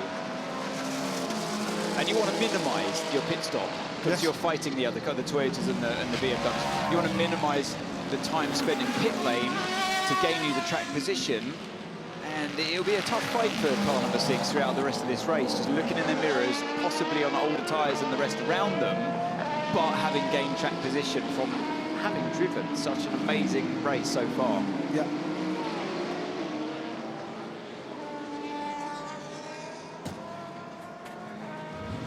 So BMW in pit lane there, car number 46. It's your race leader, Valentino Rossi. We look to the right-hand side, car 50, obviously catching hand over fist with the car 51 that's being held up by Matt Campbell. Rossi staying in. Yes, he is, and this, I think, will be his final stint in the car. But it's been a very convincing run so far from Ahmed Al-Hati, and now from Valentino Rossi, staying with the plan, regaining the lead during that stint, as others made mistakes, issues around him, as well as showing really very good pace. We saw him, didn't we, Ant, at Qatar, putting in a very good stint indeed, and all of a sudden, this appears to have clicked for Valentino Rossi. Yeah, I don't know if he's found extra motivation by being on home soil, but this is the closest that Giovinazzi's been so far. He can see that the sister car's being held up in this phase as well, and it would be ideal if he could just run his own race again in free air, but it looks like he's not going to be able to even do that without the help of some traffic, despite the huge tyre advantage that he has. Traffic coming for this group. Which race is this going to play out? Corvette is the next challenge, and I think it's an Alpine ahead of that. Sorry, the Aston Martin. I apologise, I thought it was a blue car. It's obviously the... But this time, Giovinazzi. It's very hard to overtake it to Pirotello, and I think the GT car had forced that trainer cars over to the left-hand side of the Corvette anyway, so it naturally protected the inside of the corner. But yeah, you do sense that Giovinazzi, he's not desperate to overtake, but given the chance, he'll definitely go for it. Side by side here, and that was more than side by side, 31 and the 10, and that's the 31 having made him. Oh no! Oh, that was so close. That was so close. So round the outside, there was room for it there, but then it's just unsighted. It's just, it's always so difficult to try and go round the outside of it. There might have been quite significant damage here for this number 10. There's already damaged the rear of the car, and there's more damage there. Yeah, you need in that kind of manoeuvre, like a karting style move, you need full compliance of the driver and awareness of the driver you've just sent down the inside of. It's that moment. It's the unsafe rejoin in a way, isn't it? I think we have most of the issue with. That might well come back and bite in more ways than one. Yeah, that could have been big. Oh, where's this puff of gravel come from? A big puff of gravel. Can't see. There's nobody off. They've got going again, but that was a proper rough ride, rally style through the exit of the Villeneuve chicane. Now, what can Giovinazzi do here? Not much. It's so narrow into Piratella. It's too fast a corner as well. This has got the degree of inevitability now, but if you look at Fuoco here, he's taking a bit of a look. Come on, come on. And 31 off the track in avoidance here. I think might well be damage there for the 31. It's awkward for Fuoco because he is in a hurry, isn't he? It's a very different scenario to that of his teammate, who kind of, inevitably is going to get back into the lead of this race once the pit stops all shake out. But Fuoco, he's hemorrhaging time by watching his teammate just take his time in working his way past. Oh, and there's a mistake from Campbell. There's the chance that Giovinazzi wanted. Through he goes, and that's going to give Fuoco a beautiful run coming out of Ravanza 2 as well. Giovinazzi is back under threat, actually, down this main. The Porsche's got good straight line speed, and I think that's been Giovinazzi out. He's used the traffic very wisely there. Covers the inside as well into Tamburello chicane, so job is done for your race leader. Back in the lead once again. Giovinazzi, we'll look at Fuoco. Has a look to the inside into the Villeneuve chicane, but can't do it there. Remember, this is Fuoco looking to unlap himself from the lead. And there's always that extra pressure when you're trying to unlap yourself as well, because although in a race of your own, you don't want to obviously make a fool of yourself and upset the drivers that are a lap ahead of you. So you've got to make a clean pass, and once you've passed, you've got to pull away because you're going to be getting immediately blue flagged. Another GT car put between the two by Matt Campbell. Boy, he's given us a race for the last half an hour or so. It's been cracking stuff, but finally couldn't resist. Was that outside? It was that outside from the locked. I couldn't quite see. It's a little like that, didn't it?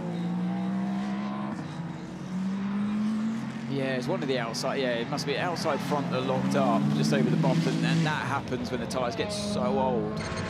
You lose the gauge on your tyres, and that is just like Christmas and birthdays coming all at once for Giovinazzi. It's a great situation to be in when you see your rival make a mistake like that. Yeah, and at that point, Matt Campbell did the right thing, realised there was no point, he couldn't resist. There were two choices, weren't there? Give the room or have a bit of an accident. He made the wise decision. Here comes the number 7 car, though. He's charging. This is Nick de Vries trying to get on terms with Matt Campbell. Under 2 seconds behind, and that was contact there with the rear right of the 15 BMW. And the number 10 that had been hit just a lap ago by the 31 LMGT3 BMW. Must be wondering what on earth is going on with his day. That car at the moment in the hands of Eduardo Barrichello, by the way. The Swiss entered. Racing Spirit of Le Mans. Aston Martin. You can see the headlights, the reflection flashing on the back of the Porsche before Piratella, and he's seen Matt Campbell struggling now, seen that lock up and his teammate pass him, and now he wants to have some of it as well.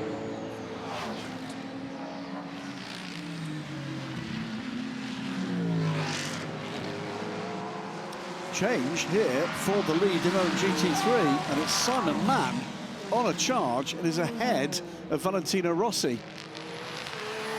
Now how's he managed that? Well, we talked a little earlier about, I think Valet is actually catching him back up. This is after Valet's recent stop, but I'm not quite sure how that's worked through.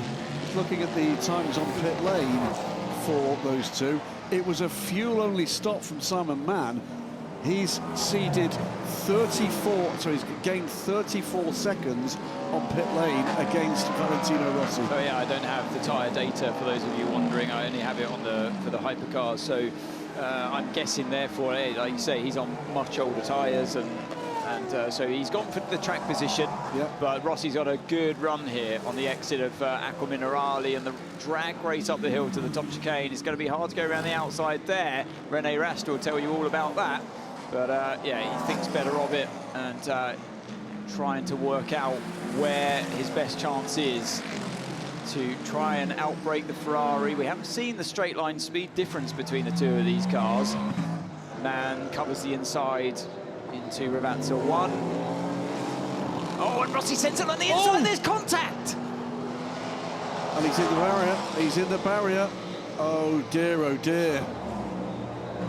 That could be drama. Well, it's drama for at least one of them, and possibly both. Seriously unhappy faces, as you'd imagine, from down at the Ferrari pit garage as well.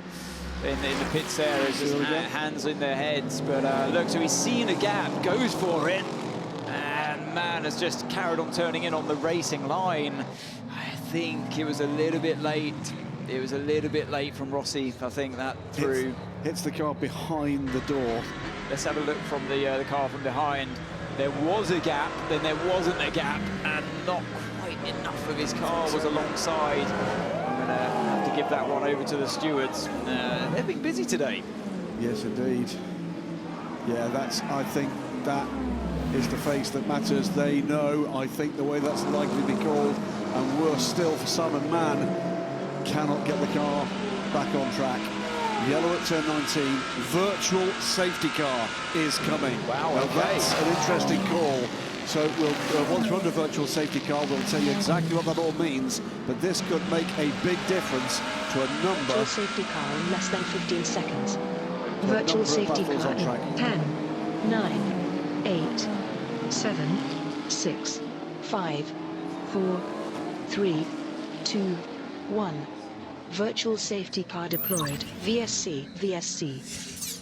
Right, so virtual safety car. If you've not come across this procedure before, it's a bit different, and it's another one that's been put in place by the FIA World Endurance Championship to try to make sure that people's races are not ruined by an intervention. We'll come back to that in a moment. So virtual safety car now deployed. Marshall's just attending to Simon Mann, who hopefully will just need lifting back to the track surface. What is a virtual safety car? Well, cars will come down to 80 kilometers an hour, must retain track position. Pit lane is open and will stay open for 2 laps. And anybody can, and most of them will, and here comes Valentino Rossi, come for any kind of full service they may decide they want at this point. We'll talk in a moment about which cars, and there are a couple of particular cars that might well do very well from this moment. After the virtual safety car period, the safety car will be deployed, at which point, as we watch again the drama that's led to the deployment here, yeah, that was, yeah, I understand why he did it, but it was kind of like front wheel to rear wheel. If it was, you really need it in a move like that, you need to be alongside. Yeah. The other concern here is that impact to the rear wheel of the Ferrari. That's a big shock on the drivetrain there as well. So let's wait and see what happens with the number 21 car. To complete the point about procedure, at the point at which the safety car is deployed, and it will be, the pit entry closes. If you're in, you can still come out. And then we'll go through a full safety car procedure, which means wave-by will happen, if required, and then we'll have the pit lane closed for a further, pit lane closed for a further 3 laps. And already a gaggle of hypercars, including the number 50 car on pit lane, and critically, Ant, the number 6 Penske Porsche. Yeah, the number 6, as we look back in the WRT garage, and Valentino Rossi must be gutted after it going so well to end like that for him here in Imola. But the car number 6 here, looking back at the hypercars, they'll benefit massively here. They were well overdue a pit stop, and now they get to do it under virtual safety car, the virtual safety car conditions. Track is declared wet. Rain lights in low mode, just as the teams have come in for tyres. Information to the pit lane, information to Well. the pit lane. We're getting reports of raindrops. We're getting reports of raindrops. Track is now declared wet. So all cars with rain lights on in low mode. Turn 7, we're hearing raindrops are being reported.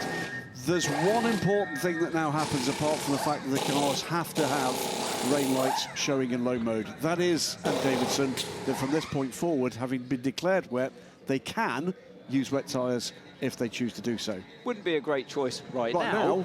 But, yeah, we said that last year, didn't we? We did, We got it wrong. But, yeah, right now as the track is completely dry, apart from potentially around turn 7, Tosa hairpin. And yeah, the reason the race director has to declare the track wet is to give you the opportunity, obviously, to run a wet tyre if you feel it is necessary. But this is, you kind of get the feeling that this is what all the teams are waiting for. Some of the teams are waiting for, that we're in that vulnerable position, a safety car that allows you to, a virtual safety car that allows you to pit under the slow speeds and take advantage of being out of sync with your competitors, as Porsche number 6 was. Yep. That really has fallen into their hands. On old tyres, they get a nice pit stop done. I didn't see how many went on. Could have been all 4, because you can now, under the safety car, start working them, obviously. It's like the start of the race, weaving around, getting all 4 tyres up to temperature. And I think that would have been a good call from car number 6 to have done that. Tom Gamble in the 007 Aston Martin. Both cars running trouble-free. We're almost 4 hours into this race. That's the really important part of this programme. And there's the 21 car, will be rejoining this race. That's great news. Let's hope there's no other damage for that Ferrari, although that clearly has made a pretty major impact in their progress. Not up to speed yet. But then again, remember, cannot go further than... there is trouble, isn't there? Maybe the front right, the camber doesn't look quite right there. I'm looking at the rear wheel where it was hit. But it's got a left rear puncture, as you would expect. Yeah. The question is there any suspension damage on that car? It is, by a distance, the most modular of LMGT3 cars. What do I mean by that? They can service a lot more on this car more quickly than others. But there are always going to be parts, and it tends to be the mechanical parts of the package that are tricky. Here comes the 51 car from the lead of the race. And a driver change. I can just see Giovinazzi jumping out there. Soft's ready for this car. This will be Alessandro Pierguidi taken to the wheel for the first time today. There's the energy replenishing graphic going up, and the 83 car could see just pulling in behind the 51. We're hearing that Kubica, and the car 51 changing to the soft tyre all round because of the risk of rain. So, wow. They do think there's a risk of rain, significant rain. So that's a preservation. Now, what do Toyota think of the risk of rain? They've gone for a medium. And that's the team that got it right last year. Right sides only, that car by the look of things. And that is the 15 car. All round. And it's mediums all round. Well, they did say, didn't they, towards the end of the race that they were expecting rain. I can't remember which driver it was that was interviewed on the grid. Well, I'm just looking to my right to our resident weatherman, and prediction is we might get some reasonable rain here before the end of this race. And by reasonable, I don't mean good. So, still under the virtual safety car. We wait now to the point where the safety car is deployed, and then, as I said a little earlier, there will be a full safety car procedure, including, if we need it, a wave-by. So 2 hours and 10 minutes to go. 21 car, I'm just checking, I think is in and out of the pits. It has indeed. So Alessio Rivera is aboard that car, but that car has emerged from the pits. That's the good news for Ferrari 296 fans. The bad news is it's the last car running because of the delay. Vincent Voss there, and he's going to be concerned, I'm sure, about what decision is going to come the way of the 46. And he's also got some cars running at the sharp end in Hypercar as well. So what's gone from being looking like a real fantastic day for WRT, and now, yeah, that clash with the LMGT3 car of Rossi, even more to think about for Vincent Voss.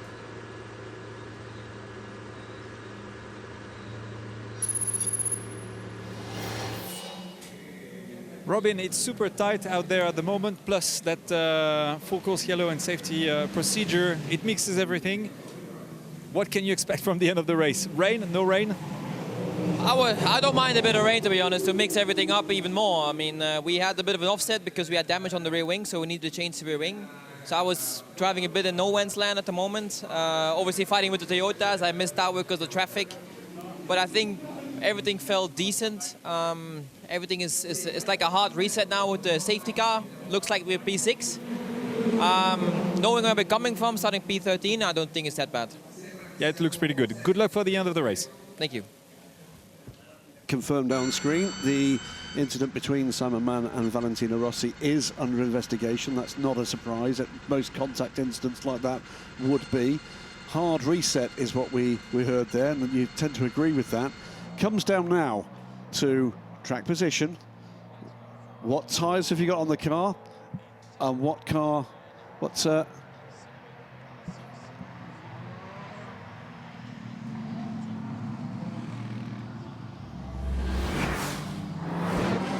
So the start of the race at Imola.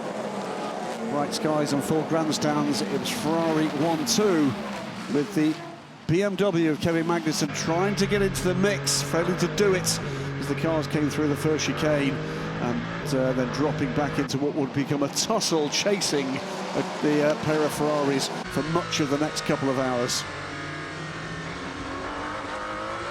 Close contention behind the Toyotas, the Peugeots, the Alpines making contact with each other, and behind that, pretty much carnage. LMGT3 and the screaming pack coming down there behind the leading BMW of Ahmed Al-Hati, the 46 car. The Omani under pressure from the number 21 Ferrari of François Hériot. Side-by-side action between Porsche and Ferrari as the number 50 car, starting from the back of the Hypercar grid, gradually made their way up the stepladder of talent ahead of them. And a very conservative run. Trouble for Ben Keating after side-by-side contact with Célia Martin. The Corvette coming off worse, Célia Martin taking the penalty for that. And there was a pass for the lead by François Hériot. Great run in the 21 Ferrari. 50 car continuing to make moves up the order in the hands of Nick Nielsen. And then side by side between the 94 and the 38. No penalty handed out for the hip check on Earl Bamber. And then to the side of the road and over the grass from Julian Andlauer. Loic Duval defended his position with some verve. 21 car on pit lane, and that allowed back through to the lead Ahmed Al-Hati in LMGT3. Behind, there was trouble again between a Peugeot and a Cadillac. This time, Alex Lynn hitting the rear of the 93 car of Paul Di Resta, and then high drama side-by-side contact between the 31 BMW and the 27 Aston Martin. That would bring out caution. Aston Martin out of the race. Another hip check there and damage to the rear of the 20 BMW after contact with the number 7. The Toyota in traffic. The two BMWs side-by-side as third place for the 46 at that stage, but making way back up to the lead, and side-by-side again, this time between the 36 and the 15, BMW on Alpine, and through to what was 6th position at the time would go the WRT run BMW. Opportunistic stuff in traffic saw the number 7 Toyota take the position from the number 20, new rear end after the earlier troubles between the two cars. And then coming towards the 4th hour, Antonio Giovinazzi finally making his way by the number 6 Penske Porsche that had made their way back up to the lead with smart pit strategy. And then trouble for Simon Mann in the mix, was leading the race at that point, and contact from Valentino Rossi means that that incident is under investigation, and the virtual safety car brings us back round to where we are right now. There we are, 135 laps done. We're under the safety car. Pass around is starting, as we say, with the number 6 Porsche Penske Motorsport car behind, then the 7 Toyota, the 15 BMW, 83 the privateer AF Corsa Ferrari, the 20 BMW, 36 Alpine, 5 Porsche, the 8 Toyota and the 94 Peugeot complete the top 10. In LMGT3, it's led at the moment, but with that investigation looming by Valentino Rossi. So it's Kelvin van der Linde now aboard the 46 BMW from the 78 Lexus, the Montai 92 Porsche and the Proton 77 Mustang.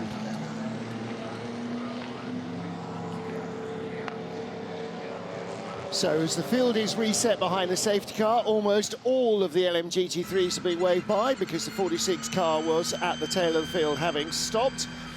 For the second time, by the way. Yeah. However, the car that has been most harmed by that is the 50 Ferrari, back down in 13th place.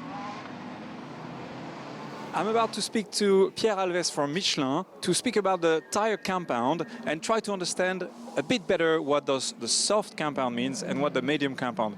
Pierre, sometimes we hear that the soft tire can actually last longer than the medium. Could you explain why and what's the philosophy behind this tire? This is a very good question, because as you see, in endurance, we are not making tires to make a qualified tire. We make tires to make a race tire. So all the range that we have available in WEC, it's only race tires. We have to, with these 3 compounds, be able to cover all the championship in all conditions to make race tires, because we want to see the cars use these tires for the longest possible. So why we have this soft compound? Everybody thinks on the soft. We see in the other championship that make soft is faster, but not for long. Here's the philosophy is totally different, because we make soft compound, we call it soft, but it's a cold compound. So this is a race tire, but as you can see, we choose a white color. It's for a reason, is because white, it reminds us the snow is for cold. Like this, we identify which tire to use on this condition. So in fact, the tire works at a different temperature. That's it. Exactly, it's only based on the track temperature. So when it's cold, like we see this morning here in Imola, when it's 15 degrees, this tire has a very good warm-up because it's a work on a cold condition. But as soon as we are going to go over 25 degrees, we will switch to the medium compound. Thank you so much for these details. Thank you very much. So wave by goes on, and the safety car is coming down, or coming up to Variante Alta.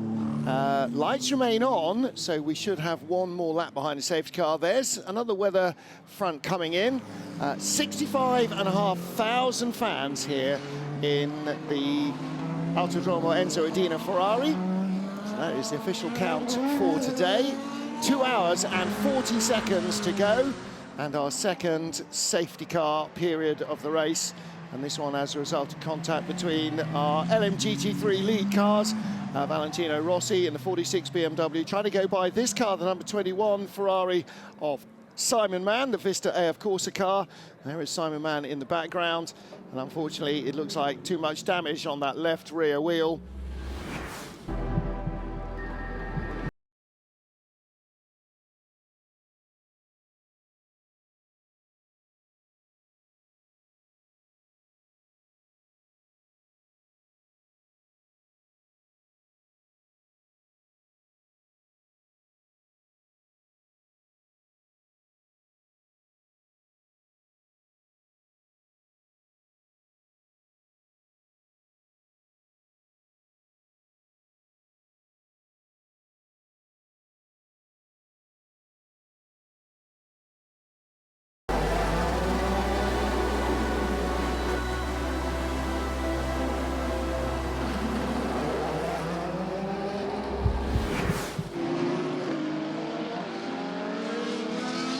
Cars building back up to speed behind the safety car in Imola as they come out of Tosa and start the climb up over the Piratella and then heading back down the hill towards Acqua Minerale. And it is that as the end of timing sector 2, where we should probably see the lights go out on the safety car. Let's pan around the corner. Lights off. Lights are off on the safety car, I think. No, I think they're on. I think they're on. Are they still on? In that case, there must be barrier repairs because the GT field has joined the back of the safety car queue, so wave around has been completed successfully. But there is water now on the screen, so the first sign with the first of the cars showing the windscreen wipers playing, and we've got the weather front coming in.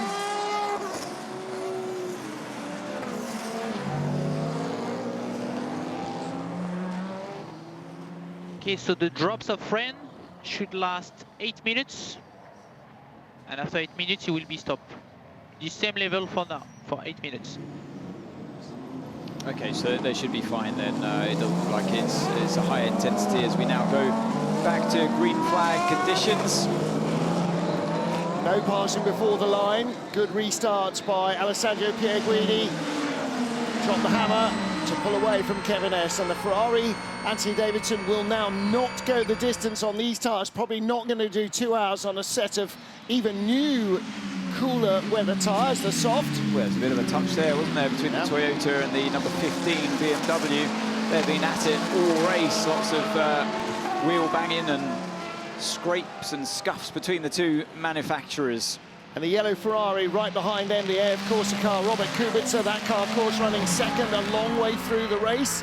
And the number 50 Ferrari, which looked as though it might end up, it may be even on the podium, has now gone all the way back down. It's found a snake after all the ladders, down to 13th place. Well, you know, that safety car really didn't work in their favour because they'd done a stop fairly recently before. But a car like the number 6 Porsche, for example, due a pit stop, it was perfect timing for them, and that's why they see themselves now in a genuine P2 position. That's something they wouldn't have dreamt of coming into this race today. It worked really well for the number 6 car, and unfortunately the loser there, the big loser in the entire field, was Ferrari number 50. All that hard work, all that promise, all that speed, all for nothing. But the counterpoint is the cars are so close together, and he's got the performance advantage we've seen from the lead Ferrari aboard that 50. He's only 11 seconds off the lead. And if this rain doesn't really come to much, which by the sounds of it, from listening to Hertz Team Jota, then Ferrari, the lead car, isn't on the preferable tyre. It's not like we heard from Pierre earlier on from Michelin. It's not necessarily a softer tyre. It's supposed to work in cooler conditions. And the conditions all the way through this weekend have been warmer than it was last year, where they had the mediums and the hards available. Same tyre compounds, of course, and construction for coming into this season. So you've got the fastest car out there, has been all weekend, but now not on the preferable tyre. And what cost them the race last year? Being on the wrong tyre. Now then it was in the rain, but there we go. So 46 and 21 car team managers and their drivers are being called to the stewards after that investigation. Let's hear from the BMW 15. Okay, there is Ferrari behind. He's on soft. We just need to keep them behind on the peak, and then after we'll be fine. Yeah, so make sure that you hold him up when he's got that peak tyre advantage. That's the yellow Ferrari behind the 15 BMW. And of course, behind Robert Kubica, the next set of lights is BMW number 20, the Shell livery BMW. We ride on board with Kubica. The only problem that we have now in terms of, like I mentioned before, our viewing pleasure with the difference of strategy of the tyres, as Robin Freins pointed out, that hard reset, what he meant by that is that everyone just puts new tyres on now. So you haven't got that offset going on. And without that offset, we're back to square one like it was at the start of the race, hence the hard reset comment by Robin Freins. What he means by that, almost impossible to overtake. and everybody's on the same fuel strategy as well, so none of that is playing in. So it's basically a 2-hour sprint race. Forget the previous 4 hours, none of that exists. But that's just shuffled up the qualifying mix. The counterpoint is you can't afford to drive as conservatively as you would have done in a position where you held one of those dominant positions before this one. And can I just point out that Andrew Pierguidi's already 1.6 seconds ahead of the second-placed white-nosed Porsche, and he is 6/10, 7/10 ahead of Kamui Kobayashi. So the Ferrari driver in front knows exactly what the problem is, and he has got to clear off and make enough time for a tyre change. The good thing here as well, I suppose, in terms of, like, is there any jeopardy here? I think there is, because we're going into untested waters with the fact that a full set of soft tyres, or the cooler temperature tyres, are going to go further than they've ever been all weekend, or, well, for the World Endurance Championship here in Imola, because we didn't have that tyre available last year. So let's see how they go for these 2 hours remaining. We saw the Alpine perform extremely well over a single stint and then change one side of those tyres in the pit stop that followed. We know there's pace enough to maintain that through a single stint, but 2 stints, they're going to have to change the tyre. I'll run you through what everyone did now that it's calmed down a little bit. So all 4 new softs for car 51, 3 medium tyres, rears and right front for car number 6 only, so they're continuing on with the front left that's older on that car. Kobayashi, who's in car 7, took a right side of brand new mediums, kept the left side old. A full set for Dries van Toor in car 15 of medium tyres, a full set of softs for Robert Kubica, full set of mediums for car 20. I'll stop there, but most of the others had a full set as well from that point on. So, yeah, car 6 is going to be the cork in the bottle here, I think. Okay, just a little bit of housekeeping LMGT3 while we're aboard the number 83 of Robert Kubica. We've got investigation for virtual safety car procedures. Car 95, United Autosport, McLaren running 6th, and car 77, that was with Ben Tuck at the wheel. He's no longer at the wheel, and it's going to come to a 3rd point here, running 4th, that Mustang. But interestingly, on that virtual safety car, Bernardo Souza, the bronze driver, is back aboard the 4th place Mustang, so that's not in a realistic position, although he's doing very well to hold off Charlie Eastwood behind. He had more time to do in the minimum driver time that a bronze must do. Yep. The problem is, none of it, well, very little of it was behind the safety car, and you don't want to stop now because the entire rest of the field will go by, so he's going to have to do an entire stint. Now, the other thing that factors in here is that although the tyres can probably do 2 hours in Hypercar, they can't do 2 hours on the fuel, so they're going to have to stop at least twice in the 2 hours because they won't do 1 hour. So there is that opportunity for Ferrari if Pierguidi can get far enough ahead before he needs fuel to maybe do a right side change, and that could save them. But at the moment, 50 has lost out and 51 has lost out as well, and 83 is going to lose out because they're on the well, what we think might be the wrong tyre, the cooler weather tyre. Now, the overcast and the cooler conditions of the weather front coming through will drop the track temperature.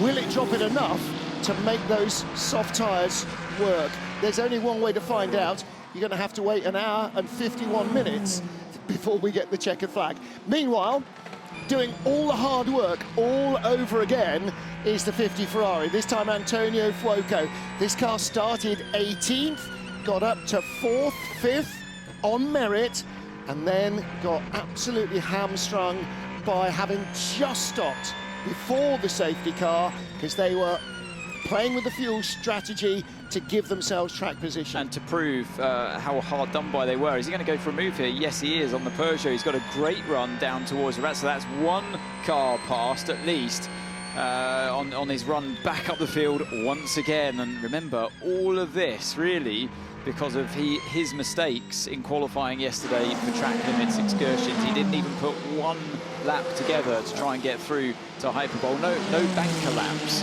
They were all track limits. So that's the problem, and they fight that fight together because of that. But on top of his pain, and proves that how out of sync they were, didn't even take tyres during that last safety car. So now you're asking a lot from him.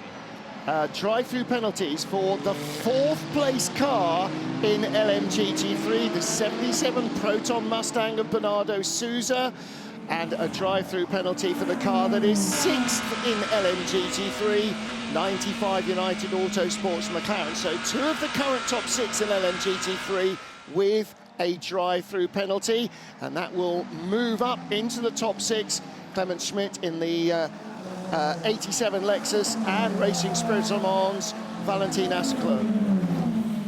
So under an hour and 50 minutes to go now. And once again, gentlemen, one other factor worth pointing out as we get into more battles on track, astounding reliability from this hypercar field. I think Qatar was the biggest finishing total of in hypercar history at 17, and with 2 hours to go, under 2 hours to go, and all 18 are still running. This could be a bit of a run for the Toyota here. No, I think car 6 just got away with that one. We see some front rear locking. We see some rear locking. You can go forward B-bar if you can. Yeah, sorry, Graham. I thought that was going to be more of a run for Kobayashi there, because I saw the Mercedes, the LMGT3 car just about to hold up car 6 before Ravazza 2. But Estra just had the run on the exit that he needed, and to keep that Toyota at bay. Kamui versus Kevin could be good news for Alessandro Pierguidi. The Ferrari is only just a second ahead of the number 6 Porsche, so he is not escaping. But if Kamui Kobayashi starts to really attack the Porsche and the BMW sort of joins in, they could all slow each other down, and that might give the Ferrari a chance to escape. I still think Pierguidi in the 51 Ferrari is at the moment least likely of this group to finish on the podium. 1:32.713 last time around from Antonio Fuoco. The 50 car's fastest lap of the race, 10 seconds from the lead. I think the soft tyre runners are in trouble. I really do, because look at the Alpine. They took 4 sets of soft tyre there, and car 50 on old mediums is through. Car 51 dropping back. I thought it was intentional, but it kind of is starting to show to me why they all started this race today on medium tyres. Have Ferrari reacted wrongly to that threat of rain? I think so. At the moment, it's not playing out well for them. 51 is not getting away, even though he's in clear air. 83 is dropping back. Yep. I would have thought that Kubica would have been putting way more pressure on these cars in front. He's also on that full set of soft. So let's watch this space. But so far, I think all signs pointing towards the fact that at this point, the softs are starting to suffer, as that was just a brush of the gravel from one of the GTs in front. Yeah. That's not what the race leader needs, but you're right, the gap is now under a second. Kevin Estra is attacking for the lead of the race. It's come down from 1.6 to 0.8 seconds in 2 laps. The white sidewall is not the tyre to be on right now. Well, we'll keep an eye on what's going on with this increasingly manic race at the front of Hypercar.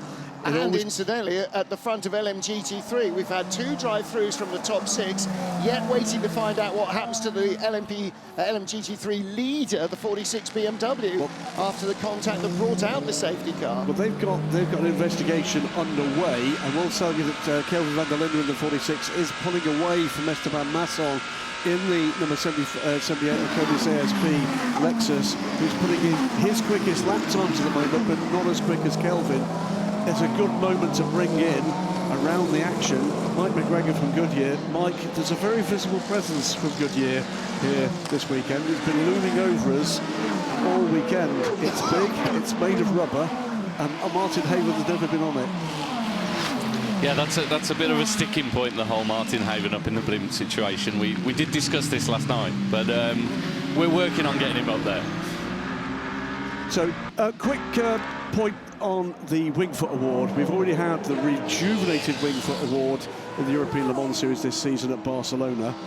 Tell us a little bit about what you guys at Brains Trust back at Goodyear have been working on, and tell us how the viewers can get involved this year. So the Wingfoot Award... And right now, by the way. Yeah, so the Wingfoot Award has been rejuvenated this year, as you say. We're now looking at a driver of the day. So we're looking across the entire race weekend at standout elements of what drivers have brought to it, and they can vote for it on social media, as you say, right now on the Instagram page. Now, is that against a shortlist or any LMGT3 runner? So we create a shortlist based on a nomination panel, which is made up of certain commentators, people from the WEC, and then a member of staff from Goodyear. And then we put that vote to a panel based on the Instagram page. It was a real success on launch in Barcelona for the LMS. I'm guessing you're hoping for great things with the big crowds we're now seeing coming to on-site and online with the TV audience. Yeah, we saw really good engagement already in Qatar, and we saw that improve, as you say, in Barcelona. I think we just want to carry on that momentum throughout the season of really being able to engage with the fans, and there may be some nice giveaways that could come along with that as the season goes on. Excellent. Well, maybe that might involve a big rubber thing in the sky. Lots going on. Number 50 car is, I think, coming into the pits now. It is. We'll keep an eye on that one as we carry on talking to Mike. Mike, huge variety in LMGT3. That's been one of the really big pluses of the introduction of this brand new class last season for the FIA World Endurance Championship, and you've got some new friends with your products on the corners this year. Yeah, it is. Obviously, we're going to see the C specification when we go out to Sao Paulo. And, you know, we've seen it already this weekend, some very different thought process on strategy. Some teams changing side by side each stint, some teams triple stinting left-hand side tyres. So it is really bringing a different mix for all these different cars. They're all learning products. They're all learning a very different formula. And as we've said before when we had you in the booth, it's a lot more different than people thought it was going to be. Yeah, no one's done double stinting, especially not in GT3 before. You know, we saw some of that in the past in GTE.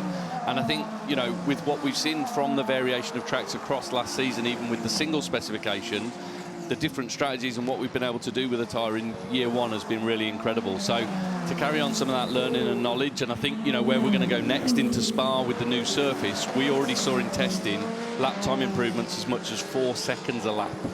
Wow, that's amazing. Let's talk about the blimp. It's a very visible and hugely historic part of the Goodyear brand image. We're going to be seeing it, I know, a lot more this season. It's got its own social media pages all over the place. And I think, I'm not going to give away the secrets, I think we're going to be seeing a lot more of the blimp, not just over the WC and maybe a little bit of ELMS, but elsewhere as well. You want viewers, listeners, everybody to just send in their snaps to that social media presence as the number 8 Toyota on pit lane? Yeah, of course we do. You know, it's about that engagement. It's the 100th anniversary of the blimp, so Goodyear have been flying it for 100 years. And this weekend we run a competition to win a fly by tagging the blimp in some of those social media posts. And yes, you're going to see it at multiple motorsport events this year, but also maybe some other events on the calendar. Whether invited or not. Maybe a different conversation. But beyond that, we've also seen the US side of the Goodyear product as the Toyota leaves pit lane. One of the blimps that operates there back in its original livery. Yeah, so to celebrate the anniversary, we rebranded it completely. And as a little sneak, maybe some of the fans should be looking closely at the tyres when we get to the Spa race weekend. Ooh, so something a little bit different. Mike, the efforts of Goodyear, all your guys and girls, are much appreciated. It's a great way to end it on with the branding all over the back of the corner there. LMGT3 proving to be quite the hit, and I know Goodyear have been encouraged by the exposure you're getting. I think we're going to be hearing more of this brand, and let's hope that this guy in the future in the FIA World Endurance Championship and elsewhere. Mike McGregor from Goodyear, thanks so much for joining us again. Thank you very much.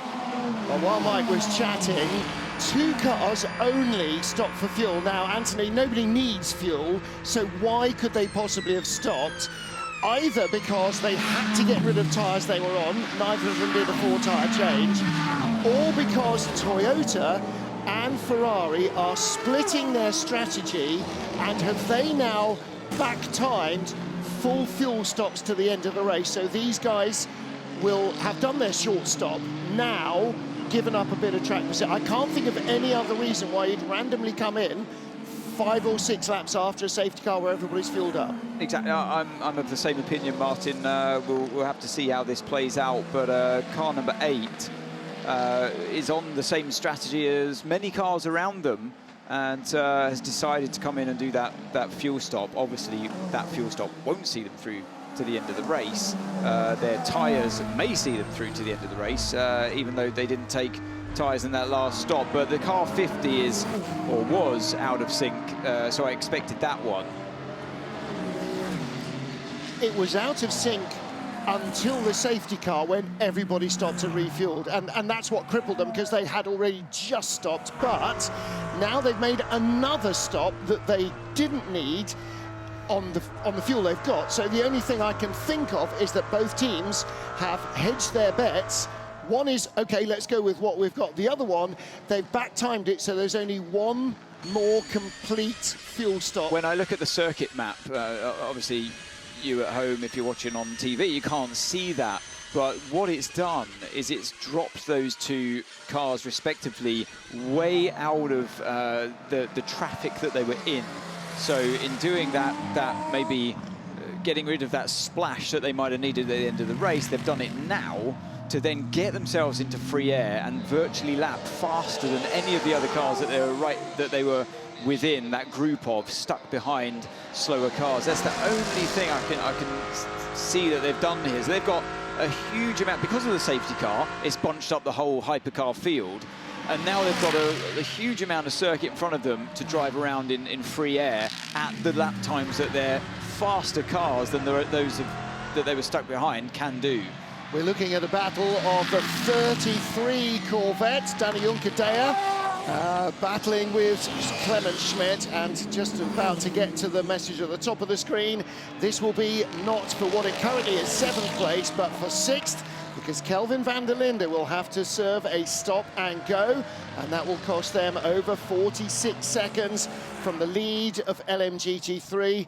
And currently 46 seconds behind the leader is Marino Sato down in 10th place. So that will drop this car from first out of the points. It doesn't lose 46 seconds because it's still moving down pit lane.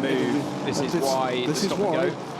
Also, while we're talking about that and seeing again why that penalty is coming, fastest lap of the race goes to Antonio Fuoco. It's a 1:32.504. Think your theory is beginning to look like it's got legs there. And I think Toyota did the same with car number 8 to hold track position against car 50. So, all sorts going on at the moment. Kelvin van der Linde takes that penalty immediately, so the debate's going to be over shortly. We'll see exactly where he comes out. That's what I mean. It's not 46 seconds lost. It will be, because it's not a drive-through, it's a stop and go. So he'll have to come to a halt and then build up to 80 kilometres, 60 kilometres again. So he will lose more than the drive-through of 46 seconds. So there will be a total loss that will drop him probably to the bottom of the points. Meanwhile, 81 Corvette TF Sport, Charlie Eastwood now up to 4th in LMGT3, and Bruce is with his teammate. I am with Tom Van Rompuy, driver of Corvette. It's going pretty well. We spoke in quali, it was tough, but as you mentioned, race pace is better. Yes, true. Race pace is better. We try to really focus on energy saving and try to maximize our stints, keeping a bit of life in our tires. For the moment, we are good. We hope to climb 1 or 2 places to be on the podium. But let's see, it's still about 2 hours, but for the moment we are happy to how it goes. Excellent, good luck for the end. Thank you. Yeah, so things are looking better in the race because they've been clean and operated well for the Corvettes. 81 up to 3rd place. 33, well, it was knocked off the track when Ben Keating was at the wheel, but the 6th 33 car now in 6th position. And so Danny Juncadella has kept that car in the top 6. 46, by the way, emerges from pit lane. Kelvin van der Linde in 9th position. 25 seconds is the gap we're looking for, and that's 25 seconds from the leading, checks for facts, Lexus. Yep. Esteban Masson, the replacement gold-ranked driver here. Ben Barnicoat not available this weekend. Not available, but not fit.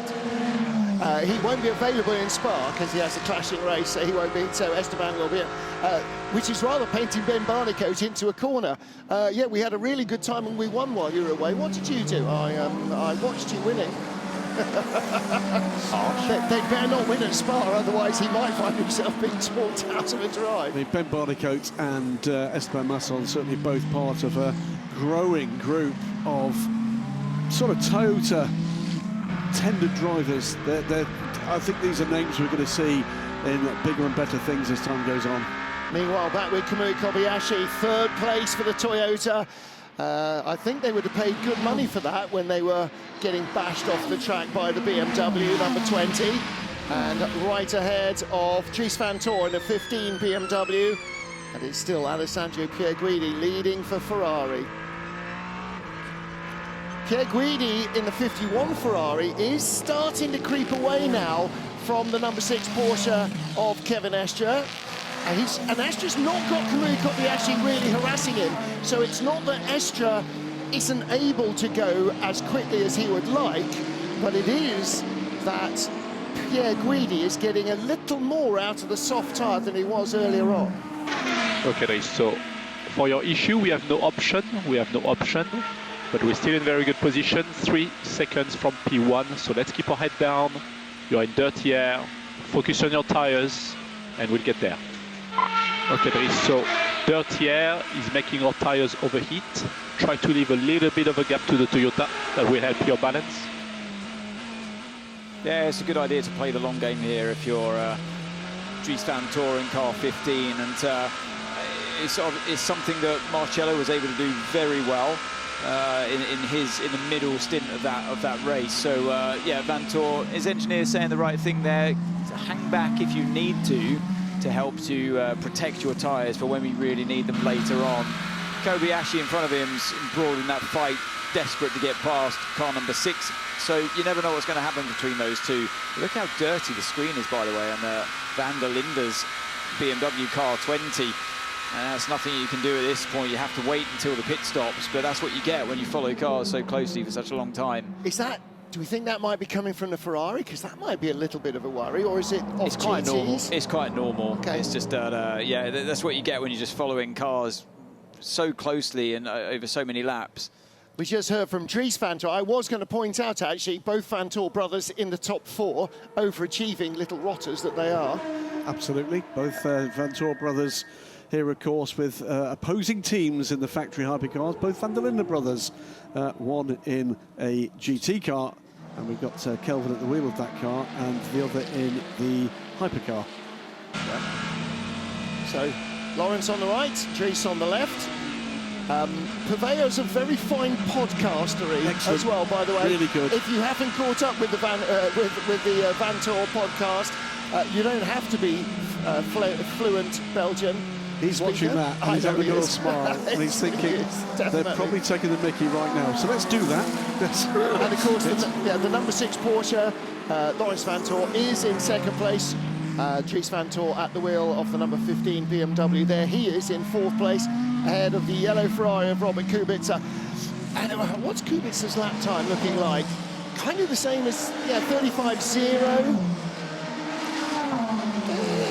It's kind of the same as everybody else, but 34.5 for Alessandro Pierguidi in clean air, so he's got a little bit of an advantage. But Anthony, Pierguidi is just sort of starting to creep away from Kevin Estre.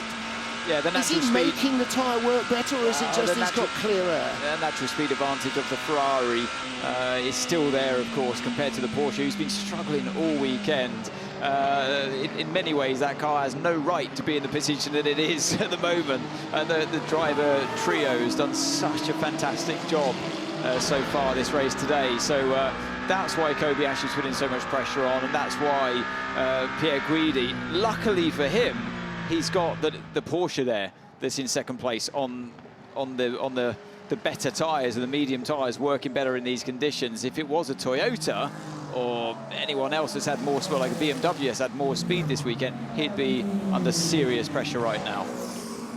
Meanwhile, the lead group hits the first group of LMGT3 traffic, and this could throw something into the mix at this stage. Always does, doesn't it? And it also starts to jiggle up the LMGT3 order as well. Looking at the 54 Ferrari. Oh dear! That was massive close. lock-up. Wow, I thought that was going to be a crash. I don't know how Estra was able to lift off out of that and not cause contact with the Ferrari GT car. Sorry for butting it. I just thought we were about to see a T-bone there into Ravazza 1. How on earth? Look, threading between two cars, a lock-up, and I tell you what saved him, the Ferrari's awareness. Yep. Whoever was in that GT car, who is that? It's that the 54 Davide Rigon. Wow, Rigon, hats off to you, my friend. That was some reaction, because I think many other drivers would have turned in there. Look at this, through the inside one way, to the inside the other way, and that's just, I don't know how there wasn't contact. Yeah, they see it as well. That was my reaction. Wow. Davide Rigon, long-time Ferrari factory GTE Pro driver. He saw that coming. And did you see that the car was behind? Was the 46 BMW. That's for position. Luckily didn't go down the inside and hit another silver Ferrari. That's for position as well, and he retained his position. I did a move did a brilliant move. Reminds me, I did a move once, I think it was in Bahrain on Alex Lynn down into turn 1. I was in the LMP1, he was in the GT, and I saw him after the race. I just looked at him, I knew what he was going to say, and a bit late, wasn't it, mate? But it was a bit late. I'm really sorry. Thanks for not turning in. And Alex reads me well, and I'm looking, and I could see that face and that tone that he would have delivered that in. Now, why would Jose Maria Lopez have just pitted in the 86 Lexus? Not sure. Anyway, that's dropped it a little further back in LMGT3, and in fact out of the points, unfortunately. But Esteban Masson leads in the 78 Lexus, ahead of Ricardo Perez Porsche and Charlie Eastwood up to third in the 81 Corvette. And the 46 BMW, remember, had that penalty, came back out in 9th, back up now to 7th, Kelvin van der Linde, and some cars just tenths of a second ahead of him. So Kelvin has in fact got ahead of Davide Rigon silver Ferrari, and just in front of him was Michel Getting, in the Iron Dames Porsche. It was moments ago Danny Juncadella, but he's now got ahead of Michel Gatting, and they've got their mirrors full of... And there is Michel Gatting just being passed by Davide Rigon, and ahead of him is the 46 BMW. So the BMW is now right on the back of the 81 Corvette, and that 33 Corvette of Danny Juncadella, and that is for 5th position. It's all happening. So he lost that position, obviously, at the exit of Ravazza 1, didn't he, to the BMW. That's what you get for, well, he lives to fight another day, and he's still in the fight, but you've lost a position. If he had turned in, there would have been damage to the left-hand side, possibly spun him out. So although it's painful, he did the right thing in not turning in, and can refocus now and try and mount the pressure on the BMW. But as we know, the BMW's been the fastest car all weekend so far, so that's a tall order. That's a mark of progress, by the way, from Kelvin van der Linde since that penalty. He has picked up now 3 places and dropped no time to the class leader at all. In fact, if anything, he's picked up something like a second. All over the back of Danny Juncadella. If he's going to carry on that progress, needs to get by the Corvette now, and that is not going to be easy, as we saw at the end of the race in Qatar when Danny doled out an absolute defensive racing masterclass. Yeah, I'd forgotten that. He really did, didn't he? Should say, by the way, also comes to this race as he looks out the inside now, on the back of a win on his debut in LMP2, Danny, and there goes the position. Just didn't have the straight line speed to fend off the hard-charging BMW. Surprised that he didn't defend on the inside, but he's in trouble there as well. That's Sebastian Bourdais going through the Hypercar. That makes more sense. Whoa. Bourdais threading the eye of the needle inside the 46 BMW as well. But he's under pressure here on the inside potentially with Rigon. Thinks about it inside of Tosa. Yeah, didn't quite have the run out of Tosa, but he's still there as they climb the hill. Yeah, and ahead of this group, next car in the train is Valentina Harzeclo in the number 10 Racing Sprint Le Mans car. We'll see that car there as the camera pulls out. Rigon is going to have a look down the hill, either into Acqua Minerale or more likely into Ravazza. He's definitely closing in on the Corvette. Not quite close enough. Meanwhile, through goes the number 6 Porsche. Kevin Estre in second place. Kobayashi, the black Toyota, with him in third. There's the white nose of the Porsche Penske Motorsport 963. Yeah, and Kobayashi's now looking to be, he's a bit more desperate to get past Estre because they're starting to lose too much time to Pierre Guidi in front. Is now, the gap's over 5 seconds. So, yeah, that moment that Estre had down into Rivazza certainly hasn't helped that. But yeah, Kobayashi clearly in the faster car at the moment. Pierre Guidi, one of 3 cars in the 33s. The other ones are the number 50 Ferrari and the 99 Proton Porsche. Okay, Kamui, it's 11 laps to go and 54 overall, so you will bring these tires to the end. So now it's 11 laps to go.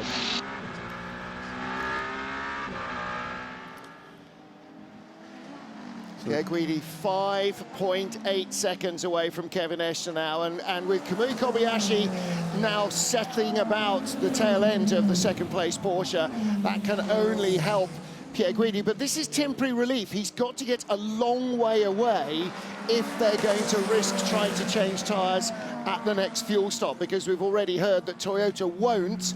But can they survive on softs? Can they double stint them all round?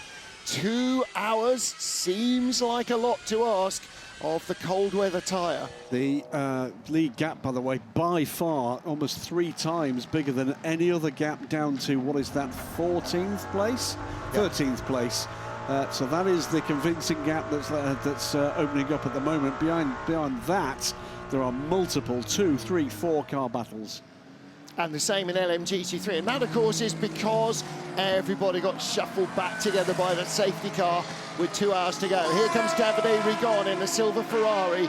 Again, looking down the hill into Rivazza, not close enough to have a lunge on, well, close enough to have a lunge, not close enough to have a clean or even remotely successful attempt to get by into Rivazza. Lead Lexus on pit lane, and it's too early for that to be able to get home from there on fuel. That puts Ricky Perra in the 92 Monsai first form Porsche into the lead for, I think, the very first time. Charlie Eastwood goes second, Valentino Haseklo third. Kelvin van der Linde is within half a second now of the Aston Martin to get back into a podium position. What a remarkable run. So Esteban Masson out of the car. There's a driver change, so who's got back in? Hopefully not Arnaud Robert. Surely he did his driver time early on. If it's not, then that's another error by the team, or maybe they were just forced into it by the fact that it was all still green up to that stage. He thought about it again, didn't he? But yeah, the Corvette had it covered. Juncadella could see it coming and parked it in Tosa. Yeah, it would have been a bit late, but Rigon's doing anything he can right now to just try to just send him off balance a little bit, just, you know, duck and dive a little bit, and you see the car behind you flashing in your mirrors the whole time. You're not quite sure. You want to try to upset them in any way you can, but yeah, it wasn't to be that time around into Tosa. Meanwhile, running on board with Michel Gatting momentarily before that top chicane there. And just behind them, you saw the battle between the BMW, the 46 BMW, and the number 10 Corvette, Aston Martin Racing Spirit Le Mans car. So Kelvin van der Linde behind Valentin Haseklo. That is the battle for third place. And 17 seconds off the lead, as opposed to 25 seconds for van der Linde it was when he came out after the penalty. Helped, of course, by the fact that the leading Lexus has pitted. 17 seconds off the lead, but only 5 seconds off second place. So they might not get back to the top of the pile, but they're going to be very close if they can get by the Aston Martin there. They don't quite, but this is the battle. Valentin Haseklo with the Dayglow yellow nose, and the Dayglow yellow nose on 46. Kelvin van der Linde Through comes the Aston Martin, through comes the Toyota as well, squeezing through this battle, and that's the opportunity for the South African. He's going to have to go the long way around the French driver, and he's going to try and make it work. He'll have the run on the exit, and that means Asiclo can't use all the power, can't drift out wide. That was great opportunism. Here comes the 50 Ferrari into the mix here. That's going to make it trickier for Valhasklo to get back involved here. He's lost that moment, and away goes Kelvin van der Linde. What a run back to a potential podium place it's been for the Team WRT driver. And sometimes the opportunity presents itself as the tiniest sniff of a glimmer, and he was straight in there like a rat up a drain pipe. Great work. Regon's going to try and go around the outside here.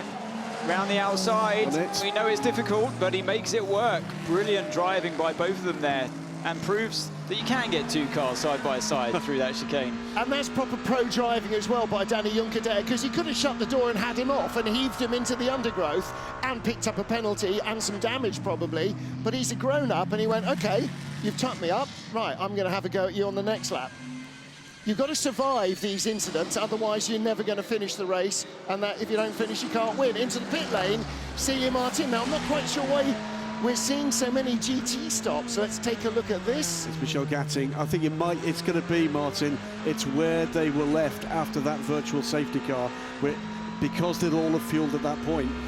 They're going to be on a strategy that doesn't take them to the end of the race. So what we're into now is a position where they're all going to need a splash, and that's going to make it pretty exciting. Well, they're not going to go an hour and 18 if they stop now. Well, but everybody had the same opportunity to come in within 2 laps and fill up. So why are certain cars coming in early? Either they're not fueled properly, or I don't know. Because they want to make advantage or take advantage of their being in a faster car and not getting caught in the train of slower cars. So they wanted to offset their strategy.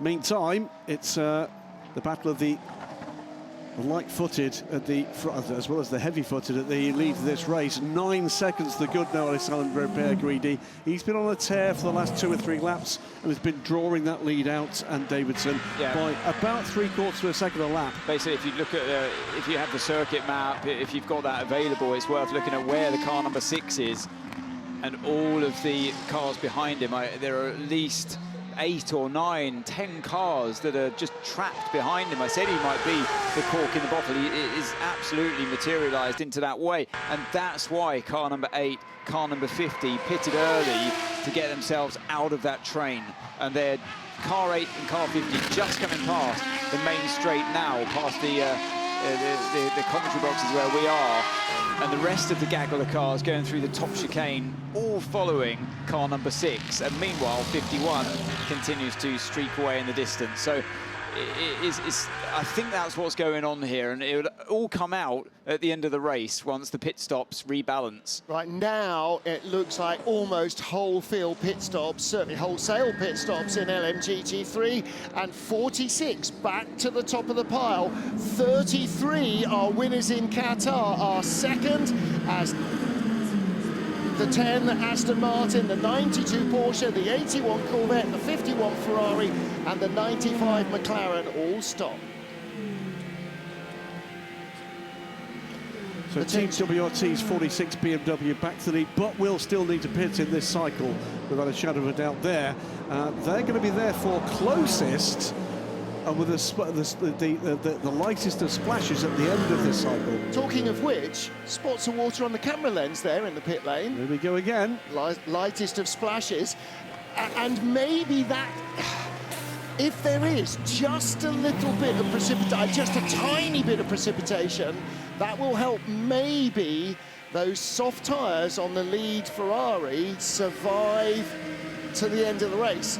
Because at the moment, I don't know if they know, but I know that we don't know what's going to happen with those tyres.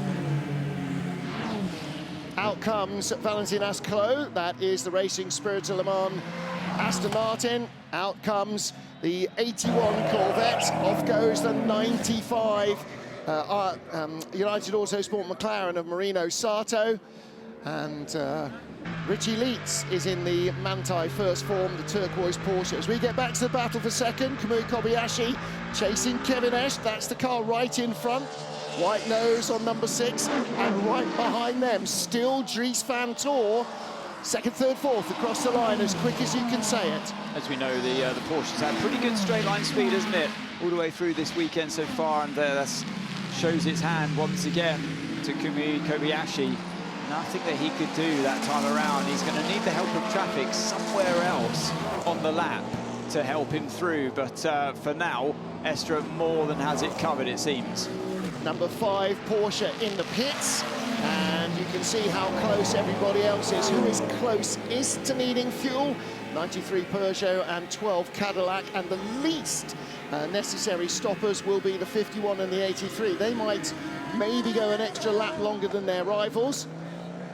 And then you look further back and you can see the car number 8 and the car number 50 on their much higher percentages of fuel or energy compared to the rest. So that's that's the game they're playing here.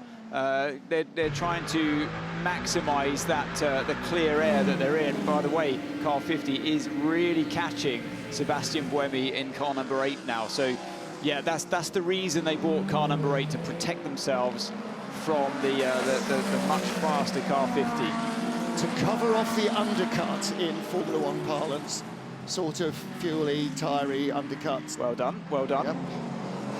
And it's interesting, you look at an undercut playing out over 2 hours rather than, a 12-lap stint or a 15-lap stint. So, under an hour and 15 minutes to go. Big gap opening up, 10-second gap opening up now. Alessandro Pierguidi to Kevin Estra, but behind that, it's just a train. It's 0.3 of a second, it's a second, it's 0.8, 0.5, 1.9, 2.4, 1.5. It's nothing. And Pierguidi, the race leader, is still the only man in the top 10 in the 1:33s, apart from 9th place Paul Chatin in the Alpine. And in fact, his last lap was a 34 anyway, so behind him, Mikkel Jensen in 10th place, just in a 33. 46, leader in LMGT3, Kelvin van der Linde makes his final stop. Ooh, Corvette versus Ferrari. Around the outside, Davide Rigon doesn't quite get there. There wasn't quite enough of his car alongside. To have any hope of overtaking around the outside of turn 2 into Tamburello, you need to be basically ahead of the other car as you turn in. You need to have a significant part of your car ahead, and in that situation, he wasn't there. Look at this. So the traffic getting in the way there at the top chicane, and Kobayashi thought about it, got very close, and then was pinched to the side of the track by Estra. It's that kind of moment he needs. And that Ferrari Corvette action actually was Davide Rigon, but it wasn't Danny Juncadella, it was the other Corvette of Charlie Eastwood, the 81 car. So Rigon having a go at both Corvettes in almost consecutive laps. Now, Kamui Kobayashi, well placed to have a really good attack at Kevin Est.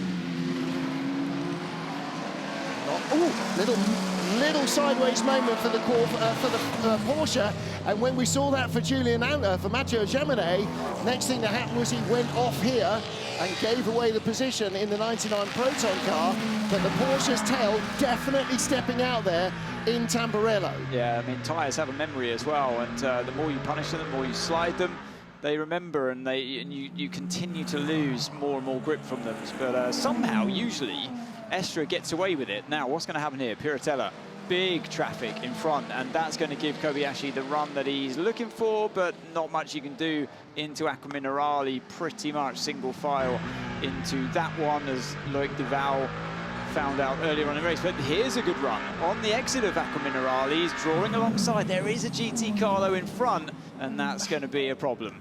Yeah, Kamui saw the trouble coming early, didn't he? Well, okay, no, that's not happening for me. However, maybe down to Ravazza. It's close again. Now, this is the closest he's been down to Ravazza. He's always looked to the inside, but I don't think there's much he can do there. Kevin Estra brakes nice and early. You think about the switchback on the inside, but he's got that bit of contact there, but that was too close. And up behind, the BMW is watching this going on and looking for whether the error that's being forced might give the opportunity. Behind him too is the, of course, number 83 Ferrari. So where's he going to go? To the outside, surely to the outside. And he's got enough of his car alongside now. It's all about the braking, but he's not far enough alongside. And that situation I was speaking about before happens once again. But Estra is struggling. He's massively on the defensive here, and he's got to find his rhythm once again, because Kobayashi's got him running around here on different parts of the track that he's not comfortable being on. He's driving defensive lines, picking up marbles here and there as well when you do. And look at the trainer cars that follow now. He's losing the rear of the Porsche, which is really interesting. On board, coming out of Vatsa, Kamui having to check the mirrors to see where the BMW of Dries Van Tor was before he committed to that move on the Porsche ahead of him. He's got to look ahead and behind at the same time. And behind Dries Van Tor, the yellow Ferrari, Robert Kubica. And behind him, we ride on board with Sheldon van der Linde. And he's... That's what I said before, wasn't it? Car 50 really has caught up to the back of car number 8. And this is important. This is critical for both 50. Well, mostly for car 50's progress in this race today, because they purposely pitted early out of sequence of other cars to maximise its potential. Down the inside, finally, Kobayashi a little bit of wheel banging there. I think that was fair. That was good hard racing between two hard drivers.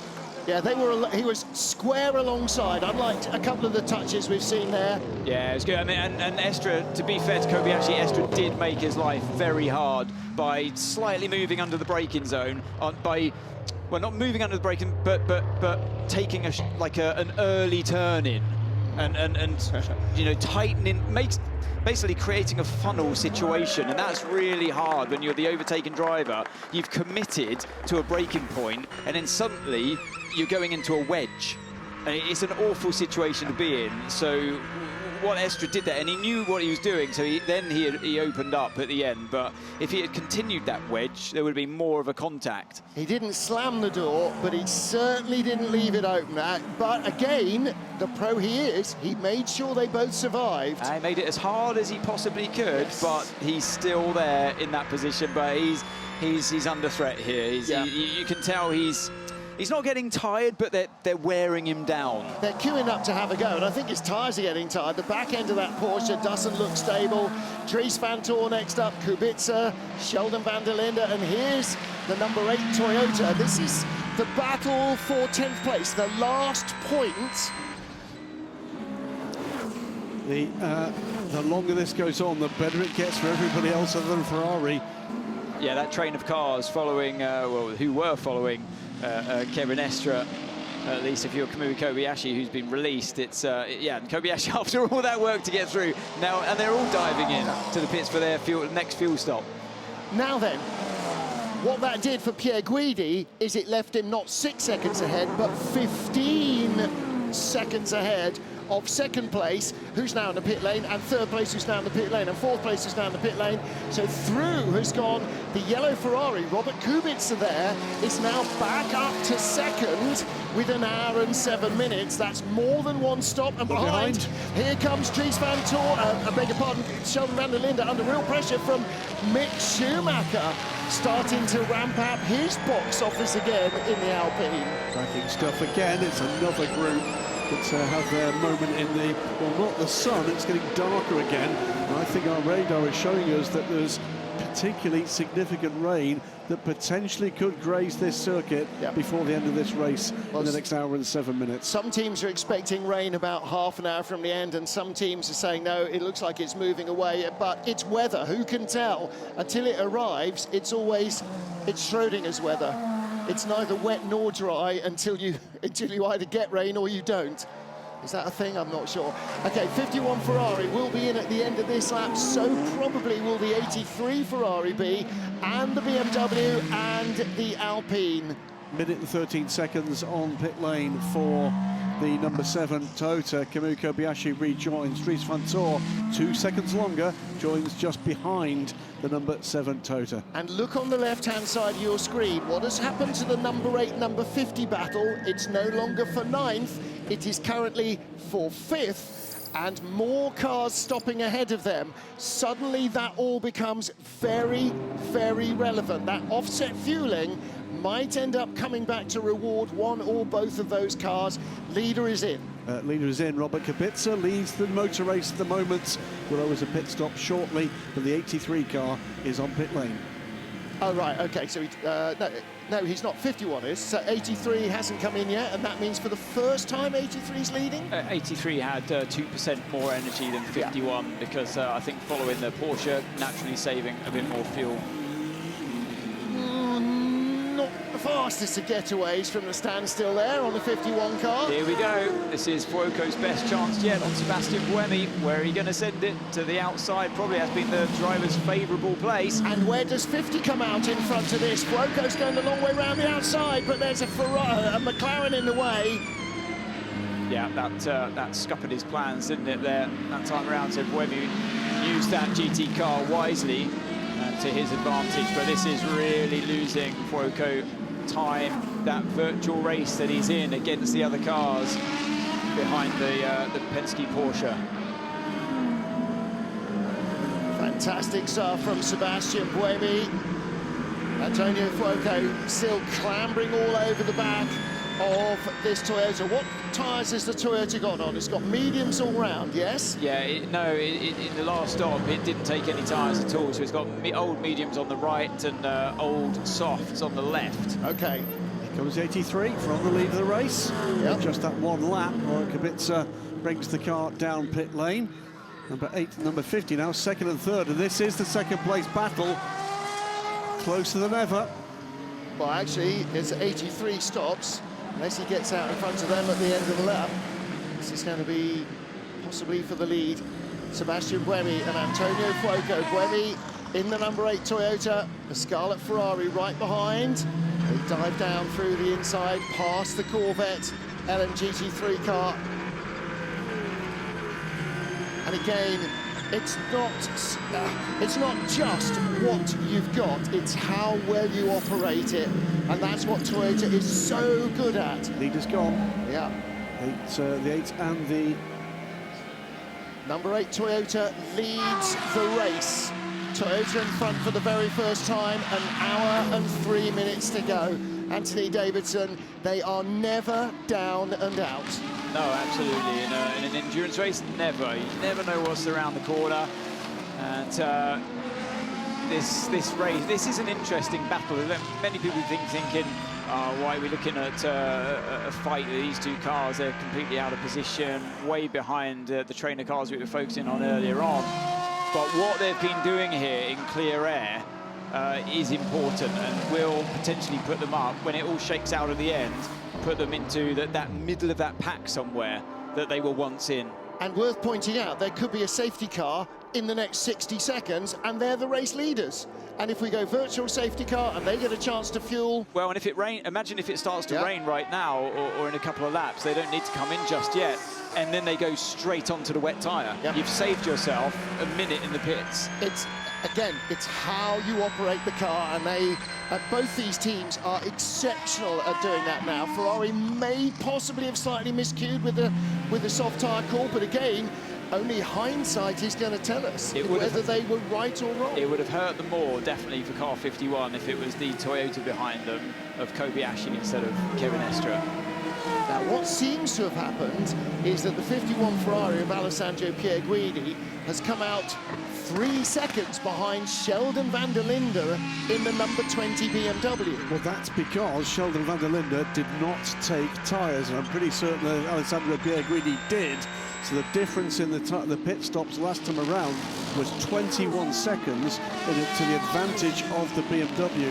1 minute and 2 seconds on pit lane for the 20 BMW that sits third. 1 minute and 23, but retaining their tyre advantage for the 51 Ferrari. But that tyre advantage only really comes into play if this race stays dry. I think, was it Robin Frein said, a hard reset? We might be having another one of those if it's wet.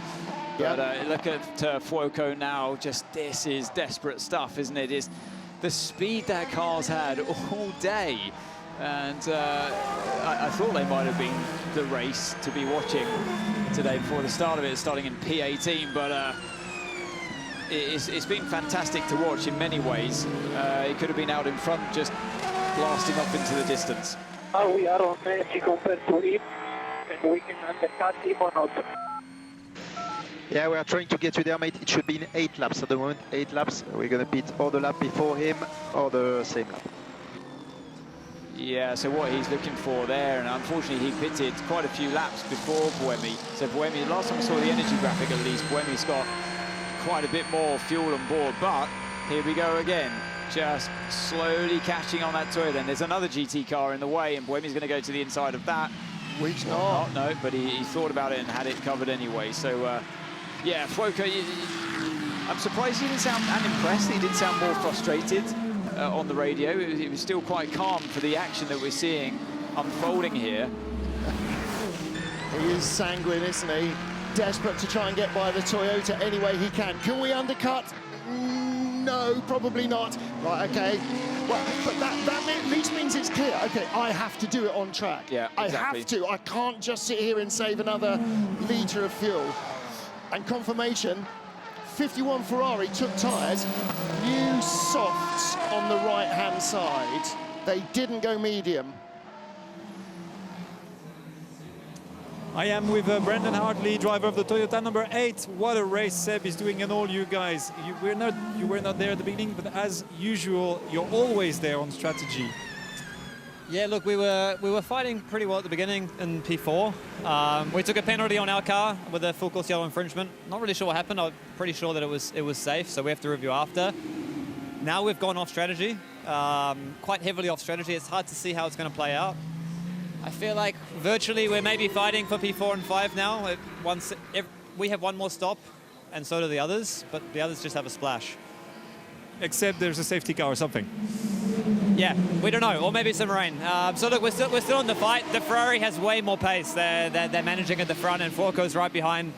Seb's trying to keep him behind, but yeah, I'm just watching the TV now. It's a great fight. We're hoping we can still fight for a podium. Kamui's also fighting for the podium, so if we can score some good points again, it would be damage limitation on a weekend we don't have the full pace. But it's been a nice race, honestly, with many cars in the midfield battle, let's say. Absolutely, and we're all watching the race and the fight at the moment. So good luck for the end. Thank you. I tell you what, Brendan's right. This is an absolute masterclass in how to defend. He's just got enough straight line speed to keep Fuoco at bay. Fuoco can just about get a nose in there, but Buemi's got the inside covered every time into turn 2.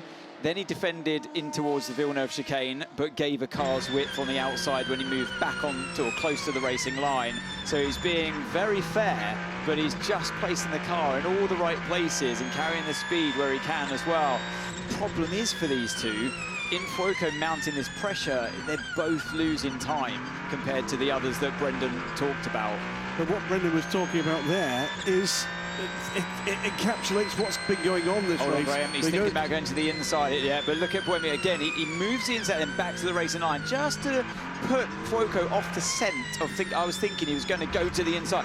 If I was Fuoco, that's what I would try and do. Yeah, point we're going to make here really quickly because it's happening so quickly.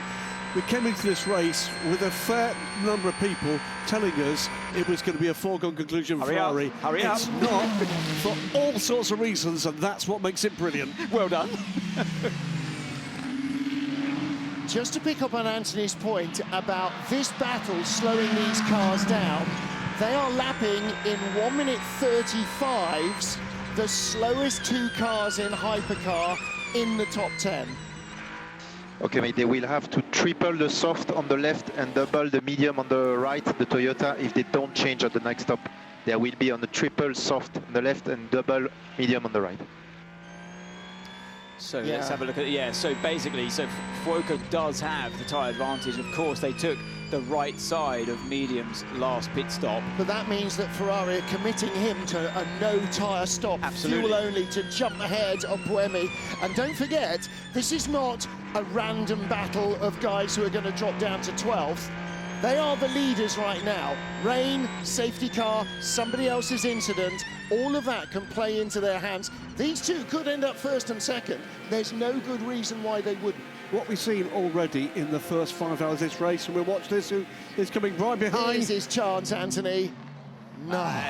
I don't know how he's carrying so much extra speed before the right-hander, before the Ravazzas, but Buemi, I don't know whether he was just lifting coasting or what, to make sure that Fuoco's momentum came to a halt before the braking zone. If that's what he did, incredibly smart, but maybe it's the way they're using their energy as well, I don't know, but that was interesting before that corner. I haven't seen that before. It looked like he had him dead to rights. It really did, but he couldn't do anything with the momentum because it's not an overtaking corner. And then Buemi kind of sped up. He basically killed his momentum before the braking zone. It's going to be interesting when he does get a run in the right place there, which he's simply not had. There's always been traffic. Yeah, the GT cars have really, they've fallen okay for Buemi, and he's really capitalised when there's been a slower car in front that shuts half the racetrack off for Antonio Fuoco, which means he only has to guard half the width of the track, and it's not a wide track in the first place. Let's just remind people that there is still a battle underway in GT3. It is Ricardo Leitz leading for the Montai First Form Porsche squad, the 92 squad, from the 46 Team WRT. Kelvin de Linde pedalled car at the moment, and then the two Lexus behind that contesting the final podium position. Let's see this again. Same part of the track. What happens? So not much of the difference in speed that time around, which makes me think it can't be. You know, it's nothing to do with their straight line speed naturally in the car. Maybe Buemi did lift off a little bit there. Well, it's again what we're seeing here. We heard it with the radio calls for both teams. Here's where I think he's got an advantage. If he's got a clean run down to this turn, and he does, can he get around that? He can't. Not because Buemi had the inside covered. Fuoco wanted to look to the inside. Buemi just hugged the inside, took the shortest distance on the road towards the corner. And but that's where the Ferraris had a massive performance advantage all day, but it doesn't seem to be there right now. Fuoco's going to have to think again here. He's really, like, it has to be the element of surprise, because Buemi is a wise old fox here. He is placing that car in such a way that it's making, it's like when you see, again, the reference to Monaco in F1, if you do it right, it's impossible to be overtaken. Buemi is putting in as good a drive now as he did in Bahrain at the end of last season in such a different way. Sebastian Buemi, the race leader in the black number 8 Toyota, right behind him, underneath him, along both sides of him, over the top of him, Antonio Fuoco. He's looked everywhere, and Buemi has kept the door closed. He's stuck his staff in the bridge. They shall not pass. But here's the point. Buemi doing a fantastic world-class job here. Has been put in that position by brilliant work on pit lane and by brilliant strategy from Toyota, and we've seen that all the way down through this field, which is why we've had so many different cars and so many different manufacturers in the hunt. Here we are thinking whether us would change or not 2 tires at the next stop. At the moment I would say no, so we have more chance to pass them at the last stop. Let me know how you feel with tires. This is shaping up from Seb Buemi to be somewhere close to what we saw at the end of Bahrain last season. I tell you, any young driver watching this, if you want to be in the World Endurance Championship one day, driving these beautiful cars, and you want to maybe defend for your life one day, this is how you do it. Take all the notes you can from car number 8, Sebastian Buemi, right now. Is this an absolute lesson to everybody? He may well get overtaken. He probably will at some point. But so far, the job he's done right up to this point, you absolutely, I mean, beyond. It's so impressive. Yeah, it's not looked at risk almost, because the car positioning has been pinpoint. And we heard, didn't we, Antonio Fuoco asking the team, can we undercut? Well, the answer is no. Buemi's got twice the remaining energy of the Ferrari, so they're going to have to stop before the Toyota, but Toyota's stop, their final stop, will be slightly shorter. So Fuoco, after this stop, if not before, and he's probably only got one more lap after this one before he needs to stop for fuel, he's going to have to invent something, or they're going to have to catch traffic, and they're not catching traffic. They might do in this lap. There's a couple of big clumps of GT3 cars in front who are very close together because of all the safety car positioning. But again, Buemi is just doing everything. And Fuoco, if he had a performance advantage, certainly doesn't anymore. Well, we said, I think, what, half an hour ago, every lap he could keep this car behind him as an advantage. Did you dream we'd be looking half an hour onwards and we'd still be in this position? Because I certainly didn't. No, I really didn't. And actually, remember what we said about Kevin Estre earlier on, how he looked at some points a little bit ragged, he made a few mistakes, it opened the door up for people to overtake him. Buemi has been absolute millimetre precise perfect, not flustered in any way at all. He's rolling it still, he's keeping it smooth, he's carrying momentum where he needs to, and it's impregnable, isn't it? There's no way, it's watertight. And all credit, by the way, to Fuoco for keeping his head, actually, and absolutely not a lunge.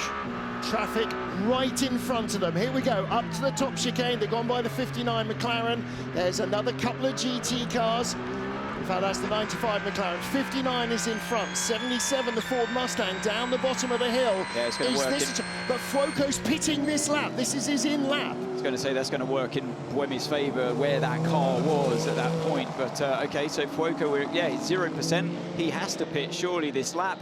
And he does, so Buemi maintains that track position. Yeah. World class, just world class. Absolutely. Any form of motorsport, anywhere. You know what? Class. I'd go as far as you could take many Formula One drivers currently on the grid today and get them to try and do what he just did, and they would fail. Yep. Absolutely faultless. Yeah. Possibly with the exception at Monaco, where there's even half the track width we've got here and no runoff, but exceptional stuff from Buemi. And he totally blunted any advantage that the Ferrari might have had. Tyres are ready. And are they going mediums or softs? Well, 48 minutes left, is going to be softs.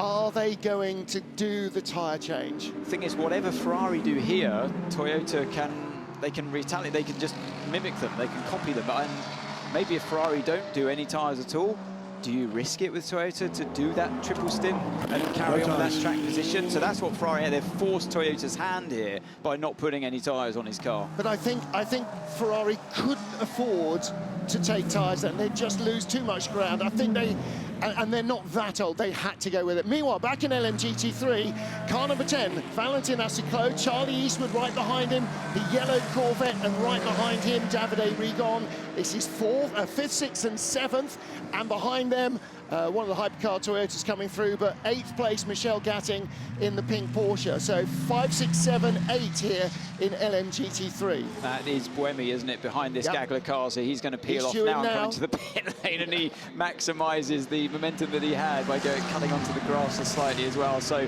fantastic job done by driver.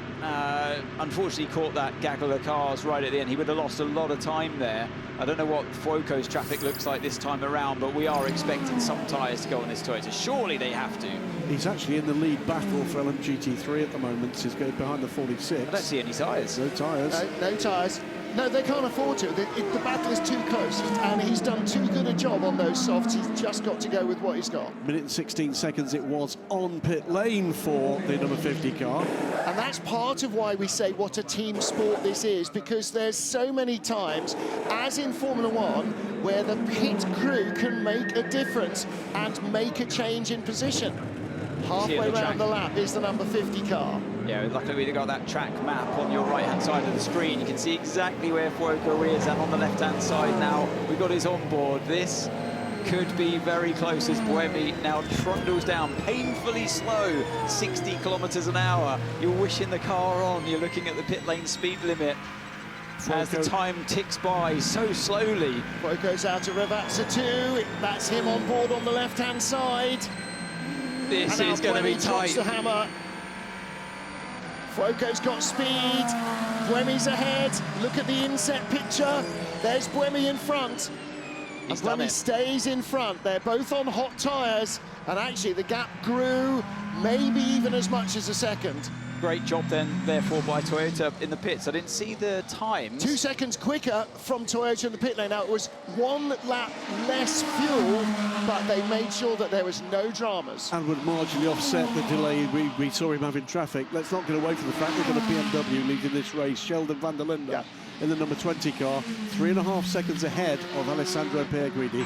And Mick Schumacher, third for Alpine, as we return again to Buemi versus Fuoco. Another 45 minutes of this, I think. Well. And Fuoco loses out behind the Iron Dames. Now, that car has just stopped.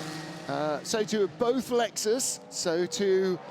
so the leader is still Richie Leitz in the 92 Porsche. So with 45 minutes to go, we know that the hypercars can get through that. So this is it for car number 8 and 50 through to the end of the race now on their tyres and fuel.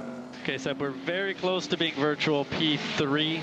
So P3, P4 is in the hunt. We just need you to go fast like always. He can't do any more. He can't do any. Well, actually, he would do more if he didn't have this car behind him, because it's forcing him onto defensive lines. But yeah, P3 up for grabs, because like I say, these two don't have to pit again for fuel. The others, like Brendan Hartley said, they need a splash towards the end of this race. And that's what these two did. Or some rain. That's what. Well, forget all of that. That's just an added complication. But for the straight strategy, these two cars did their splash early on, like we thought.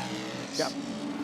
And that's what they were doing. They were trying to get clear to the end of the race on just one fuel stop. That meant they ran heavier, longer. Battle for third place. Valentin Asseclo getting bounced around there from behind by Charlie Eastwood. There was contact, rear diffuser of the Aston Martin damaged, I think. And the Ferrari of Davide Rigon went by him as well. Leader into former leader into the pits. Yeah, Kelvin van der Leer in from second place. And he was 6 seconds back from the lead Porsche at the point at which he came down pit lane. Richard Leeds in 92, the remaining driver from the trio that won the LMGT3 championship last year in the Porsche.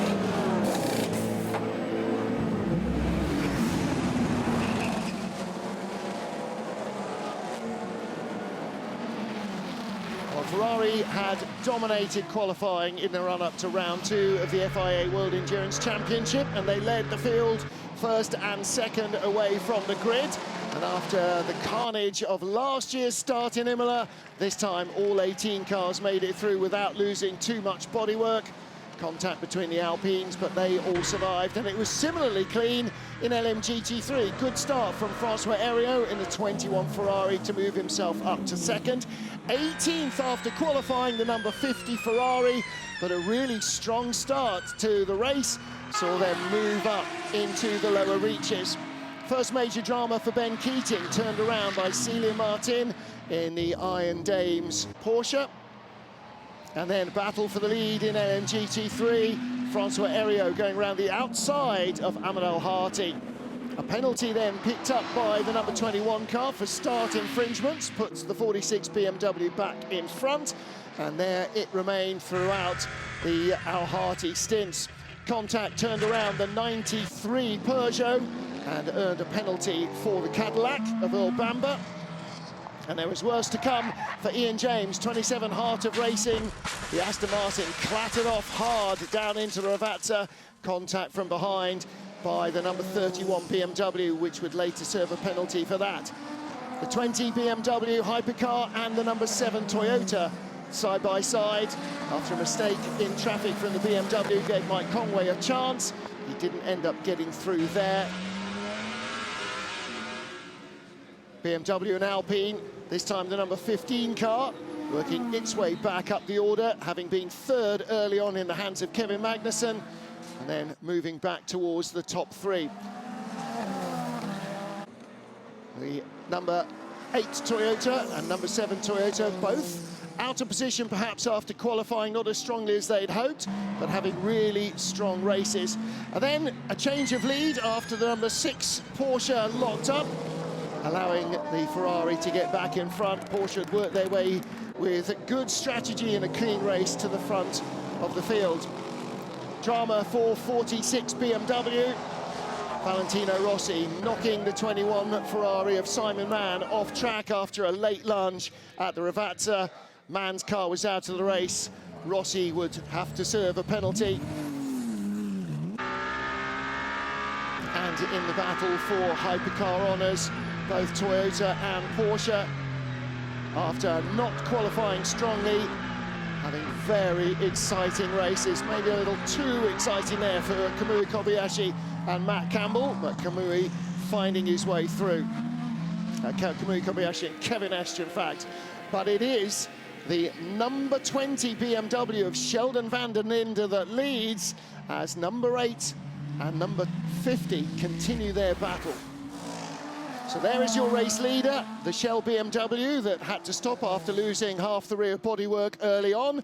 The 51 Ferrari is in second place, 3.3 seconds back, and Mick Schumacher's Alpine, the number 36 car, is in third place. Hands up who had that in their lottery selection for heading the race with 40 minutes to go.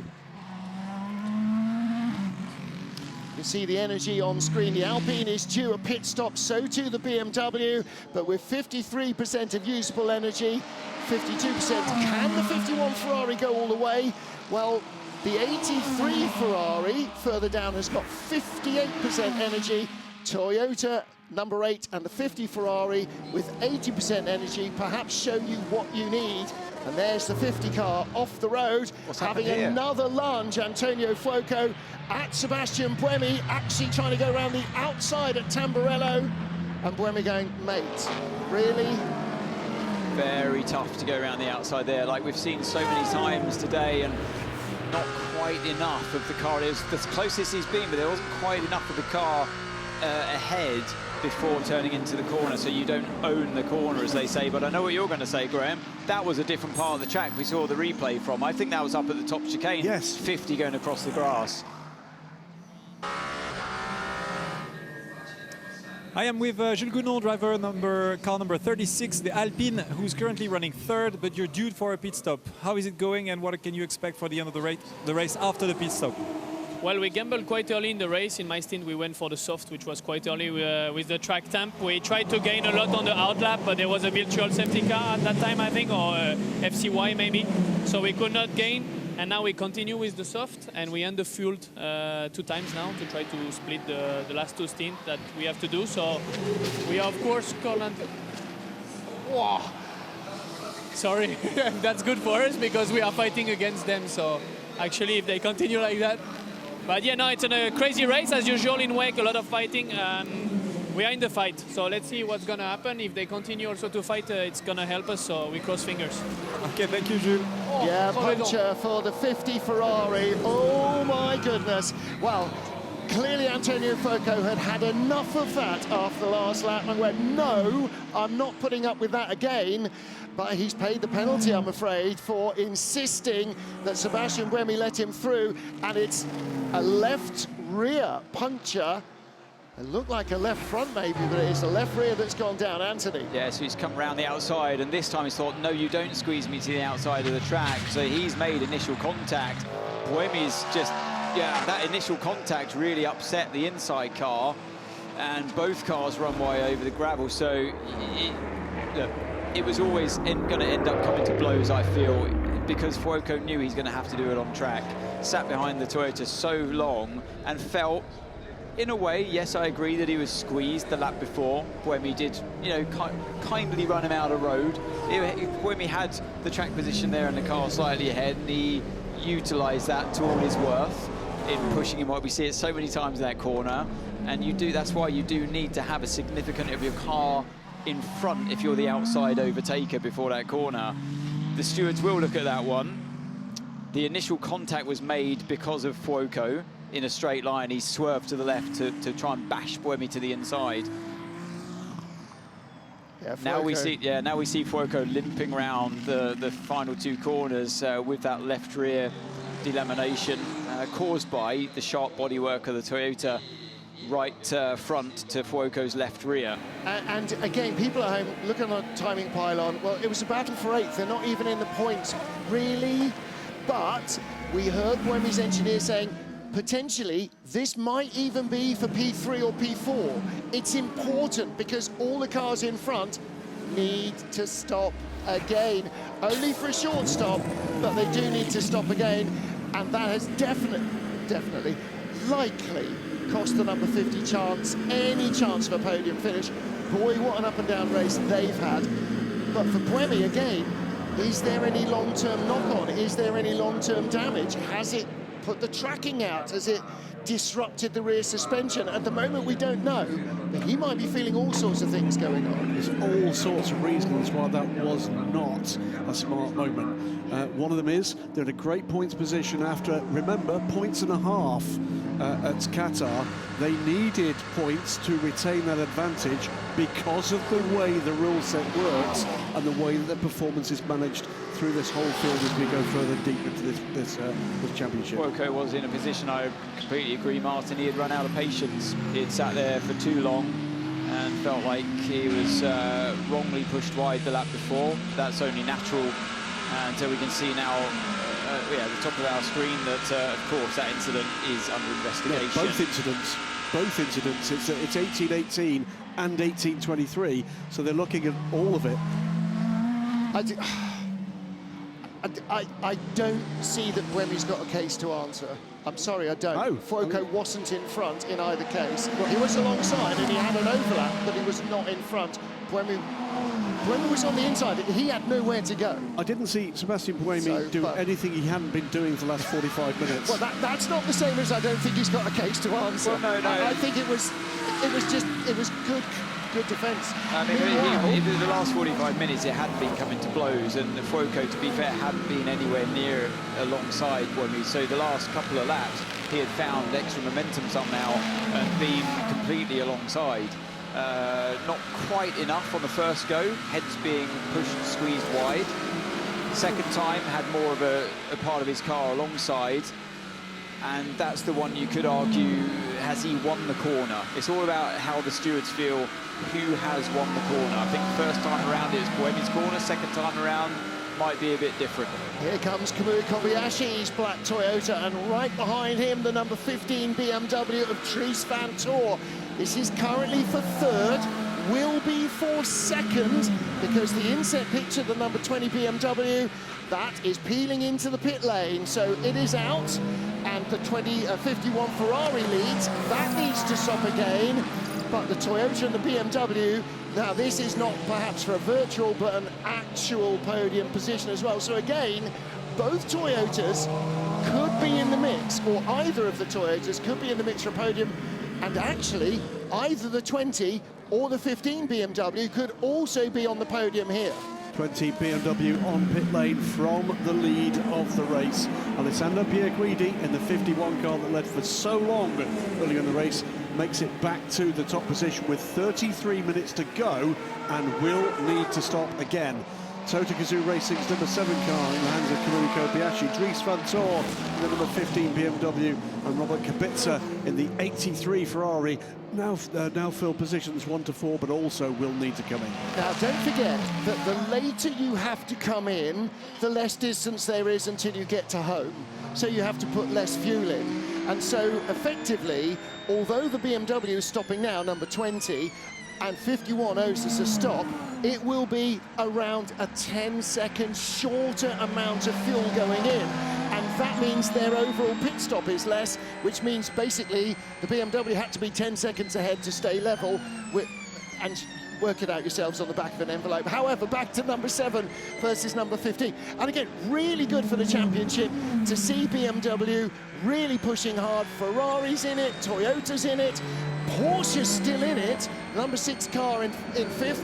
And hang on, where's the Cadillac come from? The number 12 car in 6th position as well.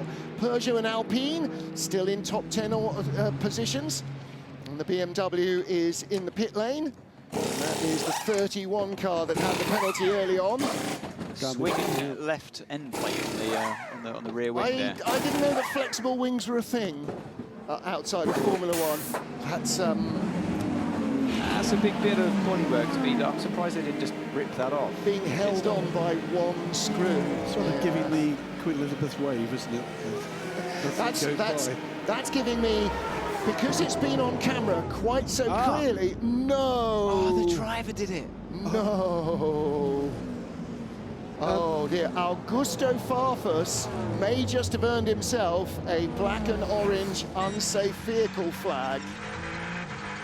Now, if only he'd pulled it a bit harder and it'd come off in the handcuff, that would have been safer. Back to the lead of the race, the 51 Ferrari of Alessandro Pierguidi. Now, one thing, Anthony, I'm going to venture here, probably not a big risk. I don't think they'll be looking at changing the tyres on that car unless it's a downpour when they come into the pit lane. That's right, yeah, they took the right-hand side new soft, didn't they, in the last pit stop. So, yeah, the 4 new that they took the time before that will see them through this next half an hour, I'm sure. Meantime, Alessandro Pierguidi, the lead of the race, 25 seconds to the good. Looking for a clean run now for the final half hour of this race. Looked easy, didn't it, at one point for a long time.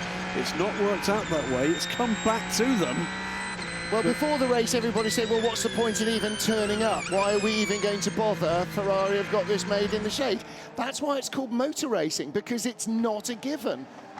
Qualifying is one thing, racing is a different. And again, the Manthey Porsche, where did the first form Porsche qualify? I'm just... talk amongst yourselves.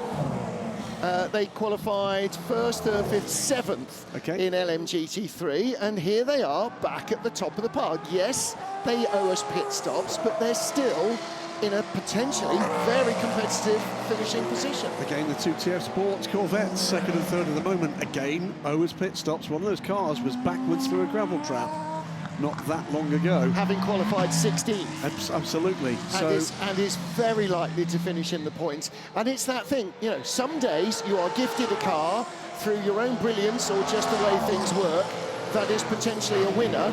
You've got to win. And on the days, and those are most of them, when you don't, then you have to take the points and the black and orange flag. Listen, if it wasn't on camera for about 10 minutes with us talking about it, Augusto Farfus might have got away with that, but he hasn't, and he's going to have to bring the car in to have that bit of bodywork that he didn't quite ripped off. Oh dear. Leader in the pits for LMGT3. It is Richard Leitz after a great run from the, I'm going to call him again, he loves it, veteran Austrian Porsche factory driver. Well, it's better than elderly. He's not elderly, but he is a veteran. And this is the charge now. This is the chase after the final pit stop just a little wee while ago for the 46. That car currently runs 6th. Everybody ahead of him has to stop. Yep, 81 Corvette is already in, and the 33 Corvette that's the current leader will have to stop. So, and the number 10 Racing Spirit of Lemon, Aston Martin, has also come in from in front of the BMW, as has the 95 McLaren. So the 46 car is coming around and doesn't have to stop again, but 92 is out in front. It's the length of the pit not straight, isn't it? It's from turn 19 to pit out. That is the gap between Richard Leitz and Kelvin van der Linde. It's going to be something like 6 seconds, isn't it, with 27 minutes to go. That's quite a long time, I would have thought.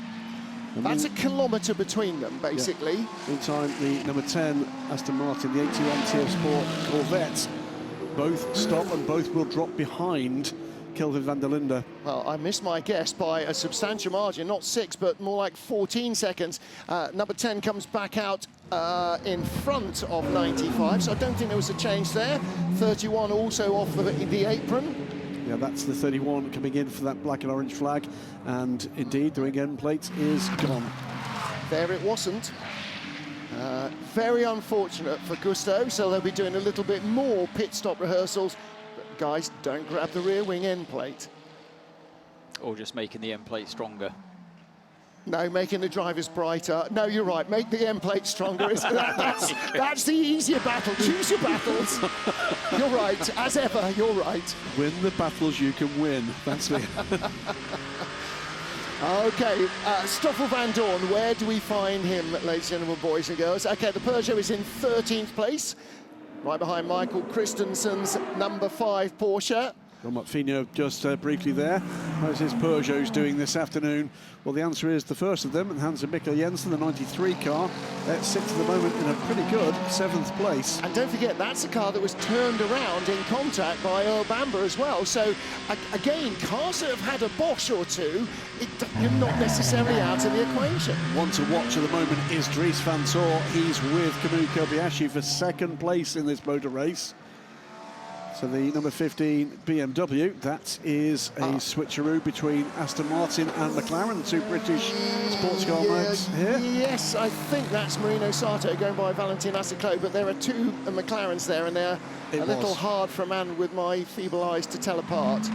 That is the 59 car, and that indeed has, it's the 95 car, because she's gone ahead. Yeah. 59, Gregor Sosi is behind, and in fact, behind him is 31 as well, so Danny Junkadea in the 33, which has just stopped. That's the other TF Sport Corvette, as they now run nose to tail. He's been warned about track limits, and that's the one with the sort of Texican flag on, and the happy birthday message on the door. That's 33, so that's dropped in behind 81. And Charlie Eastwood in the 81 car is just in front as the Ferrari comes by. That's your race leader, Alessandro Pierguidi. But a part of 30 seconds to the goods, the 51 Ferrari, but it is certainly not the 1-2-3 train that a number of people were predicting before the start of this race. All sorts of reasons why. Riding with Davide Rigon, the Vista AF Corsa Ferrari up to 5th place now, and nobody in LMGT3 needs to stop again. So the lead, Manthey first form, Richard Leeds ahead of Kelvin van der Linde in the 46 WRT BMW, 12.1 seconds, 24 minutes. That means he's got to take half a second, a minute out of him, which means a full second a lap every lap. That is a tall order, even for Kelvin van der Linde. Thomas Floor on the left, Francesco Castellacci on the right, watching the 54 car of Davide Rigon. Looking back from Rigon, there are the 2 TF Sport Corvettes. Battle actually underway as well for 6th place between the 12 Caddy and the 93 Peugeot, but at the moment we've got the 2 Corvettes together on track, as they've been for some little while. Danny Junkadea in the 33 from the 81 of Charlie Eastwood, and they are working the gap to Davide Rigon ahead for what is at the moment 5th place. I thought they were the other way round before the pit stops. Possibly not, however. Riding on board with your race leader, Alessandro Pierguidi, and you can look at the energy remaining there, 21% for that car. 8% only for car 7, 15 car has 13%. So yeah, still you look down as the reference car number 8, 49%. So that fuel was put in to see them through the end of the race. That 49% that remains, yeah, they had their last pit stop with 45 minutes to go. So they will get through to the end of the race in car number 8. So yeah, the cars in front going to have to do that splash towards the end, including our race leader. But the one who will have the shortest stop, currently 4th, the 83 car, which means they'll lose less time than any of the other cars ahead of number 8 and ahead of number 20. And the gap between them and 2nd place, 6 seconds. So that's the gap that Robert Kubica will be working right now, and he is indeed quicker at the moment than either of the 2 cars ahead of him. This is interesting, the graphic at the bottom of the screen as well. So you look at car 7's 90-lap old left-hand side soft tyres compared to the right-hand side, on the right-hand side, much better aged tyres from Dries van Toor. They took a brand new set, not in his last pit stop, but the pit stop before, but more critically, all 4 tyres on the mediums. He definitely has the tyre advantage to see that car 15 through to the end of the race. I'm sure they're going to be mounting a challenge. On top of that, they've got more energy left, double, in fact, to what Kobayashi's got. So Kamui's tyres have done, what was that, 90 laps of 197. So basically... That's what I call sweating the asset. Certainly is. Certainly is. Well, team principal now, Kamui Kobayashi. Yeah, surely looking at all of the figures. Stock control. Yeah, it's the stock control. Stock control. Dear me. Just had a mental image of Kamui Kobayashi as a time and motion man. Well, he is a man in motion, it's amazingly believable. Again, fresher left-hand side tyres for Kevin Esch than the old right-hand sides, and you think as you're sort of getting towards the end of the, into the final couple of hours, presumably that's because the left-hand sides had already done 4 stints and they absolutely had to be changed, not because it was a performance advantage, but because there was nothing left of them. Norman Nato, 6th place, Mikkel Jensen in 7th position. So again, they will need to stop before the end.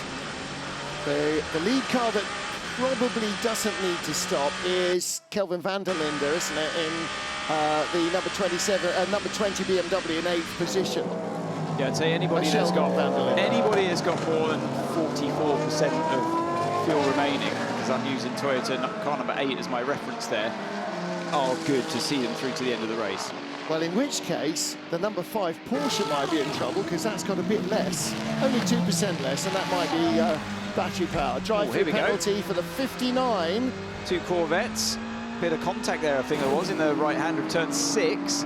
Just to clarify, by the way, with thanks to Corvette and GM, this position did only change for the first time on the last pit stop, and boy, oh boy, are they still close. Yeah, that side draft again that we often see.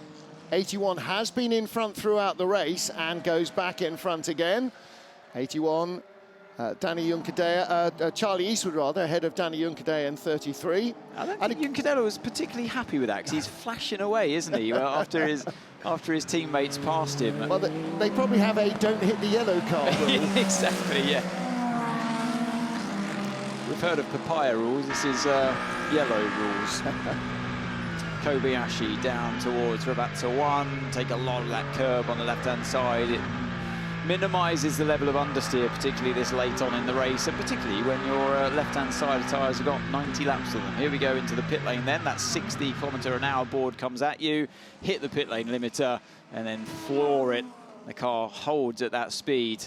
Keep an eye out for the right-hand side, your pit board coming up. You see your car crew, and neatly stop just at the arrow. Keep the car as square as you can to make the life of your pit stop crew as easy as you can. Clearing tyre debris out of all the really critical cooling vents. Having a bit of a polish of the splitter as well.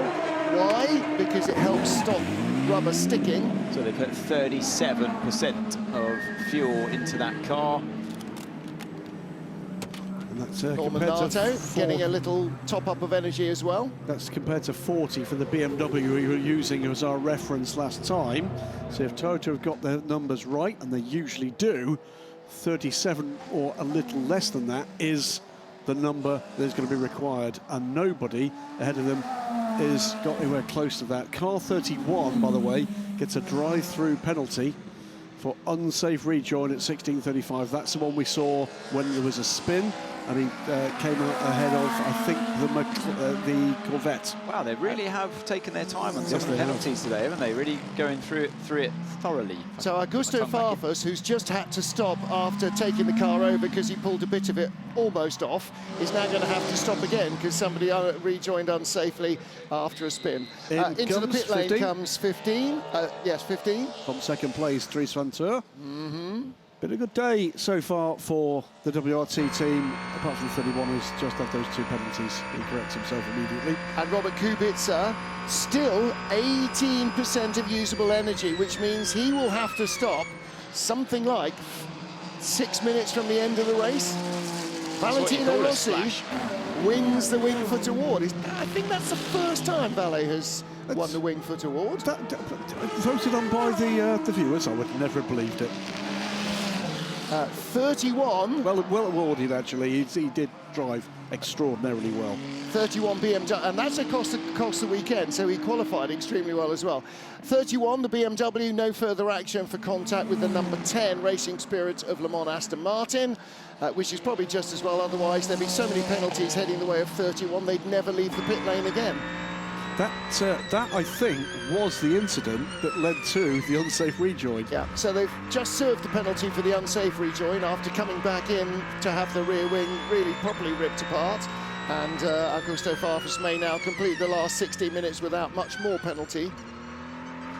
So just looking at the energy graphics again, next of the front runners we're expecting in is the Peugeot 93, down at 4%. That's Mikael Jensen. He's done a fantastic job there. Yeah, when you think they got spun around earlier on when Paul di Resta was at the wheel. Notably, the 15 BMW, Dries van Tor, has made it back out ahead of both Toyotas. So that's great work from Team WRT. Well, they had less fuel to put in, didn't they, in their stop, and now utilising the fresher tyres that they're on. So the BMW, you know, they haven't had a trouble-free race today. You have to wonder where, you know, they could have been threatening Ferrari 51 much more seriously if they just didn't get into too many battles. 15, what trouble has it had? 20, I'll give you, yes, it's been in the wars a lot, but 15, don't forget, third with Kevin Magnussen, a long way into the race. I'm not sure they've had too many dramas. The point I'm going to bung in here is, it's a point you made a little earlier. We've seen just how fantastically well the backroom boys and girls at Toyota Gazoo Racing can serve that team. Count on WRT being spotless in a pit stop. That's what's made them their reputation in GT racing, and well earned. Changed the rule book forever in GT racing. They were that good, and now we're beginning to see what they can do in Hypercar. And of course, because Thierry Tassan listens intently to the broadcast, he's been picking up all Anthony's tactical tips about running the 15 car so well. It'd be nowhere without him. I'm racking my brains now about the 50. I'm sure they haven't had a completely trouble-free. Maybe they have, but I seem to remember there was some drama at some point, but maybe I'm wrong. They have also been really abstemious with tyre use. I think that's part of their deal as well. I mean, we've barely mentioned them. 009 under investigation, the Aston Martin for pit lane speed limit infringement. One of the Astons had a bit of a problem with peak power usage as well. And Alessandro Pierguidi has had none of that so far out front. Here's the 93 Peugeot, Mikkel Jensen heading into the pit lane this time. Yeah, absolutely. As you see, you're going to peel off to the right-hand side, get ready on that pit lane limiter as well. Well, and there we go, 60 kph, holding the car to that speed. Much, much better performance from Peugeot here. Watch this space. And this car made it into Hyperpole as well. The other car just didn't. They were 11th. So both Peugeots could have been in Hyperpole with both Alpines. So yeah, an encouraging race weekend for them all round. I think they've had performance, and with a little bit of luck and not getting hit by the Cadillac, who knows, they might have been right in with a podium shot, but then might have been make up for a lot. 51 into the pit lane. Here is our race leader, final stop. We're expecting around 10 seconds of fuel going into this car and no tyres. Yeah, not a chance. Now they had a huge advantage early on and the safety car eradicated that, because sometimes that's what's happened. And we're looking at who coming up behind. Well, the 83 Porsche, Ferrari rather, of Robert Kubica. Has that gone by into the lead? Now. It has. It will need to stop in 2 laps, perhaps. And out comes which Alpine? 35. That's Paul-Luc Chatin. There is 51. And again, Nancy, you talked after 2 hours about the amount of tyre debris at the side of the track. Certainly hasn't lessened in the remaining 4 hours of the race. It makes it incredibly hard as we see the car number 6 in the pits now. Yeah, incredibly hard for all the drivers to stick to that almost single file line that they're on now with the marbles everywhere, and makes overtaking even more difficult. Car 6 is underway. But as the 20 BMW passes, 50 a lap down with the 36 Alpine trying to get onto terms with the 20 BMW, now back up into 3rd place. And as all these cars pit... Someone's been through the gravel in a big way. As all these cars pit and do their splashes, is sending car number 8, Toyota Gazoo Racing of Buemi, further and further up the field. He's now running in P6. Yeah, compared to number 50, which is down in 15th place. Don't forget that was right behind him. And Buemi and all of his teammates and team will be praying they don't get some kind of penalty from what happened a few laps ago with the car 50. 83 comes through once again. Drive-through penalty for the 009 Aston Martin. 16th, 17th place. We'll say, with 11 minutes to go, we stand with a possibility of a record number of finishes in Hypercar. I think 17 was the record last time out. And at the moment, all 18 cars are running. Yep, and that's a remarkable achievement considering one of them, the Aston Martin, is only in its 2nd race in the World Endurance Championship. Yes, it has raced 3 times in North America as well, and they are still very much in the learning phase. So 83 will be in this lap from the lead. Robert Kubica can't argue this time about whether or not he surrenders the lead. Look how old those tyres are. 71 lap old softs all round. Again, there will be no tyre change. 10 minutes, maybe 6 laps, maybe even as few as 5. So close, this race. And it's not, I mean, yes, we've had a virtual safety car, but the pace of the leading pack has been absolutely magnificent. It has, yeah. And actually, I'm really surprised by the speed that the Ferraris have been able to maintain. And other cars that have tried the soft tyre as well today.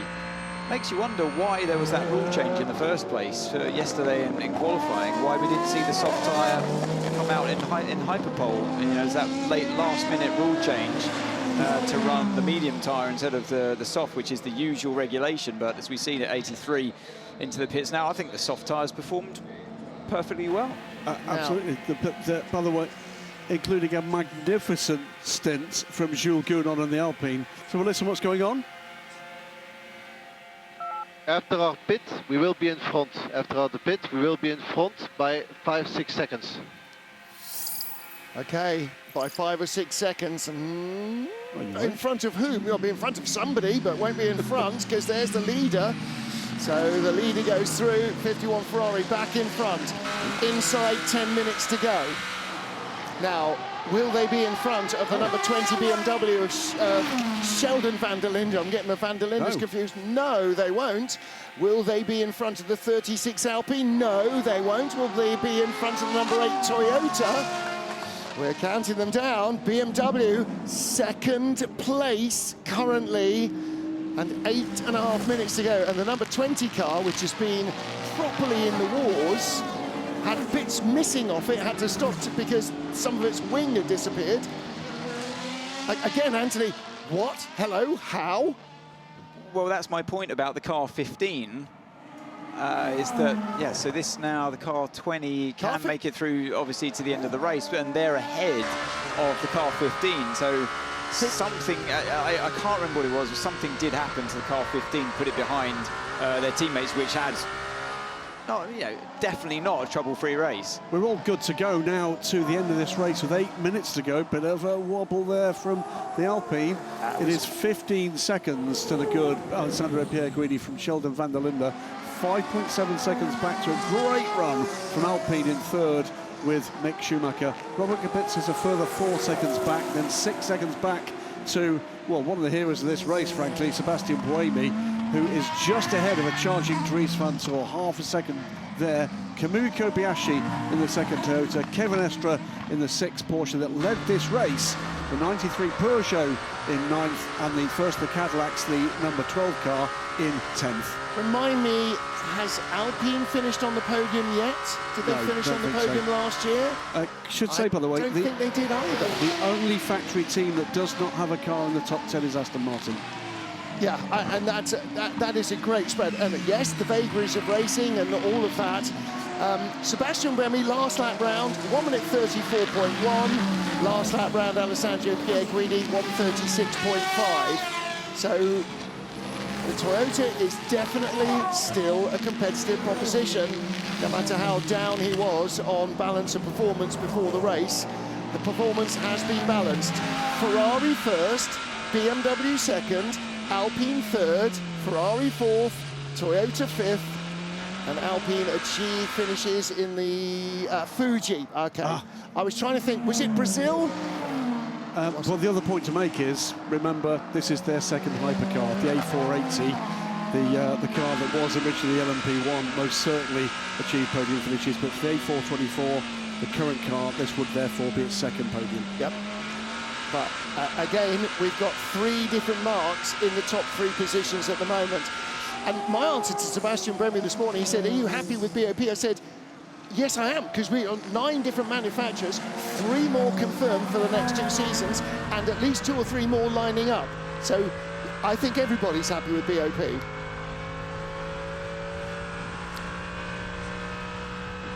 I'm struggling a lot. Yes, mate, we see that. We see that the car is not the best. One other thing to watch while we're watching these cars streaming through, and that is the lead in LMGT3. Kelvin van der Linde is closing very fast indeed on Richard Leeds, and that could be a very significant result. We have 5 minutes to go.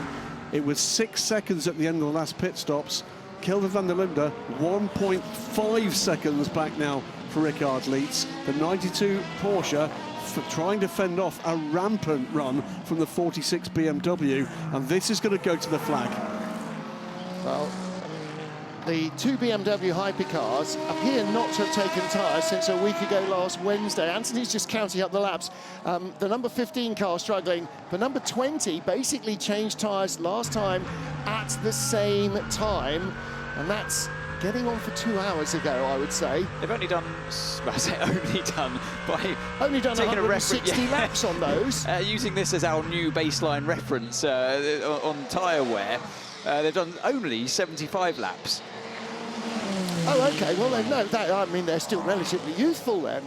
Oh, are they on soft? Fresh, are they on actually. softs? Yes. No, they're on mediums. Oh, on medium. Wow, no, they've got another 50 laps in them. They can go do Le Mans with them next. 4 minutes to go. Alessandro Pierguidi still 12 seconds to the good. LMGT3 lead is under 1.3 seconds now. Kelvin van der Linde is rapidly getting to the rear of the Monti First Form Porsche, the 92 car.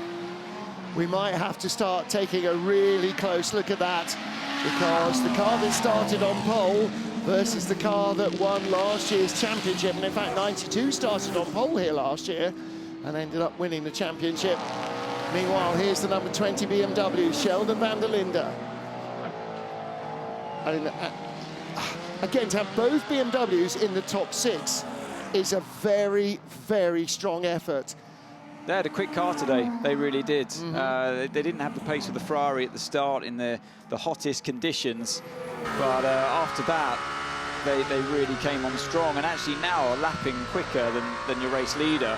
Actually, last lap was 2 seconds faster, but yeah, it's nice to watch the car having such performance, but they haven't had that trouble-free race that the car 51's enjoyed. There's our LMGT3 battle, the turquoise Porsche, Richie Leeds, and behind him, the blue 46 BMW, Kelvin van der Linde, with a tyre advantage. 20 laps, 18 laps fresher tyres, and Leeds on his final public warning for track limits.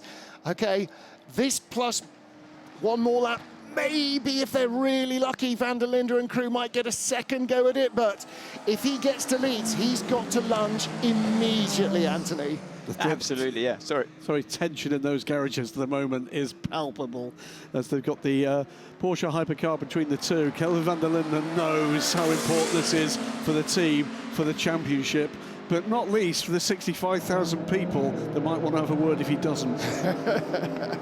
They definitely won't blame him. It's been a really good race from the 46 car. That one lunge just here, you can see the tyre marks actually from the car that Valentino lunged. Very unfortunate they got the penalty, but he's right there. DRS is open. We know that BMW's had great straight line speed all weekend, particularly compared to the McLarens. How does it fare against the Porsche? He's right there, isn't he? It goes for the inside, but just thinks about it. If there's one driver in this field that's not going to be sold a dummy, it's Ricard Leeds. Because he's a veteran of motorsport. He's a veteran, yes. This plus one more, and look at that, Van der Linde like, weaving around behind him, showing his nose in both mirrors. Showing, I can do this, you bet you can't. On those tyres, Tom. You have a weave, let's see how that works out, but yeah, at the end of this lap, they'll have one more to go. The battle for victory in LMGT3. Will it be Porsche or BMW? Will it be...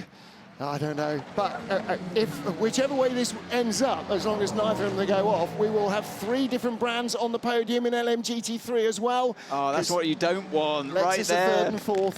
Look at them. Look at that distance that you've lost with the hypercar lunging in Acqua Minerale. It's going to come down to this. Who gets the luck of the draw with the traffic? It's this and one more for these cars, because the leader here is on his final lap. Yes, he is. 11 seconds to the good. Looking at gaps behind as to whether anything can be done. Robert Kubica, I think, is going to fall short of a podium finish here. It looks to me like it's going to be 3 different makes on the podium, but he's back right with him. There's another hypercar there in contention. It really is. It's one of the Cadillacs, and a little bit of a drift wide from Kelvin van der Linde. Last lap coming up for LMGT3. He's a little bit closer than he was last lap around, but I'm not sure it will be enough. Leitz is going to place the car to the inside. I don't think it's enough, is it? But he goes to the inside anyway. Again. Yeah, it's the same as before. It might work with me, mate, but I don't think with him. It was all because of the traffic in Acqua Minerale, but you never know who's behind. Close enough. Can he have a look at Tosa? He can have a look, but he can't have a lunge. Maybe, I don't know. He was close in Villeneuve. It might happen at Tosa. Here is our race leader. Out of the final corner comes Alessandro Pierguidi. Ferrari 51 started in front. It will claim victory for the first time in Italy.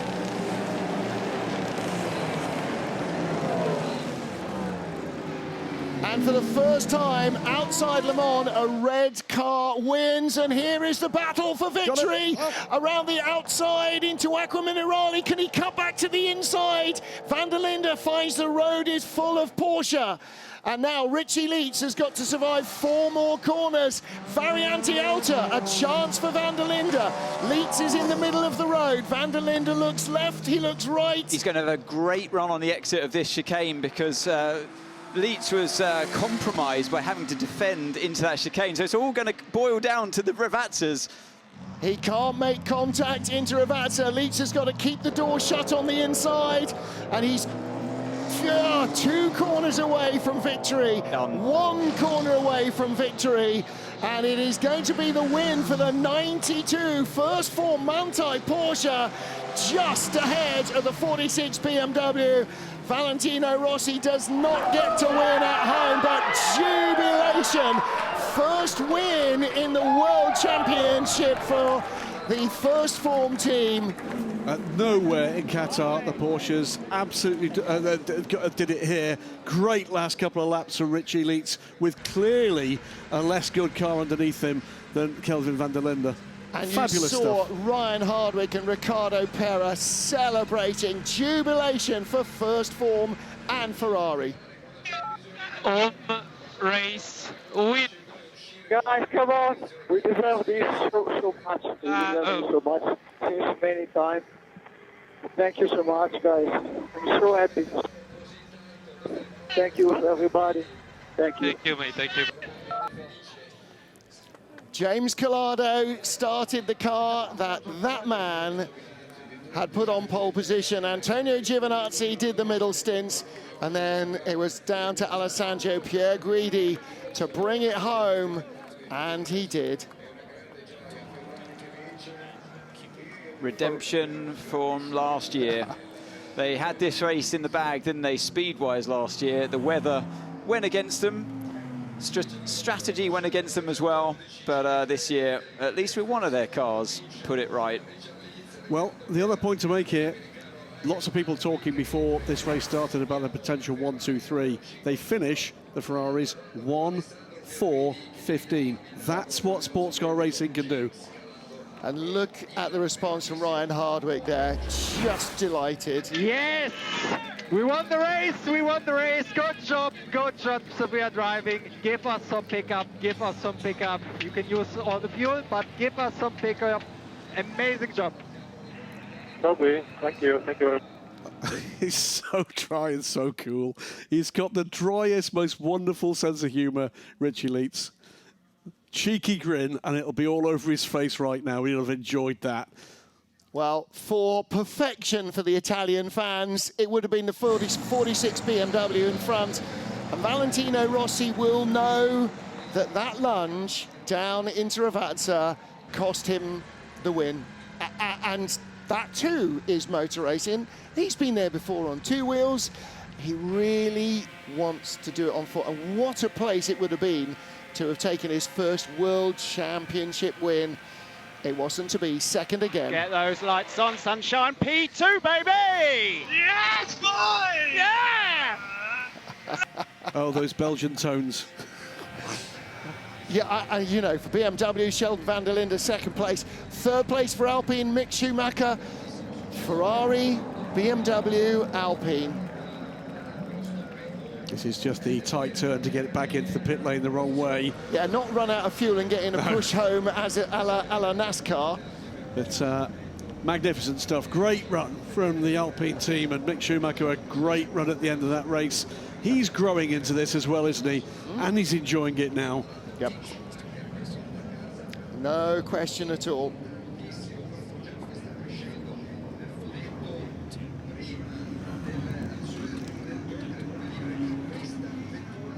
Victory in Italy for Ferrari, and after coming close last year and making the wrong call on tyres in the rain, Anthony Davidson, when they went softs, because rain had been forecast and maybe it was going to come, it looked like they might have really compromised their strategy. Somehow in the end they made it work. They had enough. And nobody, I don't think anybody knew whether it would or wouldn't. They had enough speed in the car inherently. They've been the class of the field in terms of speed all weekend, that they could make it work. A few other teams tried it as well. It hasn't been the preferable tyre of choice this weekend, but they made it work. And yeah, the driver, you have to take your hat off as well to all the drivers that could nurse them through to the end. I do think if they had the BMW behind them instead of the Porsche of car 6 or the Toyota instead of the car 6 from early on when they went on committed to the soft, we might have seen a much closer motor race towards the end of this day. But luckily they had that buffer of Estra behind them. And don't forget, you can diagnose what happened behind the scenes. How many fingernails were left in the closing stages in that battle between 50 and number 8 in 51 with the number 6 Porsche. With all of those battles going on, lots of that has been caught by our full access crew. And in the first week of May, a week before we head to Spa, you'll be able to catch up with that. So 2.7 million of you watched last year's episodes of the full access program, and already over 350,000 views for the one that's currently online after the season opener in Qatar. And I'm sure, what with Red being at the top of the pile again, there's going to be an awful lot of loyal tifosi who will want to tune in and see what happened behind the scenes. Great to see so many of the crowd staying on for what's going to be a joyful podium celebration.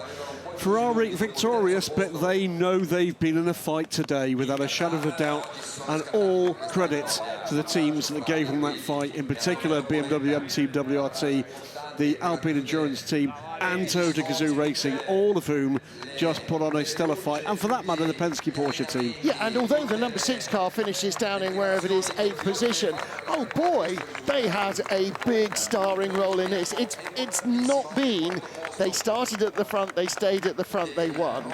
That's exactly the opposite of what this race will be remembered for. A really a real roller coaster. Yes, Ferrari had the speed. Did they have the...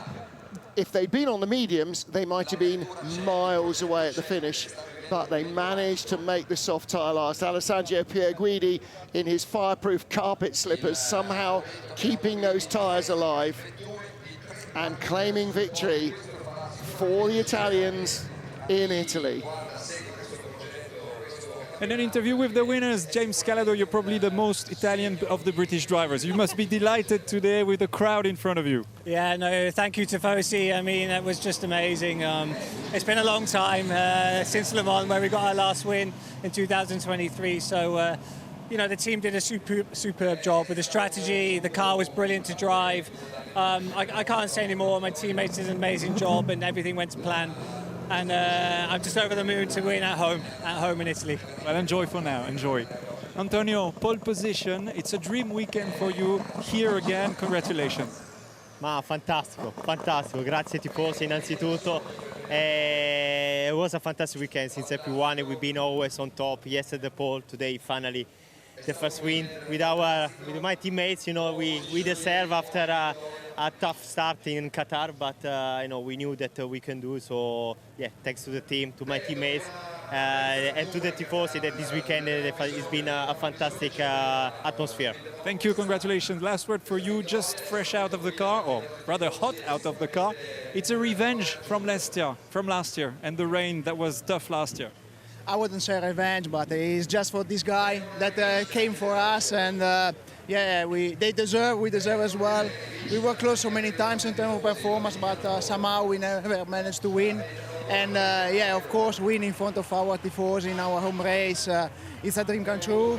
So we were waiting till last year, and now finally we did it. Congratulations, Alessandro, and go and enjoy the podium. Thank you. So much, thank you. Yeah, congratulations. Of course, Red Dragon maybe for James Calado.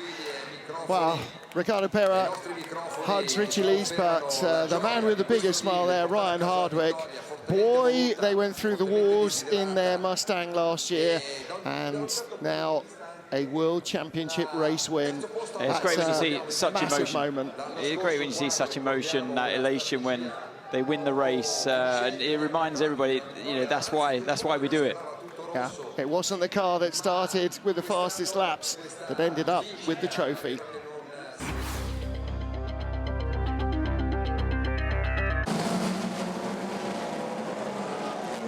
So Ferrari started at the front of the field, first, second, and it could have been 1, 2, 3 in qualifying, but the number 50 car didn't record a legal lap and started 18th at the back of the Hypercar field, which astonishingly made its way through the first few corners without major drama.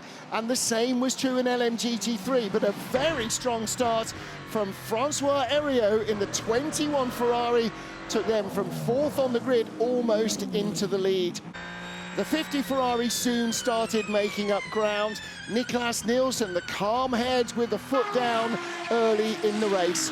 Trouble for Ben Keating, turned around by Celia Martin, and that would have a permanent effect on the 33 Corvettes race. Trouble too for the 93 Peugeot, getting turned around by the Cadillac. However, they still ended up with a top 10 finish. Not the case for Ian James, the Heart of Racing Aston, tapped off by the unfortunate number 31 BMW, caught out under braking, and Ian James healthily out of the car, safely out of the car, but the car destroyed and not able to continue the race. BMW and Alpine both had strong roles to play. The 15 car was third early on and stayed in the top half dozen. 20, another strong role, but this time trying to get by the number 7 Toyota. And that battle would continue, not entirely safely for either. Porsche led mid-race with the number 6 crew, but in the end, Kevin S couldn't hold off the charging Ferrari. A lockup allowed 51 to come back in front. And then the turning point in LMGT3, Valentino Rossi turning around the 21 Ferrari.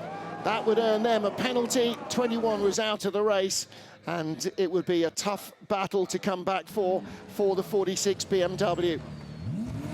Well, Rossi handed over to his teammate Kelvin van der Linde to continue the race. Meanwhile, Toyota back in the action. 8 and 50. These two cars down the order, but on fuel strategy, working their way towards a potential podium finish until contact, a puncture for the 50 tyre, 4 hours of hard work undone in 1 moment.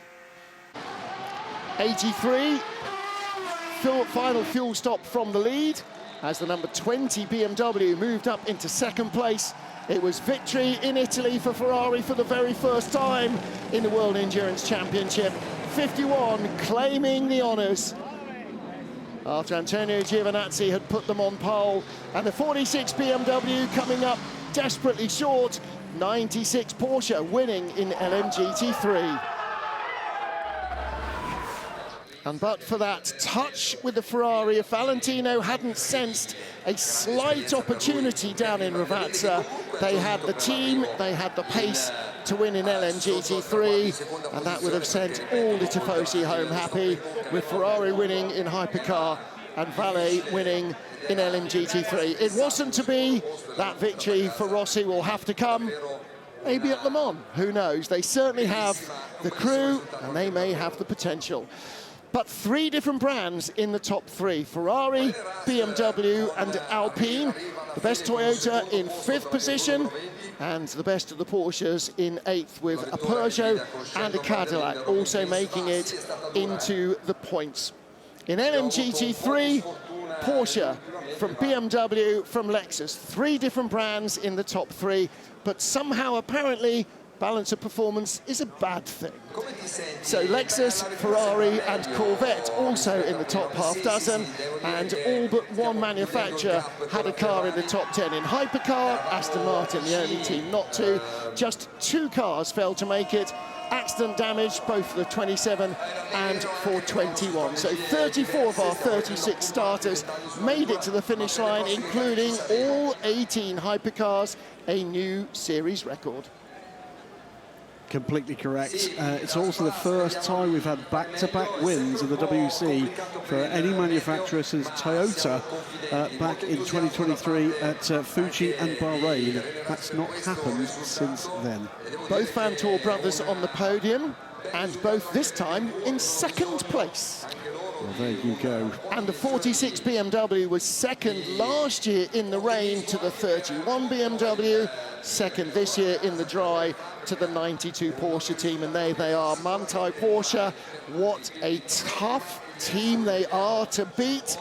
And Richie Leitz, the remaining man from that driver lineup of last year, still in there and swinging. And Alessandro Pierguidi with James Collado celebrating pole position yesterday from their teammate Antonio Giovinazzi, and celebrating victory today. But it was not a foregone conclusion. Here's the podium. It's the Alpine team to be followed out by the 36 crew. Mick Schumacher bringing home that car.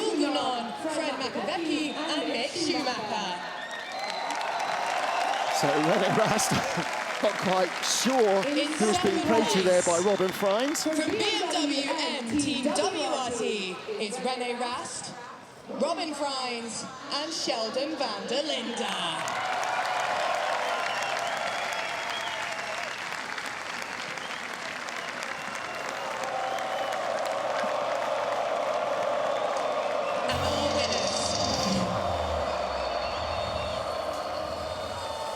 From Ferrari AF Corsa, it's Alessandro Pierguidi, James Collado, and Antonio Giovinazzi.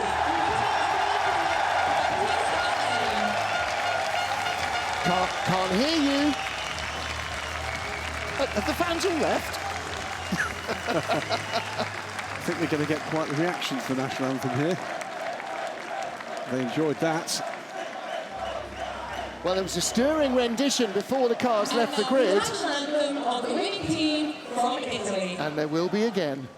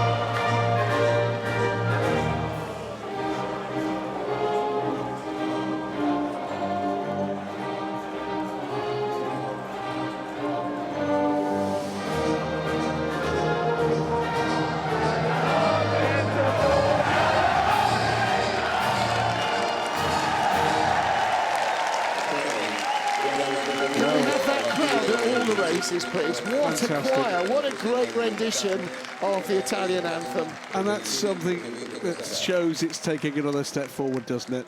It's what a result for the home crowd, and magnificent stuff for them to all be here at the finish as well. So the winners' medals being presented to Alessandro Pierguidi, to James Collado, and to Antonio Giovinazzi. Giancarlo Minardi, of course, talked about that we're close to Sant'Agata Bolognese, the home of Lamborghini, not too far from Maranello, the home of Ferrari. But what we're really close to, and just about 12 kilometers away, is Faenza, the hometown of Giancarlo Minardi, Minardi Racing, and now, of course, Racing Bulls, the team that that Minardi became after a number of other stops along a scenic route. And he is the circuit manager, Marco Panieri, who is the mayor of Imola, presenting the trophies for third and for second place. And again, Alpine on the podium, well-deserved, not a fluke, not lucked in some safety car range schmozzle. And the same too for the 20 BMW. Not quite sure how they made it, but they did. And the 51 Ferrari probably wouldn't get long odds on them winning, but it was a good job by the entire crew. Number 36 Alpine Endurance Team is Jules Gounon, Fred Maccavecchi, and Mick Schumacher. And well done to them. That's a big step forward again. It just goes to show, doesn't it? It's getting more and more difficult to win and to get to this level, the podium in the FIA World Endurance Championship. And that makes it all the sweeter. In each of our two classes, we start 18 three-driver teams. And in each of our two classes, 8 of them aren't going to get a single point. Only the top 10 score points. So nearly half the field go away empty-handed with tales of regret. But for the crew of 20 BMW, when bits of the wing were coming off after that contact with the number 7 Toyota, when they might have ended up with a penalty, to be on the podium, that's a good day at the office. Yeah, I think they got a little bit lucky. They were unlucky at the chicane, and then lucky with the safety car later on in the race, when obviously it put them right back in the game. And yeah, there are always going to be winners and losers in that situation. But yeah, car 50 certainly was. They lost a lot of ground in that safety car after the Valentino moment in Ravazza 2. I've just got a little message through on my phone. Ferrari vince la 6 ore di Imola. And Alessandro Pierguidi, Antonio Giovinazzi and James Collado now lead the drivers' standings. But in second place, Phil Hansen, Robert Kubica and Ye Yifei, the 83 Ferrari crew. 2 strong results for them. So it's 50 points to the winning team today. It's 39 for the 83 points of our team, 38 for the 50 crew. That close. So Ferrari with the lead over BMW, second in the manufacturer standings. Toyota third, Alpine fourth, 5th place for Porsche, and then 6th for Caddy ahead of Peugeot and Aston Martin. And again, just to remind you that it's the top scoring manufacturer car in a hypercar that scores the points, not all of them. In LMGT3, our winners, First Form. Let's hear from them. Congratulations, guys. I'm going to start with you, Richard. What a last lap. That was a lot of pressure. Yes, too much pressure. So, no, but it was a good fight. I mean, I really feel my engineer a bit nervous. So I was like, okay, I think he is fast.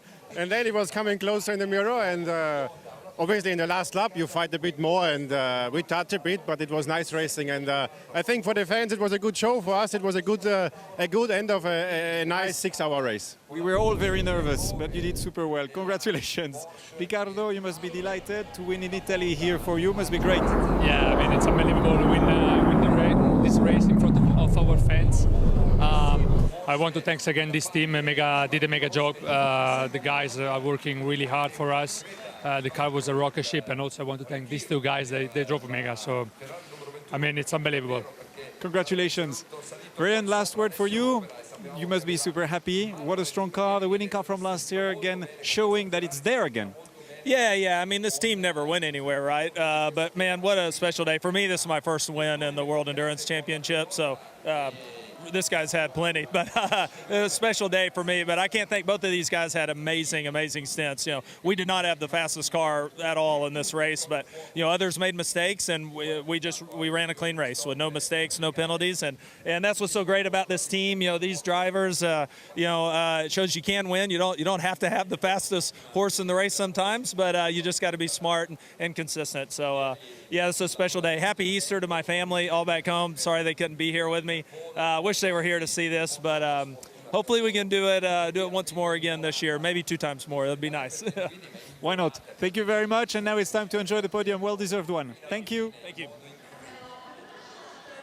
What a different Imola to 2024 for Ryan Hardwick.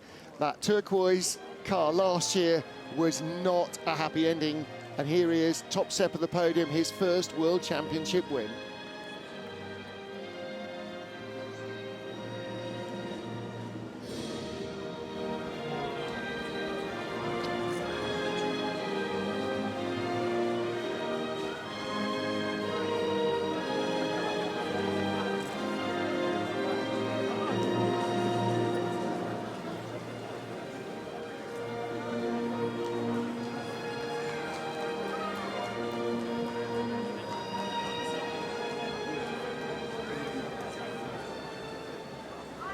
Well, the German national anthem Greek snuck through home. And as you heard from Ryan Hardwick, his first WEC win, he's delighted with that one. It's the second for Ricky Perra in 2 different classes. It is 13 for Richard Lietz, matches his fellow Austrian Matthias Lauda.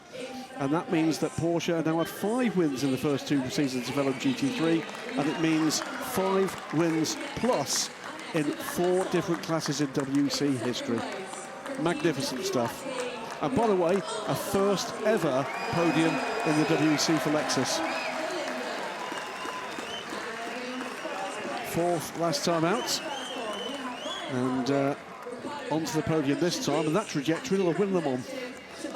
Well, Le Mans a whole different ball game, isn't it? And there, Lady Luck really does have to smile on you.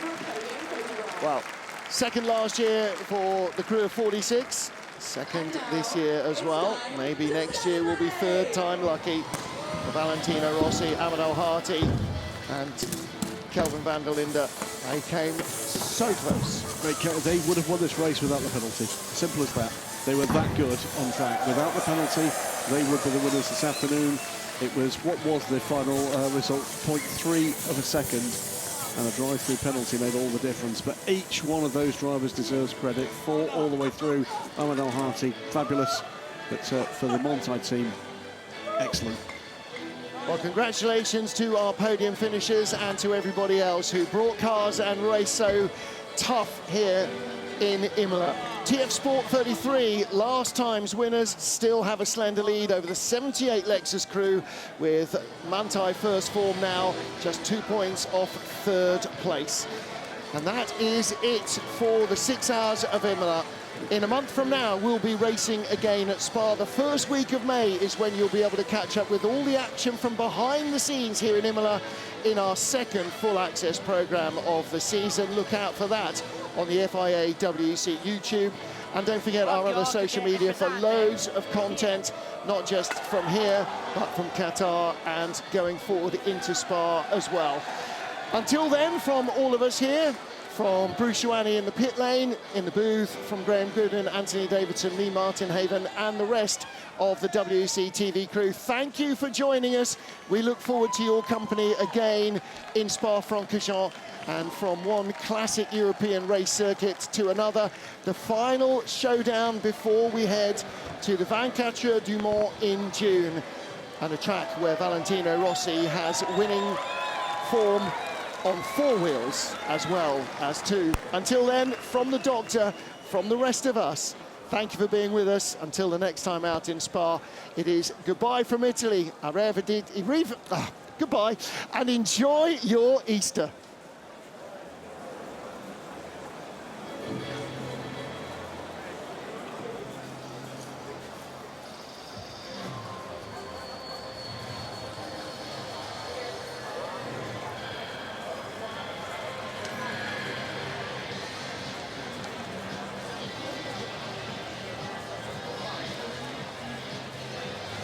Welcome to the win ceremony for the Hypercar World Cup at the 2025 6 Hours of Imola. Please welcome Marco Panieri, the mayor of Imola, to present the trophies. And in first place, from the number 83 Airways team, is Robert Kubica. UKA and Philip Hansen. Well, don't forget that our World Cup winners are the crew of the 83 Ferrari, their second victory of the season. Yeah, they fought well, didn't they? Close to an overall podium, AFA in the middle there. Robert Kubica finishing the race, fine opening stint from Phil Hansen in the 83 Air Corsa Ferrari 499P. And there she is. So that trophy won last year by Hertz Team Jota with their Porsche 963s before they became the factory Cadillac operation. Great race, great fun, all sorts of twists of the tails, and 65,000 people will tell the tale. I was there. Yes, indeed. And if you weren't here, don't forget, you'll still be able to buy tickets for Spa in a month. Le Mans is a sellout, but if you're watching elsewhere, Circuit of the Americas, Brazil, Japan, Bahrain, you can come and see world-class action up close. Till then, from all of us here in Imola, thank you for being with us. We will see you in Spa. And for the final time, arrivederci, ciao.